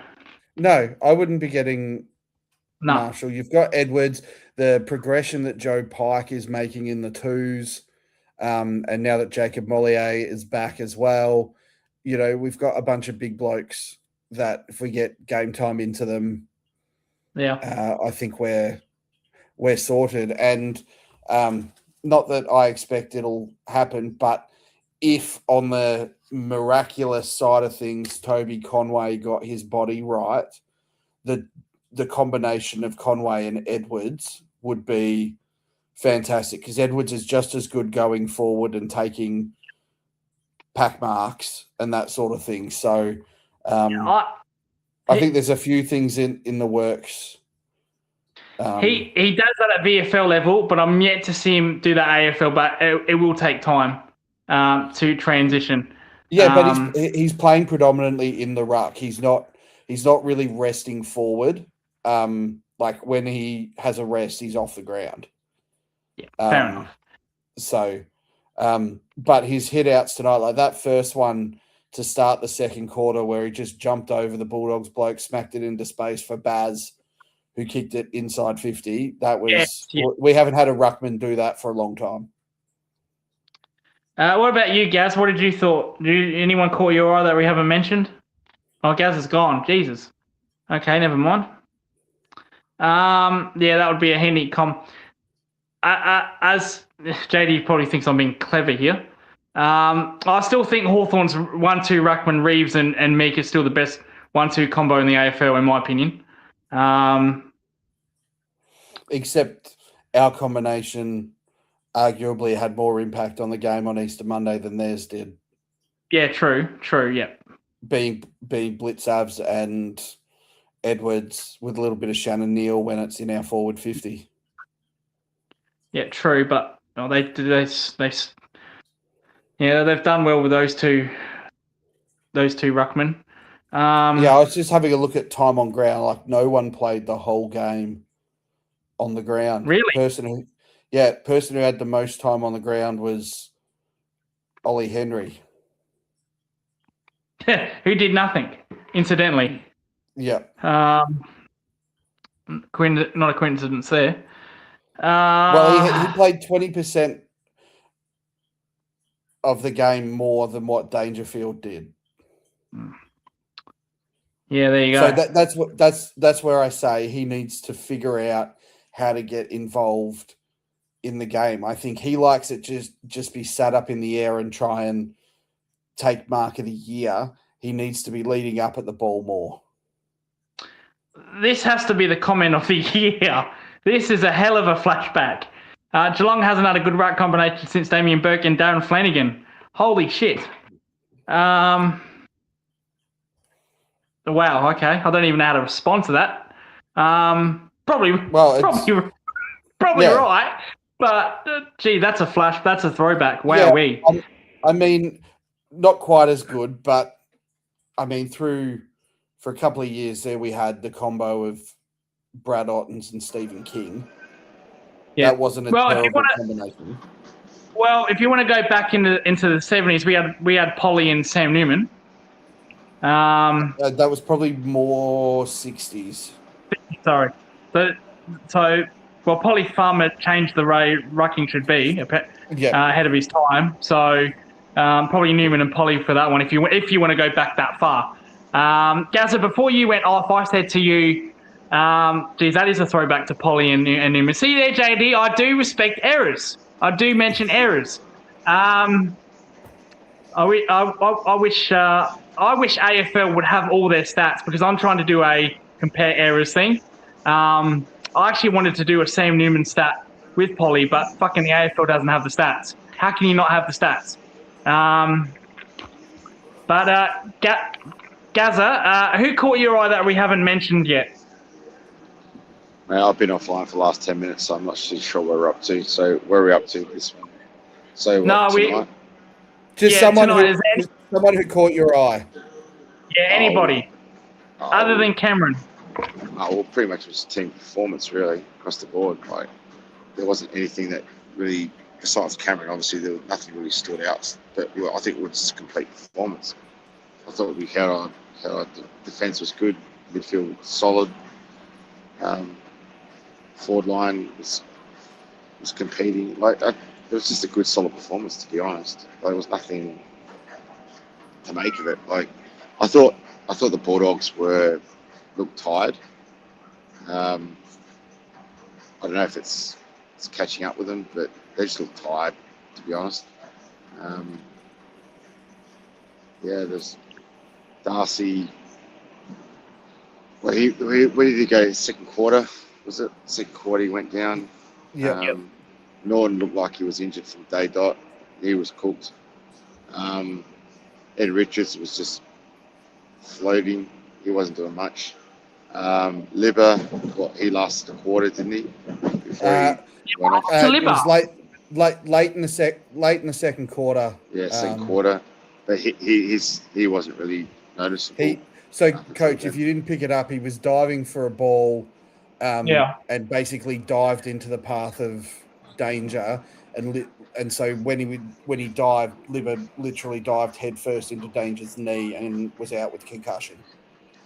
Isn't that another concussion for Libba? Isn't he having a history of this? That's 5 in essentially 2 years.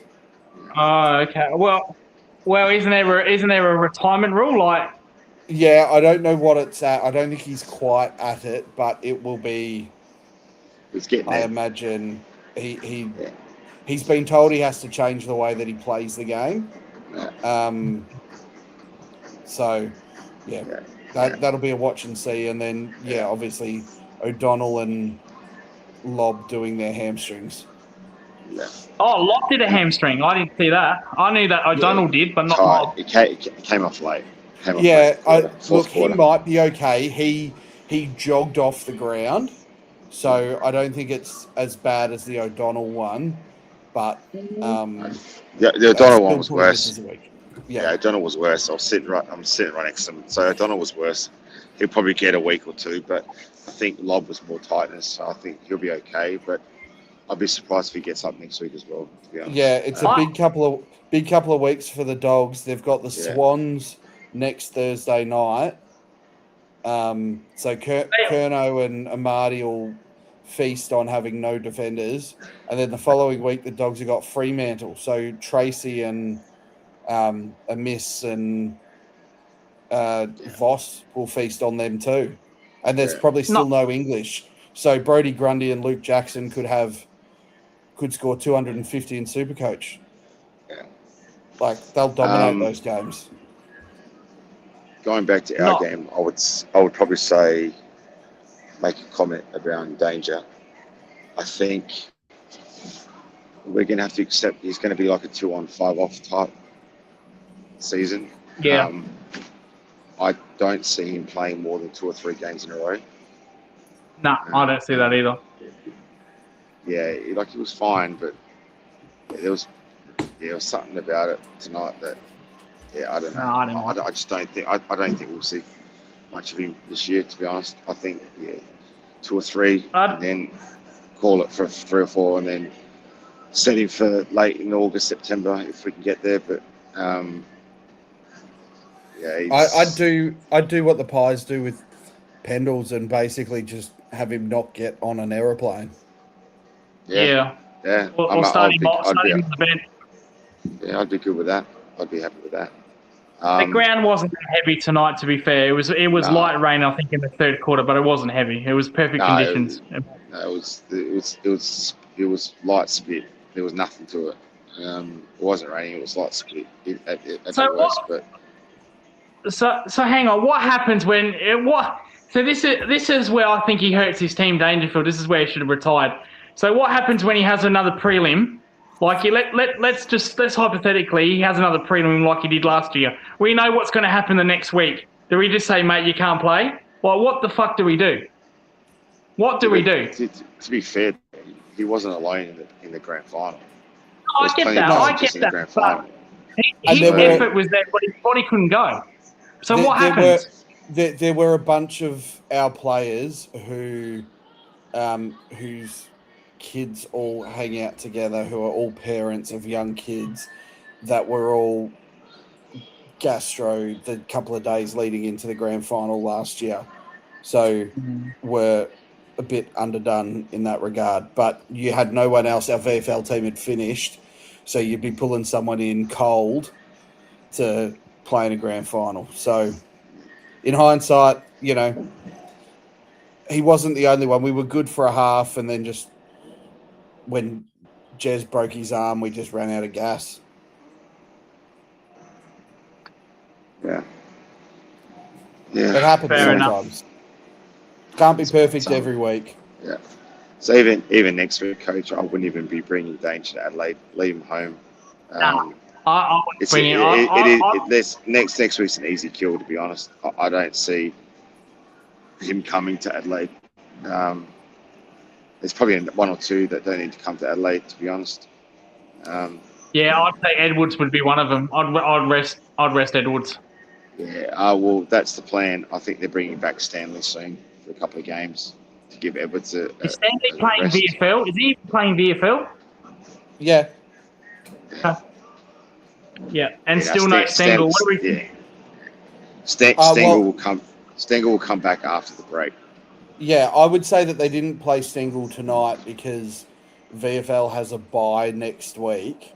So it would have been like a game on and then nothing, which is probably not good for him building back in. So I reckon we're probably 4 weeks away from seeing him in the ones. Yeah, mid-season, after the mid-season break, straight after. He'll come back. Our mid-season break isn't till our bye's round 16. Yeah, and you know what? I'd be happy with. I'd want to see at least 6 weeks, 4 to 6 weeks in the seconds first before. I don't want to bring him back in straight away. We don't need to. What fucking my immediate concern is very close. That's my concern. What do we do? Yeah. I wouldn't be playing him until he's doing so. His numbers have dropped off every year since we won a flag. It's almost like, I've won a flag. Lost motivation.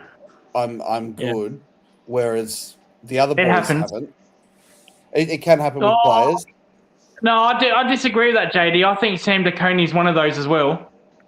I think he this year has been his best year so far Yeah, since so far I agree with that. Yeah, but it's also because he's playing permanently as a defender now. We've got a ruckman in there, and he can play in his best position and know that that's his job, and so he looks so much more comfortable. His body's healthy. Last year he got beaten around a bit, same the year before. So he's fit. He's playing in a position he likes. I think his hunger's always been there. It's just he's just had some things go wrong. Could we win Blitzards next week? Yeah, possibly. Yeah, I wouldn't be against that. He had last week off. I would take him. Like, if you're planning to rest Edwards next week, you don't rest Edwards and Blitzavs at the same time. Yeah. Okay, fair enough. SDK, yeah. To be fair, what JD said, he's had his best year since that grand final year, where he was absolutely fantastic. To be fair, so yeah. And O'Sullivan looks the goods. I think he's growing into it as well. So we've got two key defenders that are going to be locks for the next 10 years. And Jack Henry will come back into the mix at some point. Yeah.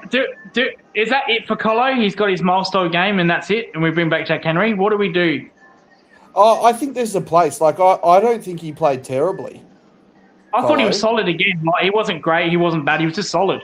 But that's the type of defender that he is. Like, I think they said during the broadcast that he's now gone to number 6 all time at Geelong for 1%ers. So things like spoils and tackles and all of that stuff. So that's what he does. He's never going to be the flashy win the ball 20 times as a defender.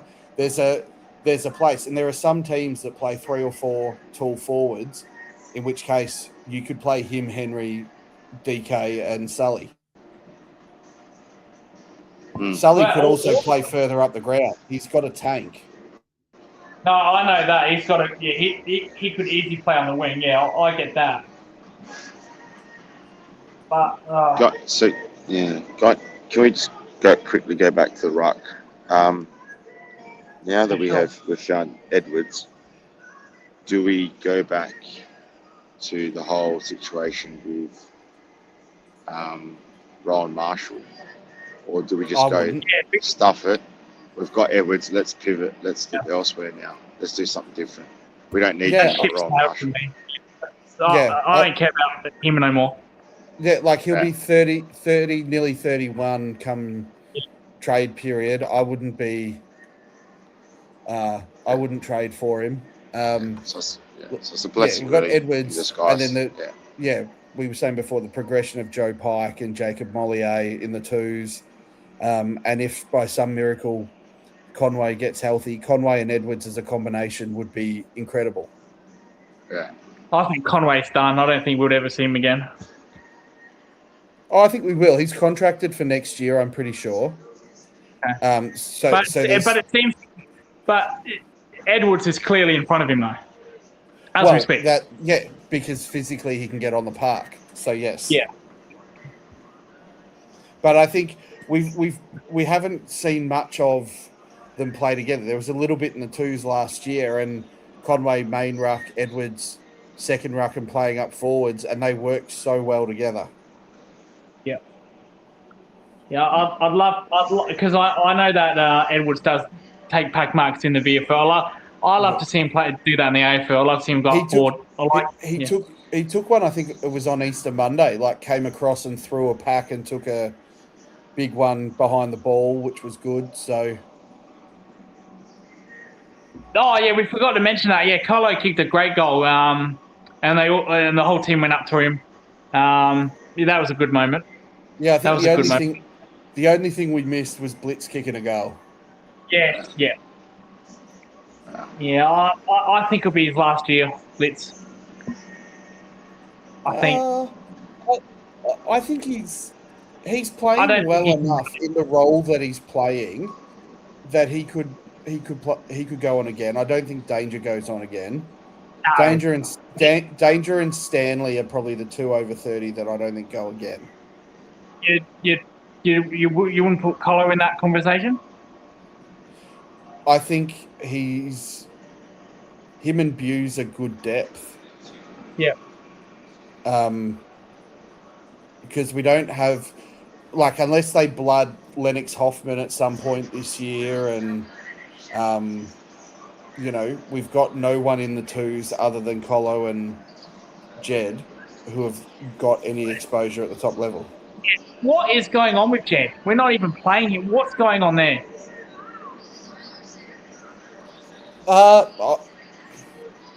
I'm not sure. I think, you know, he hasn't lost any pace. I just think it's some of these younger forwards got a few more tricks that he can't go with. And with Mullen turning into the player that he has, he probably fills that void. That run with kind of role. Yep.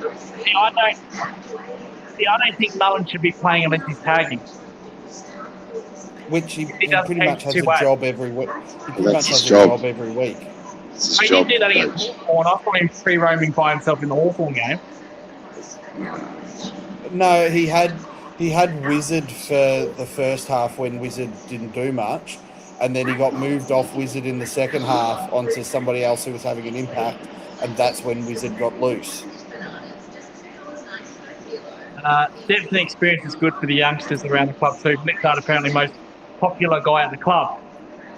Yeah, you need old heads when you've got kids coming through. Our biggest list gap is that 26 to 30-ish age bracket. We've got over 30s and we've got under 26.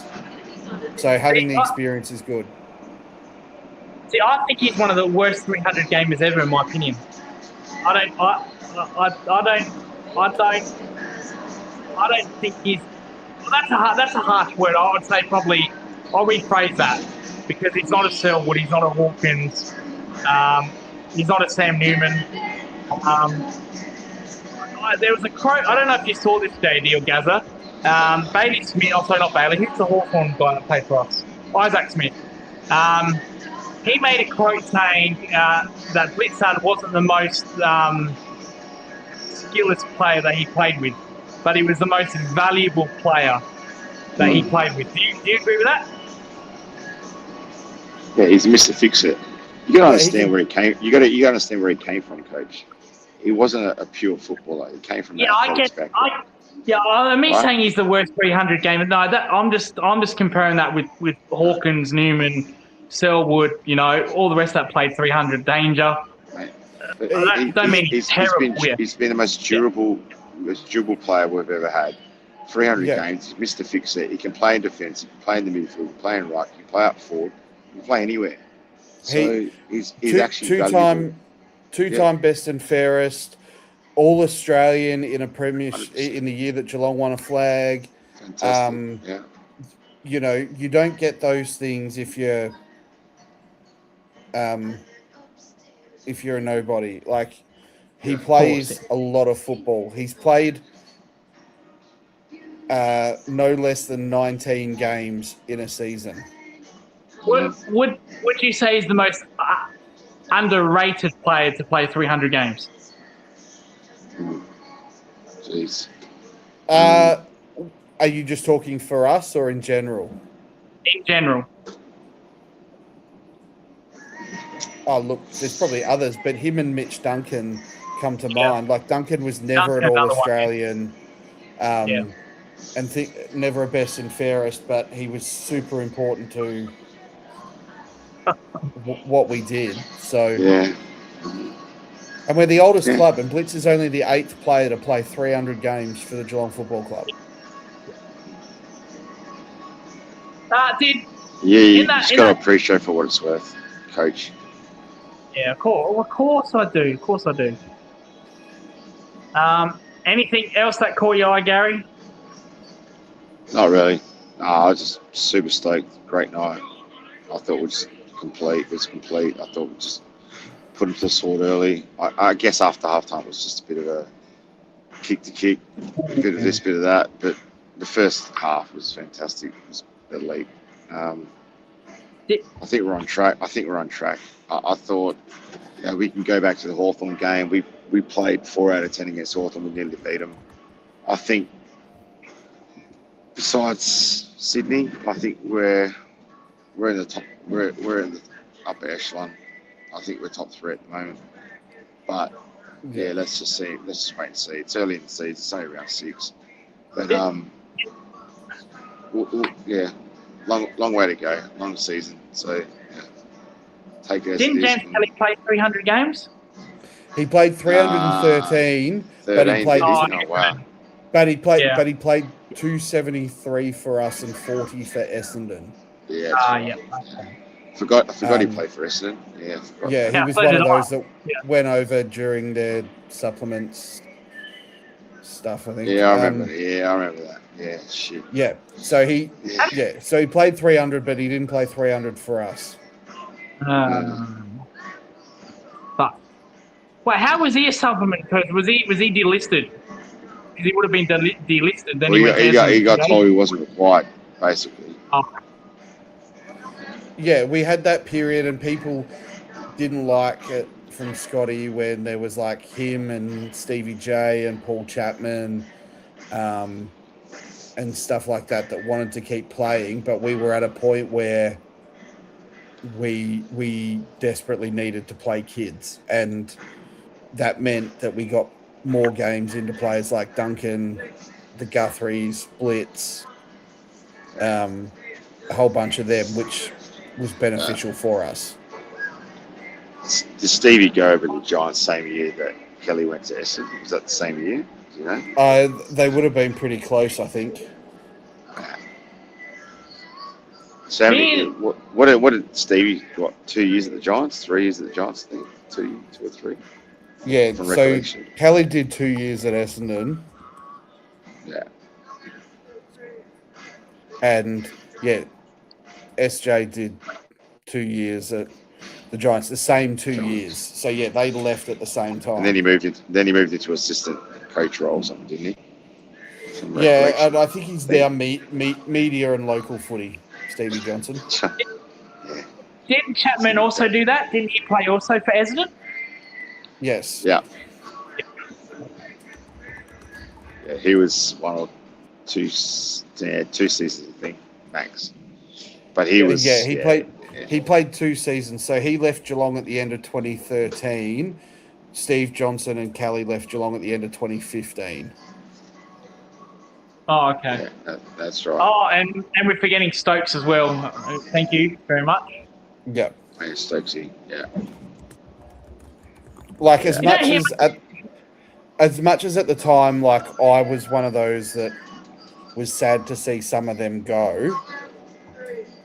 I recognise it was the right thing to do. Like we didn't make finals in 2015, and so at the end of that year, it was Kelly, Stokes, Steve Johnson were some of the ones that were moved on at the end of that year, and then we brought in Dangerfield. We got some other players come in. Like Zach Tui was either that year or the year after. So, you know, it allowed us to set up our next premiership team. So, you know, in hindsight, it was the right decision, even if I was upset about it at the time. What premiership team? We didn't win another one for 10 years. After this point, after they left, it was like 6 years. Here we go, lads. We're getting to Footscray. Nice. Preach. All right, I'm going to bounce. I've got to be up at 6 for a work event. Yeah, in the likewise. morning. I'm gonna get going. All right, good chat. Good chat, lads. Go Cats. Yeah. Absolutely. Thank you, guys. Let's make sure that the Power have to bring out their tarps next week. If they get belted by Hawthorn, they will. They'll only be about fucking 20,000. All right. See you guys. Right. See you, JD. So guys, thank you for coming on. Appreciate it. Thanks, guys. All right. Take care. All right, Coach. I'll catch you later. See you later, mate. Thanks for coming on. See you, bro. Nice. I think Bartel was also not happy at being retired. Yeah, I don't think he was happy as well. Where did Bartel go? No, Bartel retired, didn't he? He didn't actually go to a club. He retired, and then he did work for the Giants. So, fair enough with that one.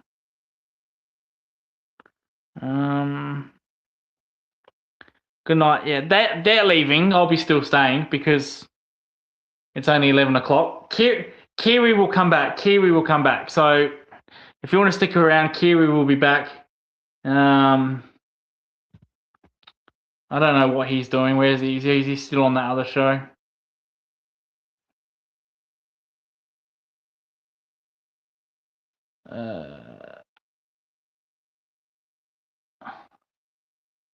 He only just got on. Okay. Go Cats.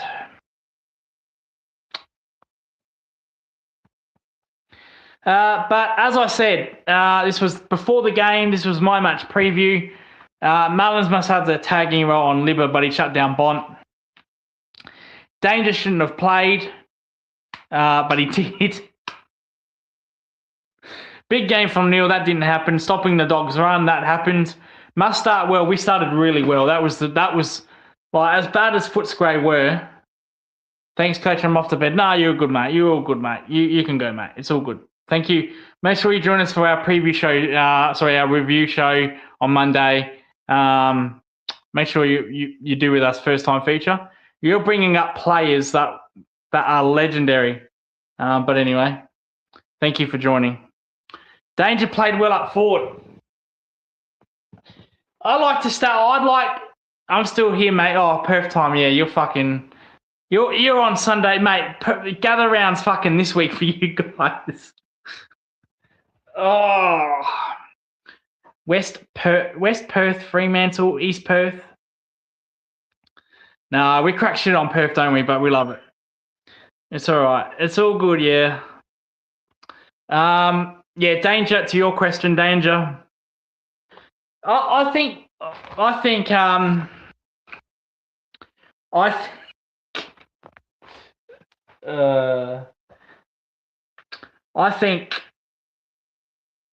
just start him on the bench.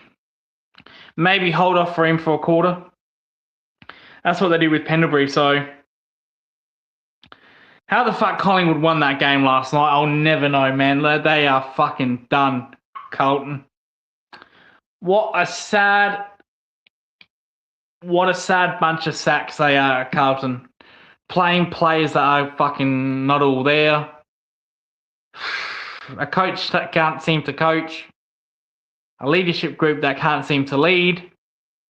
It's embarrassing, isn't it? Yeah, just use him in bursts, yeah.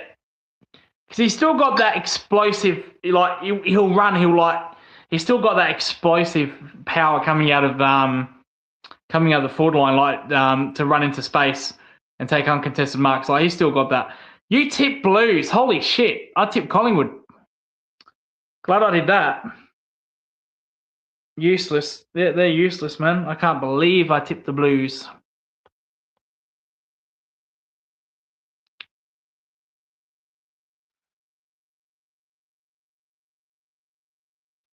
Kiri's still ruffling, man. Kiri ruffles, man. He's a waffler, Kiri. Unbelievable. Yeah, well, another game where they've blown a 3/4 time lead. Oh, and that coach can't do a thing about it. What a fucking dozer. What a dozer. They could easily have been on 4 wins. But terrible. But you watch. I'll tell you what, Jezza, you watch them play us and they will be like they'll be like Prime Balls 98. You watch. You watch. They did that 2 years. They did that 2 years ago, mate, against us. Remember that game? Tom DeConey had an absolute legacy game. Destroyed us. They could do that to us this game. Yeah, they're fucking. Everyone looks the best fucking team against us when we have bad nights.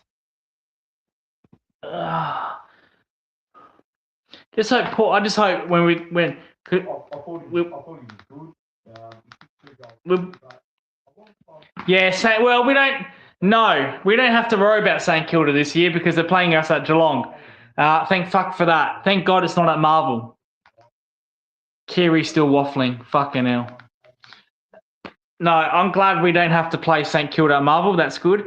The only banana skin game we have at Marvel is against North. Oh, fuck.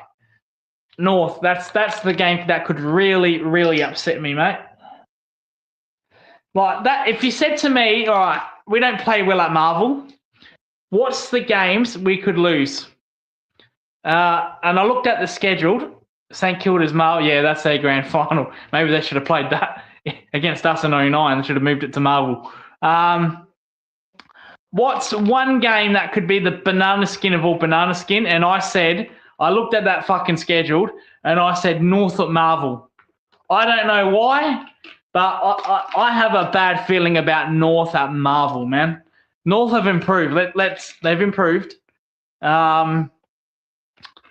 have improved a little bit. Probably should have won against Brisbane, probably. But do you think we'll beat the Dockers over here? Yeah.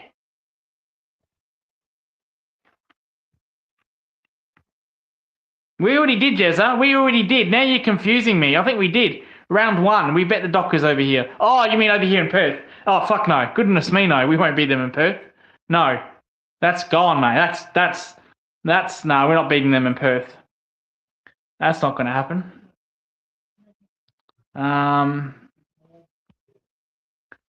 Tough night, yeah, tough night. Mate, do we play West Coast in Perth?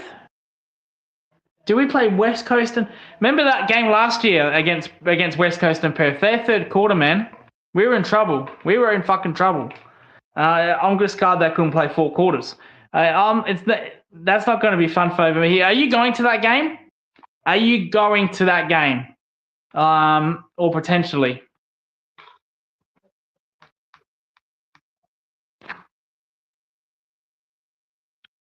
No, we don't play West Coast. Oh, okay, yeah. Okay, but you'll go to that game, won't you? You'll go to that game. I'm thinking about going. Yeah, sure. Let's go, man. Gives us someone to blame when we lose. If we lose, we know who to blame. Just like the grand final when Kiri went with Gazza in the chat. Blame them. See, I didn't go. You can't blame me. I didn't go. More than likely, yeah. What's my record? I'm 8-0 watching Geelong games, including games at Football Park, at Old Amy Stadium. So just to abuse the prancing. Oh, there you go. Shit.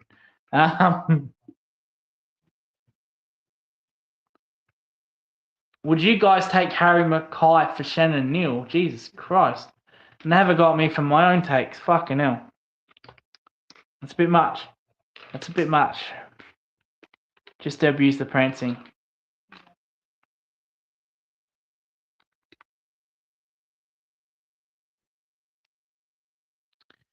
I reckon GWS should have won that game.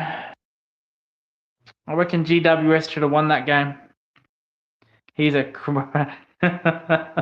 crazy crab. Harry Mackay, yeah. It's like Kerner and Mackay. One can take marks and one can't kick. The one that can take marks can't kick, and the one that can kick can't take marks. I didn't see any of. No, we did. We actually did a watch along. At halftime, we switched over. I reckon Giants. I don't know. I think that scoreboard flattens them. They kicked 17 behinds. Should have won that game.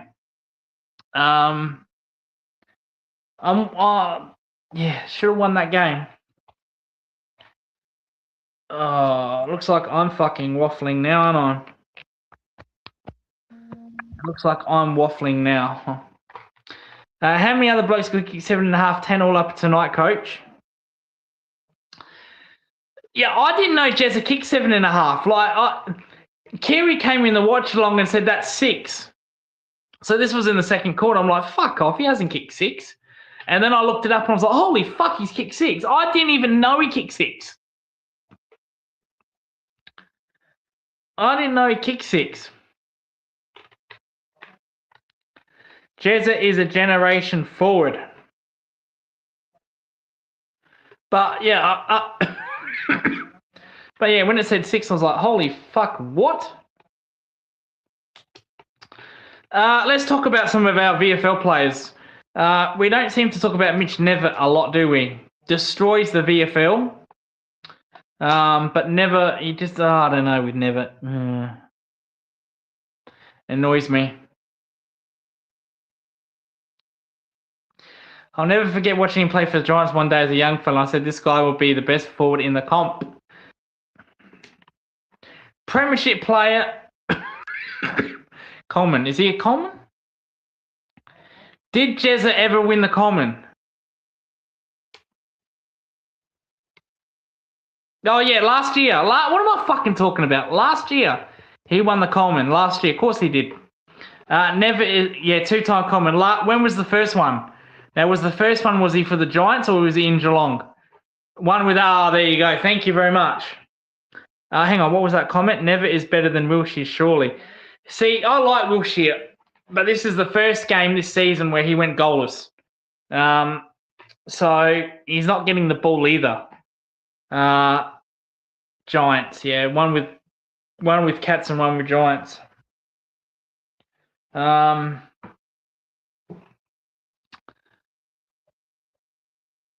Yeah, Nevitt. I just wish they just left Nevitt for a whole game in the midfield. Just see what he does. You know, and if he struggles, then we say, well, maybe you're a guy that just dominates in the VFL and you can't translate it. A lot of people do that. There's no shame in that. But that's just the way it is. But he just keeps on getting fucked over, I think. Just can't really tell. Like, Wilshere all season has played in the same spot. I wish Nevitt would do that. I wish they'd do that with fucking Nevitt.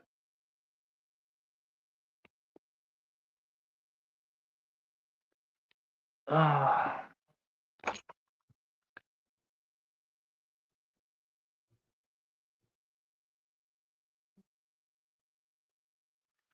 Ches is the first player to kick 10 at Cardinia Park since Gary Ablett. 94, yep.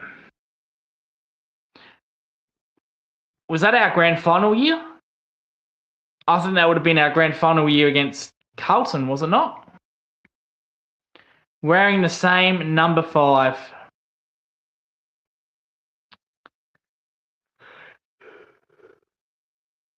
Wearing the same number 5. Unbelievable stuff. That's why you're Jezza. That's why you've got Jezza. That's why you're Jezza.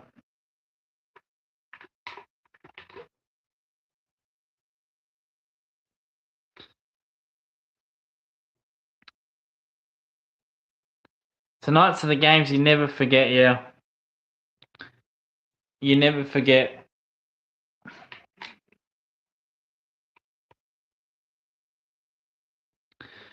Well, this was the last time they met. I don't know if you remember this game, but I think we got lucky here. Fucking, they shit the bed in that with their set shots. But that's irrelevant now because that game is no longer the last time we met. This is now the last time we met. Belting. 19-17, 131. Fuck, we could have kicked 170. 8-8-56. Absolute thumping. How good? Oh, yes. I'm glad you brought this up. For me, that was the goal of the night. I know Jezza kicked 10, but this was the goal of the night. Milestone game. He's probably never going to get a chance to do it again. And he kicks a goal. That was so good.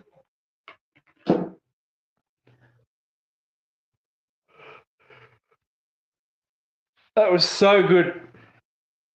Yeah, goal of the night for sure. Yeah, we get. Oh fuck! I gotta rest. We get that Cameron. We get that Cameron kick 10. We get that. But No, to kick a goal, milestone game. You don't know if he's ever going to play again. If Jack Henry comes back, so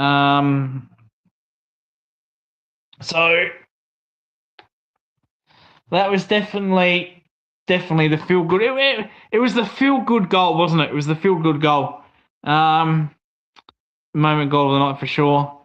How good is it to support this club, the Cats? Yeah, the Cats. It's very good to support this club. Oh. Feel good goal, so good. So good.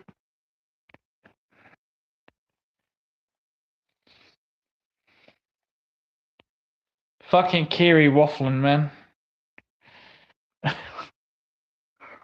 All right, let's have a look at some players that we didn't mention. I know we've mentioned a lot of players, but let's look at some players we didn't mention.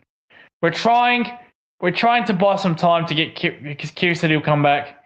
Let's look at some other players.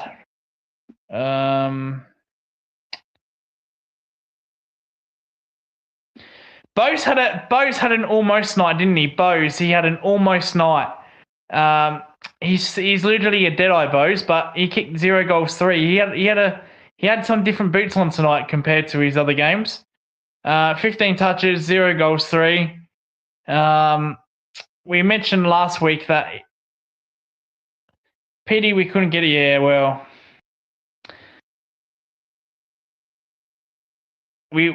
yeah. He might get his chance. Blitzard. Bose had a massive almost night. He did. It was almost a football legend. Almost football legend by Bose. He is a strange player, isn't he? No consistency. Like, he turns up for one quarter, but there are some moments where you thought, he's best at goal kicking, but he didn't have the boots on. He did not have the boots on. Bose is like O'Connor for me. I never know their roles. Yeah.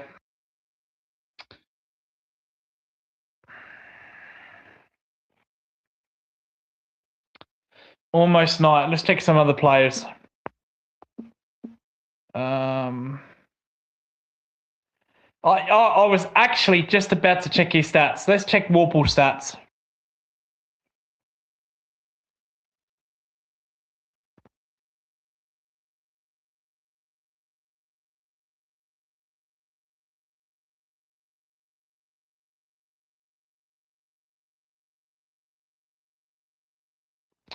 All right, not a big impact night as far as touches goes. Only 11 disposals.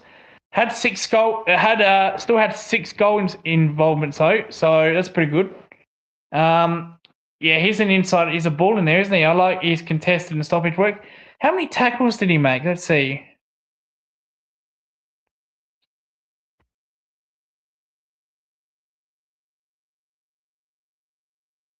Yeah, look at that. 6 tackles. Yeah, 7 tackles. That's nice. Look at that.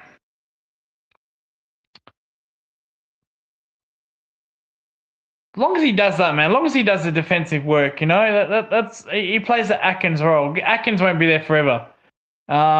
So yeah. I mentioned this a little bit with Kiri, but Sean Menna. Oh my God, Sean Menna. He's kicking us. What the fuck is he doing? He's definitely not a crab. I reckon Sean Menna might be a crab there, Jezza. He might be playing a crab. Let's check Menna's stats. Menna.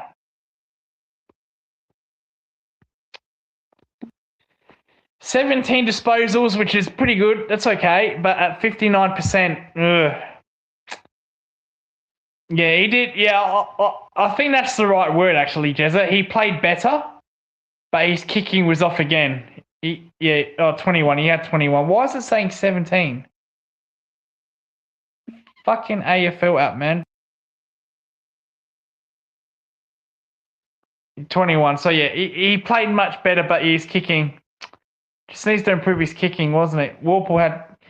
Yeah, my AFL app is fucking up. Hang on.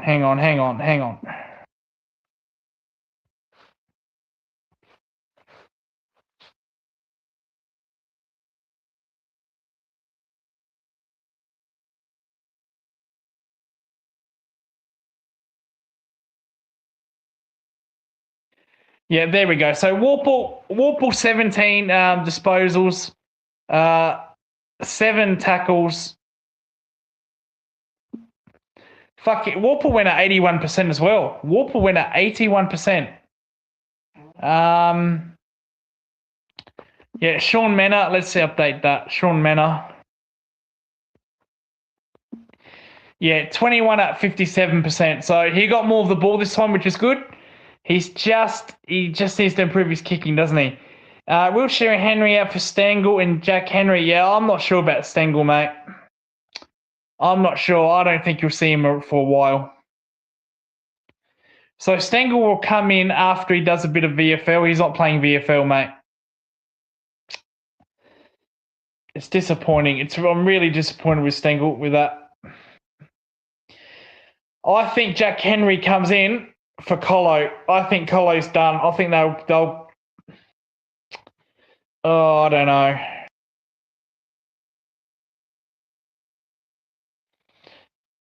Close can stay out and play. Look, golf. Yeah. Yep. You think he's going to walk about? Oh my God, he's going to walk about with Bobby Hill. Yeah. Well, incidentally, Bobby Hill's out as well. Well, there you go. Coincidence? I don't know. Maybe could be. Strange M2A.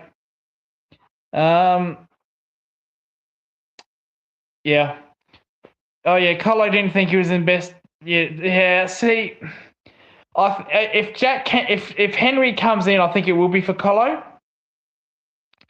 And then do we see Colo come back? Do we ever see Colo again? You've been pretty hard on Colo over the years. Yeah, well, I don't know why, because he hasn't even played much over the years there, Jezza. So maybe you are being a bit harsh. Happy for him tonight. Yeah, he was pretty good. Yeah, he doesn't do outstanding things, Colo, but he doesn't do bad. He's just a solid player. He's solid. He's just solid. I've been pretty hard and mean to Ocean, yeah, haven't we all though?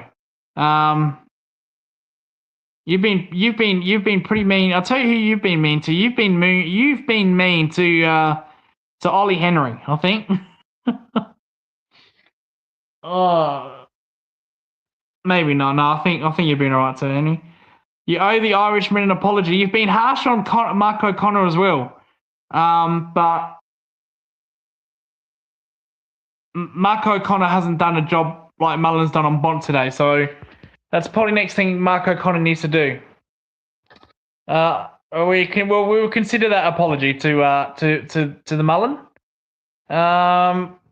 Who else have we not spoke about today?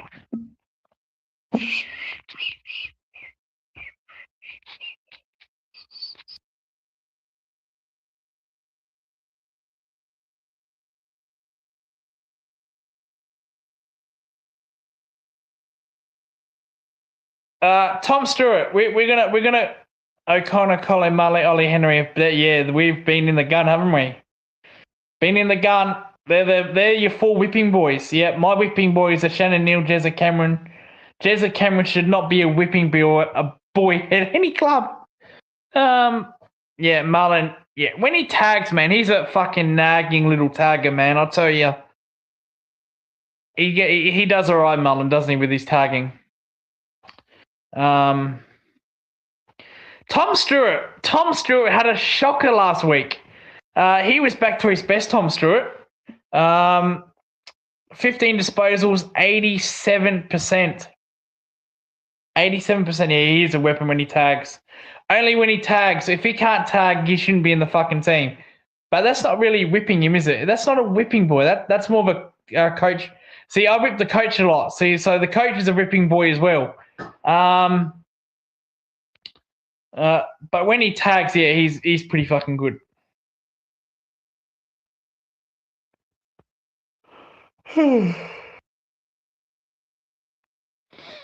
Such an asset when you can stop the best player in the comp like that, but arguably the best.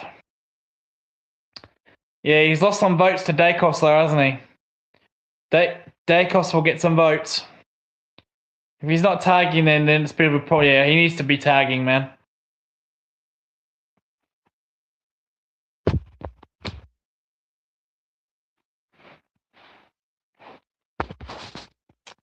He needs to be tagging.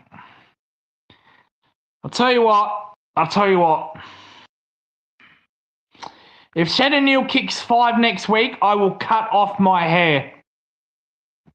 I will cut off my hair if Shannon Neal kicks 5 next week. He's done jobs on Dacos, Butters, Heaney, Bont, to name a few. Yep.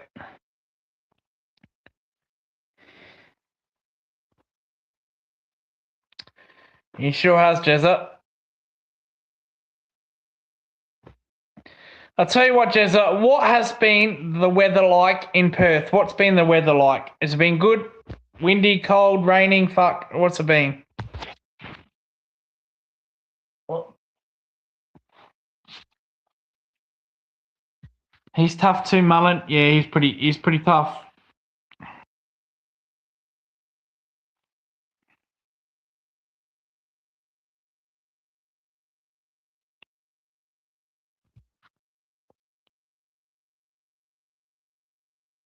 He's been pretty tough.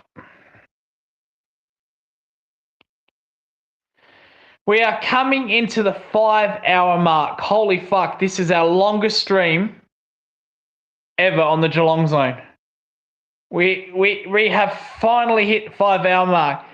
Beautiful. Oh, fuck off, Jezza. Seriously, mate. Seriously, you gather round. Yeah, what was gather round on Thursday? Wet and cold, 19 degrees. Saturday, 15 fucking degrees. Wet and cold. Sunday, 17 degrees. Oh, what was it yesterday? Oh, 24 degrees, bright, sunny. What was it today? 22 degrees, bright and sunny. What was it tomorrow? Oh, fucking 22, bright and sunny. Oh, this is a joke, man. I swear to God. You fucking, just get out Will Smith. Bring out Will Smith. Bring out his Men in Black suit. Bring out the little button. What's that little thing called where he just says sorry? Bang. The deneuralizer. What was it called? Let's bring out that and let's restart the whole fucking gather round a week again. Let's start that. Everybody gets their points back. Everybody can go again. Round 5 all over again. And let's play under better conditions than what we did last week. My God. The only one I'm down for, the fucking Adelaide weather, yeah. Yep. Last year, 30 degrees. We had a 30-degree heat wave. And I loved it. I fucking loved it, man. Nah, not this time. Not this time, mate. We couldn't even get a fucking 20-degree heat weather wave. Let alone a fucking 30. Lineup was putrid. Putrid. Because Elder Park, where the festival is all grass. And it's just been pissing down all week. It was fucking muddy. It was wet. It was like a fucking ice skating ring. It was a joke. 5-hour mark. Sorry for the little rant there. If you are fast forwarding this to the 5-hour mark, you've just heard a rant. Sorry about that. My bad. Kiri.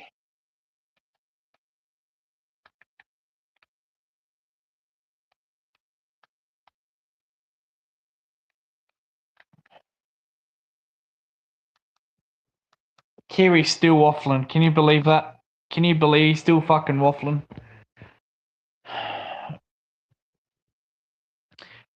I don't mind him waffling, but do it on this fucking show. That's alright, mate. Good show, yeah. 5 hours, fuck.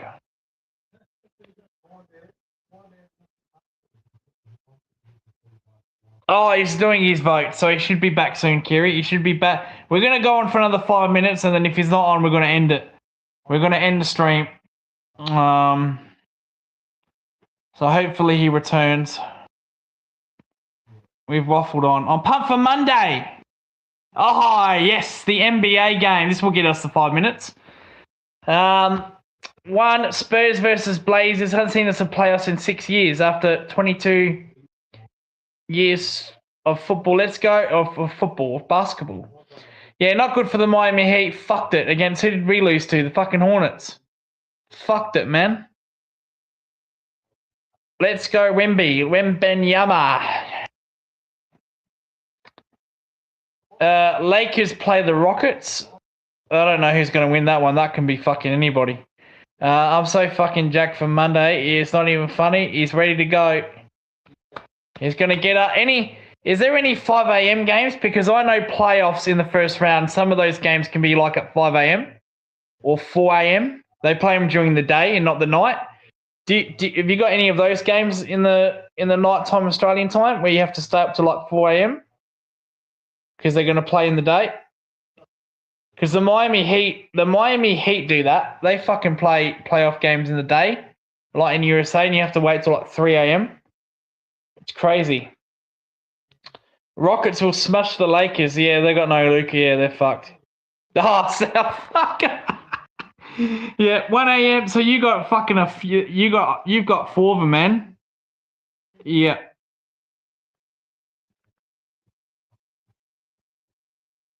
Thankfully, we're on at 9 a.m. Yep, there you go. See, sometimes for American sport, Perth is a good time. Perth is a good fucking time. I'm telling you. Because, like, when we have to get up at 5, like, it's only 3 for you. So, you know, Perth can be, the time zone for Perth can be actually an advantage sometimes when it comes to that.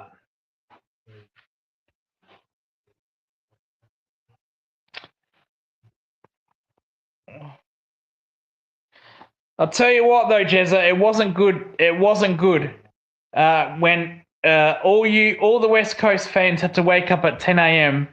to watch their team play against Geelong and get belted. I heard there was a couple of complaints from the Eagles crowd. A couple of complaints. Not happy waking up at 10 a.m. Oh, fuck.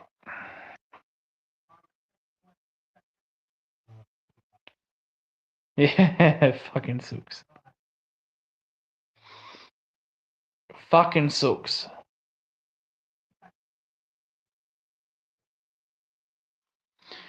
All right, Kiri just finished. So hopefully he waffles on here.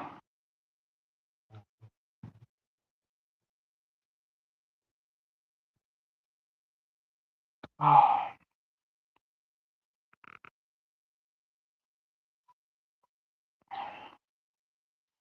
Give Kiri a couple of minutes. We'll give him 2 minutes.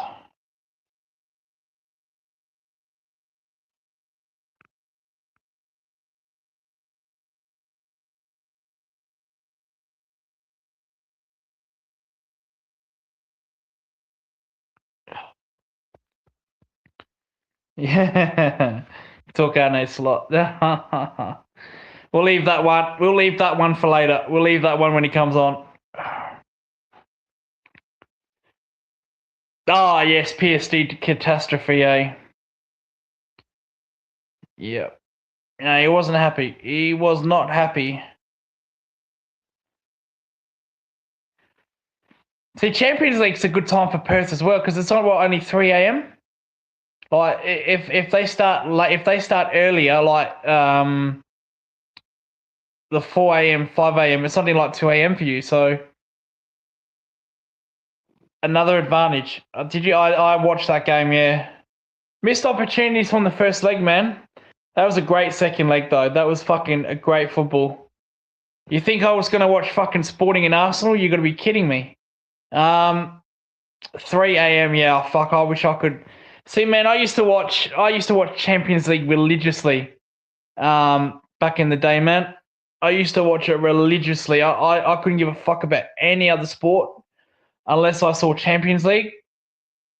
Man, I've just lost interest, you know, because Champions League used to be on SBS a long time ago. I just watched it on there. Now it's fucking Optus, and it went to fucking, what's it on now? Stan Sport. I've just lost interest. Nothing will beat Champions League football for me. That's it. That is it. I just watched it religiously. It's the first sport where I cried during a game. Oh, not during a game, but after. Yeah, during and after. It's the first sport I've cried during a game. Champions League. many, many years ago. And it wasn't even my fucking team. Just SBS was perfect for that. Perfect. Kiri's back. Yeah, Kiri, you might want to get on. You came in on just in time because we're talking about Liverpool and how Arne Slot has just signed for another 2 years at the club. But anyway, good luck with that one. Bayern to win Champions League.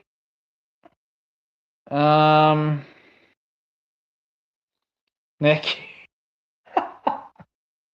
Oh, Kiri's looked that up now. He's looking that up. Give me a sec. I'll bring you his AirPods. We're only mucking around with the Kiri. He didn't really sign a 2-year contract. It was more like a 10-year contract. Or you can risk the lot and sign Arteta.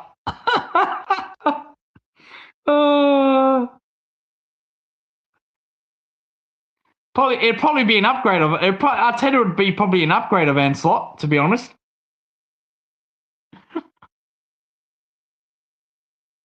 Oh fuck.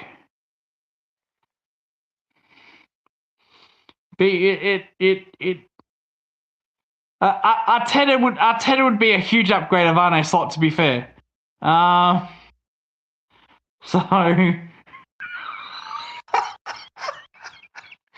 Oh shit! There he is. He's back. What are you talking about? he's one sweet fuck all, Arteta. Like, and he's the luckiest cunt at the moment. Seriously. But yes, I did hear this morning that FSG are backing Arne Slot to be the coach, even though we're going to have another trophyless year. Because at least we're making Champions League next year. It's a pass. It's a pass anyway. Fuck off. Fucking, we've wasted another year, man. We've absolutely wasted another year. Like, no fucking point. Like, Ekatike's out for 9 to 12 months, and Alexander Isak is fucking cooked. Like, it was going all summer for Alexander Isak, and now fucking, we got him, but he's not even 80% match fit, mate. Like, mate, you brought another Saka. He's the second coming of Saka. Fucking hell. Bloody hell. I don't know. I don't know. I mean, yeah. 100%. The fans run this club, not these fucking businessmen in suits that got billions and billions of dollars. But nah, fuck, man. Slot can fucking. He likes to buy. He can fucking go there, fuck off, and stay there forever. And fucking Israel can bomb the shit out of them, mate. I do not fucking care. I do not care. Seriously, fucking cancel me. I do not give a fuck. Like, nah. He can fuck off. Fuck off forever. And in case you're wondering, his name is Ben Reeve, and he's the host of the Hoops Crew. I meant the fucking Red Dawn being cancelled, not with my reputation with the Hoops Crew, but yeah, that's, if you're wondering, whoever's watching this video, that's where I ducked off the last hour and the bit. But you know, we saw you. You're a waffling, mate. You're waffling like Lee Gunners, mate. You're a waffling. I'll tell you, yeah, I'll probably need something heavier than scotch if we fucking fuck this one up in the Merseyside derby. Lee legacy run. Yeah. I've never smoked a cigarette in my life, but oh my god, it's, you don't know how many times, so close I've been this season. Like, yeah, and Gakpo can fuck off as well. He can fuck off to Dubai too. I don't fucking care. Like, and he's gonna play as striker. He's gonna play as striker on Sunday. I could absolutely see it happen. He's not going to play Chiesa. He'll probably play an unfit. He'll probably play an unfit Alexander Isak or a Cody Gakpo. He loves these Dutch players. And I agree, Jesselenko. Fucking, he needs to hand the up. Give it to Dominic Soboslai. I've been saying this for months that Dominic Soboslai should be our captain going forward. Virgil van Dijk, ever since he took on the captaincy, you wonder why the form has dropped. He does not show leadership whatsoever. I do not care. I absolutely do not care. Rhea Engamoa needs to play more. 100%. 100%. Like, yeah.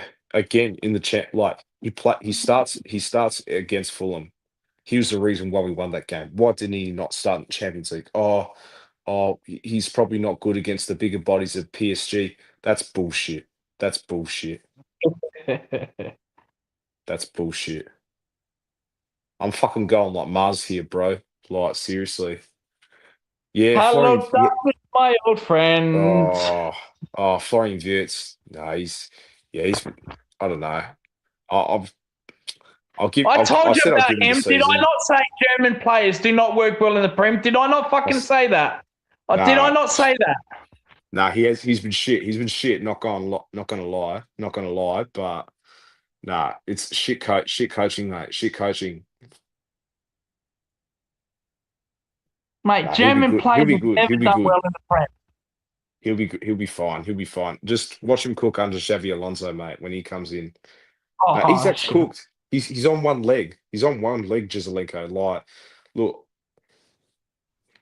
I'm happy for him coming off the bench, but he shouldn't have started in that PSG game. Seriously.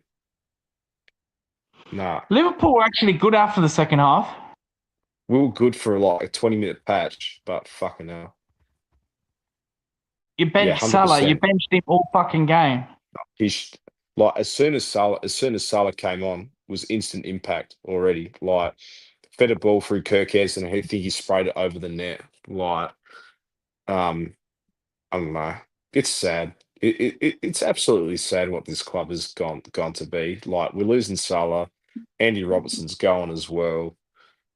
Probably going to lose Van Dijk in 12 months' time. It's a fucking crisis, mate. Fucking crisis. And you look at fucking Man United, mate. You see him. They put a club legend in Michael Carrick as a new coach, and they turned the season around. Like, why couldn't we do that with Steven Gerrard? No, 100%. We weren't on the lift.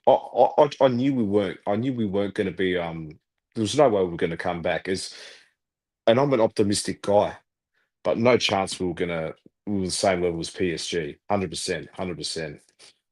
But it's just fucking bullshit. Fucking bullshit. I don't know, man. I just, make Champions League next year. Hope all is well. And, yeah, we need another striker now.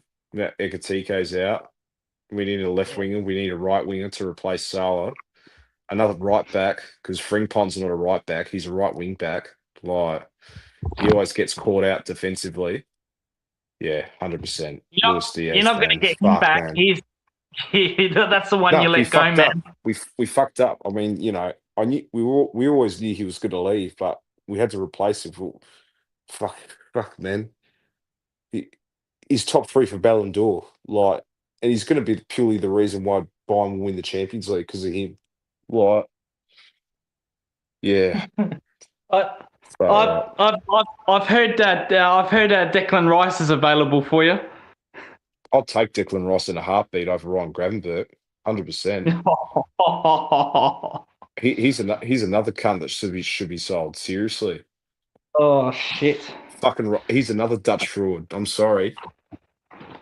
Yeah, what's with your club in Dutch? Jesus. Oh fucking hell. Elise, yeah, you need Elise, don't you? I love Elise, bro. But he won't come. Why would you leave Bayern when you guaranteed a trophy every year to come to a fucking shit club like Liverpool at the moment, mate? Weren't you linked to Rodrigo from Real Madrid? Yeah. Yeah, that's not going to happen. He won't leave Spain. You could always take Vinny Jr. You could take Vinny. Nah, one season wonder. I think, but he's not a defensive midfielder. He's better as an 8. Like, 100%. He's the best winger in the world right now. I really like Bradley Barcola. He was lethal. Yeah. I don't know if he plays on the right, but he plays on the left, I think. But Usman Dembele, oh my God, he's lethal. Absolutely lethal. But the Oh thing yeah, is, Dembele. PSG took their chances, man. They took risks. We didn't. That was the frustrating thing. Like, They play attacking football, man, under yeah. Enrique. But Real Madrid did all right and didn't in the Champions League, didn't they? Yeah, fucking the first leg cost us, man. We missed too many opportunities in that first leg. Like, second leg was good, man. Like, we did well, but first leg fucked us. How funny. Kylian Mbappe leaves PSG to win the Champions League, and now they probably could go back to back right now. Well, Fucking brutal. yeah. No, that, And yeah. Trent Alexander-Arnold, this is to you, mate. This is to you. Oh, fucking, that fucking guy, man. He is a fucking bum, man. He's a bum. This is to Absolute you, mate. bum. Fuck That's off, you rat. That guy's a fucking bum, man. Like, couldn't fucking cross a road. Terrible player. Fucking hell. I think Madrid are keen to let him go, man. I don't even think has Turco even fucking selected him for the World Cup? Nah, he's not even in the squad. There you go, man. There you go. Oh, Vinintat for two. You wouldn't mind him as well. Fucking hell. I talked about him a lot in my channel. He's the best number 6 at the moment. Like, he took us to the cleaners. Like, McAllister and Gravenberg were just chasing dog tails.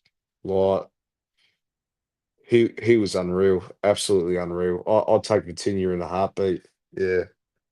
So when's the Liverpool game? Sunday, 10:30 p.m. Oh, you'll be up for that. Yeah, I'll be up for that. And it's at Goodison Park as well. We already played them at our home, so we should win that one. Well, we should, but who knows? The big game this week, City and Arsenal. Yeah, that'll be the big one. Yeah. Man, if Arsenal lose that, man, like Lee Gunners and troops, they're gonna have a generation meltdown. No, if Arsenal can't beat City, it's over, bro. Like, City are gonna romp in. Like, and you think that's lights out for Arteta? Surely. If he can't win a title this year, he's done, man. He's done. Nah. It's like, well, they got the Champions League. I think they're against Atletico Madrid. That's the Harambul derby right there. Oh fucking that's Terrasport, man. Terrasport, mate. That could be like one shot on target for fucking the two legs combined. Fuck, man. I saw a YouTube comment because of the Arsenal and Sporting highlights. There was a comment. Oh, I'm an Arsenal fan from Australia. I've regularly watched the games at a bar in Sydney with the Arsenal fan base. A lot more people were watching the Liverpool PSG game and the Real Madrid buying game. Oh man, they're finished. Fucking hell. Oh, that was a joke. That fucking Sporting game. Yeah. Oh, I feel sorry for people paying their hard-earned money to go watch that crap. See, any overseas Arsenal fans paying their hard-earned money to see that. Oh my! Isn't that fucking? Oh, and that City game isn't that at the Emirates? Yeah. Oh wait, hold on. Yeah, it's City's home ground, the Emirates or whatever they call it. No, it's the Etihad. Oh, Etihad. Yeah, sorry, it's that City's home ground. Yeah, they're fucked. Yeah, they're playing at the Etihad. Oh, they're fucked. They're done. Because they've also City have also got a game in hand. Yeah. So this will be a 6-point turnaround. Oh, they're fucked. Yeah. Bye. They'll get knocked out by Atletico. Yeah. Well, who knows? That could be. Yeah. But gee whiz, so bad. Like, they had the golden carpet for the fucking Champions League. The FA Cup they fucked up. And they had a golden run at it as well. But they lost to Southampton, didn't they? Yeah, they lost to Southampton. City's worst year, and they could win the treble. Yeah, crazy. But you know the funny thing, Man United having their best season is like 55 points, and Liverpool worst season's 52. So, you know, oh, Yeah, but yeah, don't you only need to finish 5th and you'll still make Champions League because of fucking yeah. But you know, still got to win, like because you got Chelsea and all of that. fucking Brentford, Nottingham's doing well in the Europa League. yeah, they've turned it around. Tottenham's done; they're getting relegated. They're in the drop zone at the moment. West Ham's 2 points clear. Yeah, and they've lost their best fucking centre back as well. Yeah, no, they're done. They're done. Oh my god, I can't believe a club like that would get relegated. That's karma for them. Second Ange Postecoglou. So And the big thing is, Kerry, they may not even get back the next year. No. Because they'll lose all their players because they're on fucking relegation clauses. Yeah. They'll lose every single one of their top players, and they would have to go back to fucking local talent or championship money. Yeah. Shit. And it's funny because, like, what is it? What is their capacity? Fucking 80,000 as well. One of the biggest stadiums in London too. That's going to be a championship stadium. How embarrassing! How embarrassing! It'd be like that Fresh Prince of Bel-Air meme. Teams turning up to watch Tottenham at I Heart Lane. Yeah, but that's like fucking. It's what's it in AFL terms like, Lucas? It's like you're playing Jesus. What's it like fucking? It's like watching West Coast at Elizabeth Oval. Yeah, it's like watching West Coast at Ex Convenience Oval, mate. That's how bad it is, mate. For Tottenham.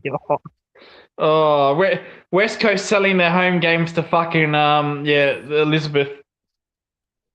Yeah, it's not not up in Burnbury anymore. Yeah, fucking Burnbury, yeah. Yeah, North Melbourne's going to play down in Wollonga. Yeah. No, I'm not watching that. Fuck that. I'm not going to that game. But the Sandful's back on now that the gather round's all done. Yeah. Who's playing in the Sandful this weekend? Well, I can tell you, I don't know who's playing in the Sandful, but I can tell you what the fucking weather will be. Fucking bright and sunny.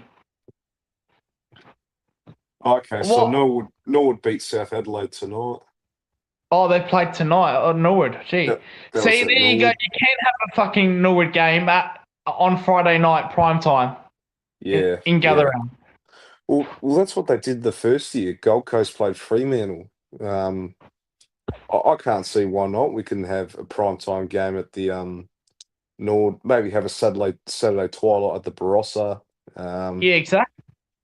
Yeah, maybe have the only primetime Adelaide Oval games. You have Crows open and Port Adelaide close it. They gather round or swap it around. As long as it's not Geelong.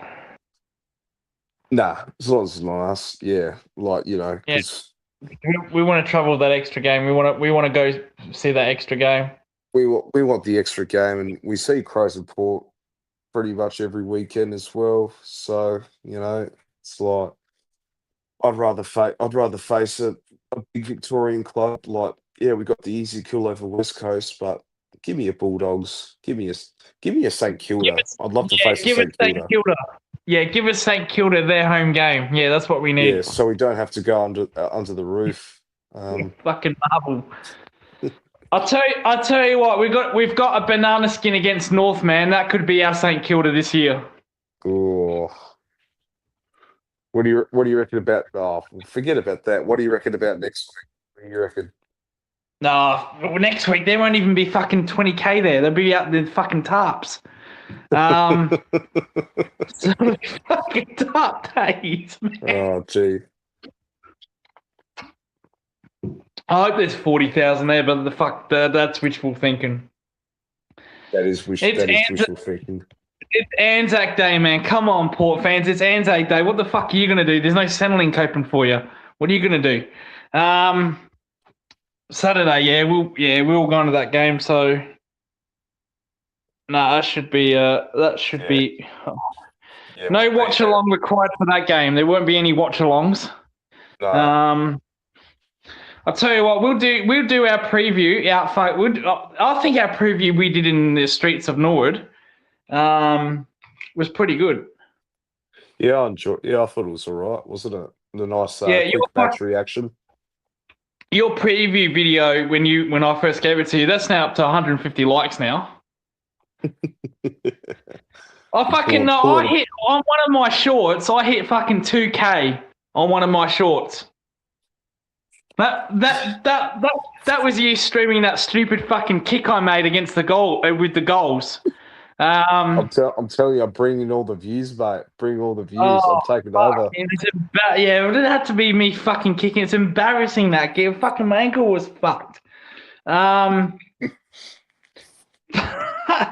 No, well, see, this is why you need the Festival of Footy up. Still have what a gather round might be finished, but keep the festival up. What the fuck are people? Elder Park's dead, mate. You go to Elder Park now, it's dead. Mate, what the fuck are you going to do there now? But no one's going to care about the footy festival after the gather round. That's the point. That's the point. Oh, mate, what do you mean, mate? I'll be fucking there every day. I'll be there. So. I got bored of it. The footy festival was the same. It was the same as the last. Well, since its inception, bro. Like, the fucking weather didn't help. The weather was shit. Yeah, but even last year, I thought, oh, okay, like, oh no. Yeah, I don't know. It needs a bit of a change. I do like the Food and Wine Festival. I'll probably go to that again next year. I want to check out the Barossa. I think it needs more stuff. I think the footy festival needs to be expanded to Rundle Mall, probably. Yeah, I don't, man. I want my Winter Olympics at fucking Rundle Mall, man. Downhill skiing. I'm telling you, mate. If fucking man-made snow, it will happen. And then you can turn it into a nightclub. You can turn Rundle Mall into one big nightclub. I'm telling you. That's what you can have it inside the Adelaide Arcade, the nightclub inside Adelaide Arcade. I'm telling you, it'd be successful, mate. I'm telling you, I'll fucking run the joint. I have a better chance of pulling a fucking woman. Club Lucas. Yeah. LA Ice on tap. Oh, that's it. There won't be any of that fucking Cooper shit. That's for sure. You're breaking me now. Well, you're a Northern Brew man, aren't you? So, I mean, you know me. I like all sorts of beer. Like, depends what mood I'm in. I had the Japanese beer tonight. Mate, I'm giving you that Greek beer, Menthos. I'm buying you that. I look forward to it. Yeah, I don't drink. I'm not much of a drinker, as you know. But, mate, we have gone as long as a fucking League Gunners emergency space here. We're into 5 hours, man. Can you believe that? 5 hours? Is this the same videos you watch along? This is the same video as our watch along. We've gone 5 hours. Oh, my God. Jesus Christ. This is our longest show by a fucking mile. We're 12:30 in the morning, and we fucking won. Yeah. So emergency space, and we won. So, mate, I'll tell you what. 11 hours to lose. Mate, we'd still be going if we lost to West Coast. We'd still be doing it. Well, I'll tell you what. If we lose to Port Adelaide, mate, we'll do 24/7. We won't come off air. Shit. I'll probably go straight home. That's what I'll do. Mate, I won't even. I'll stream from the ground, mate. They'd have to get Graham Corns and KG to pry me out of that fucking seat. I'd stream there for fucking 24/7, mate. You'd need to get the fucking army to get me out of there, man. But anyway, it's 12:30. We're going to end the stream.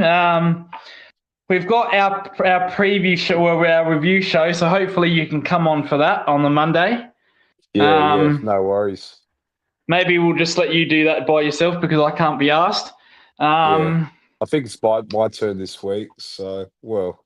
Yeah, I did. Yeah, I did the preview show this week, didn't I? Because you couldn't do the Thursday.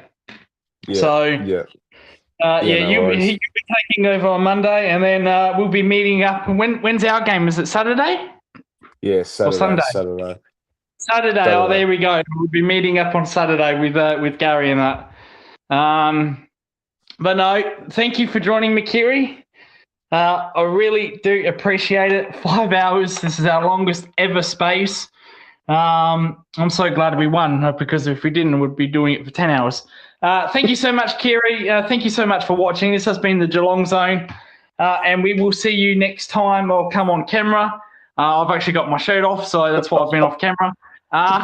So we will see you. Oh, fuck. I swear I've got pants on. Actually, I know. I don't have pants. I have the red shorts on. I have bought the red shorts back for the special win against Footscray. We won't show that on camera, but you just have to believe me. But anyway, thank you for joining us. Kiri will be back on Monday to do the review. He's got all his computers, and then we're going to meet up for the Anzac Day. Very emotional game. We just hope Port crowd will actually turn up. Can you actually turn up? That would be nice. Anyway, Kiri, thanks for joining us, and goodbye for now. See you. Go, Cat.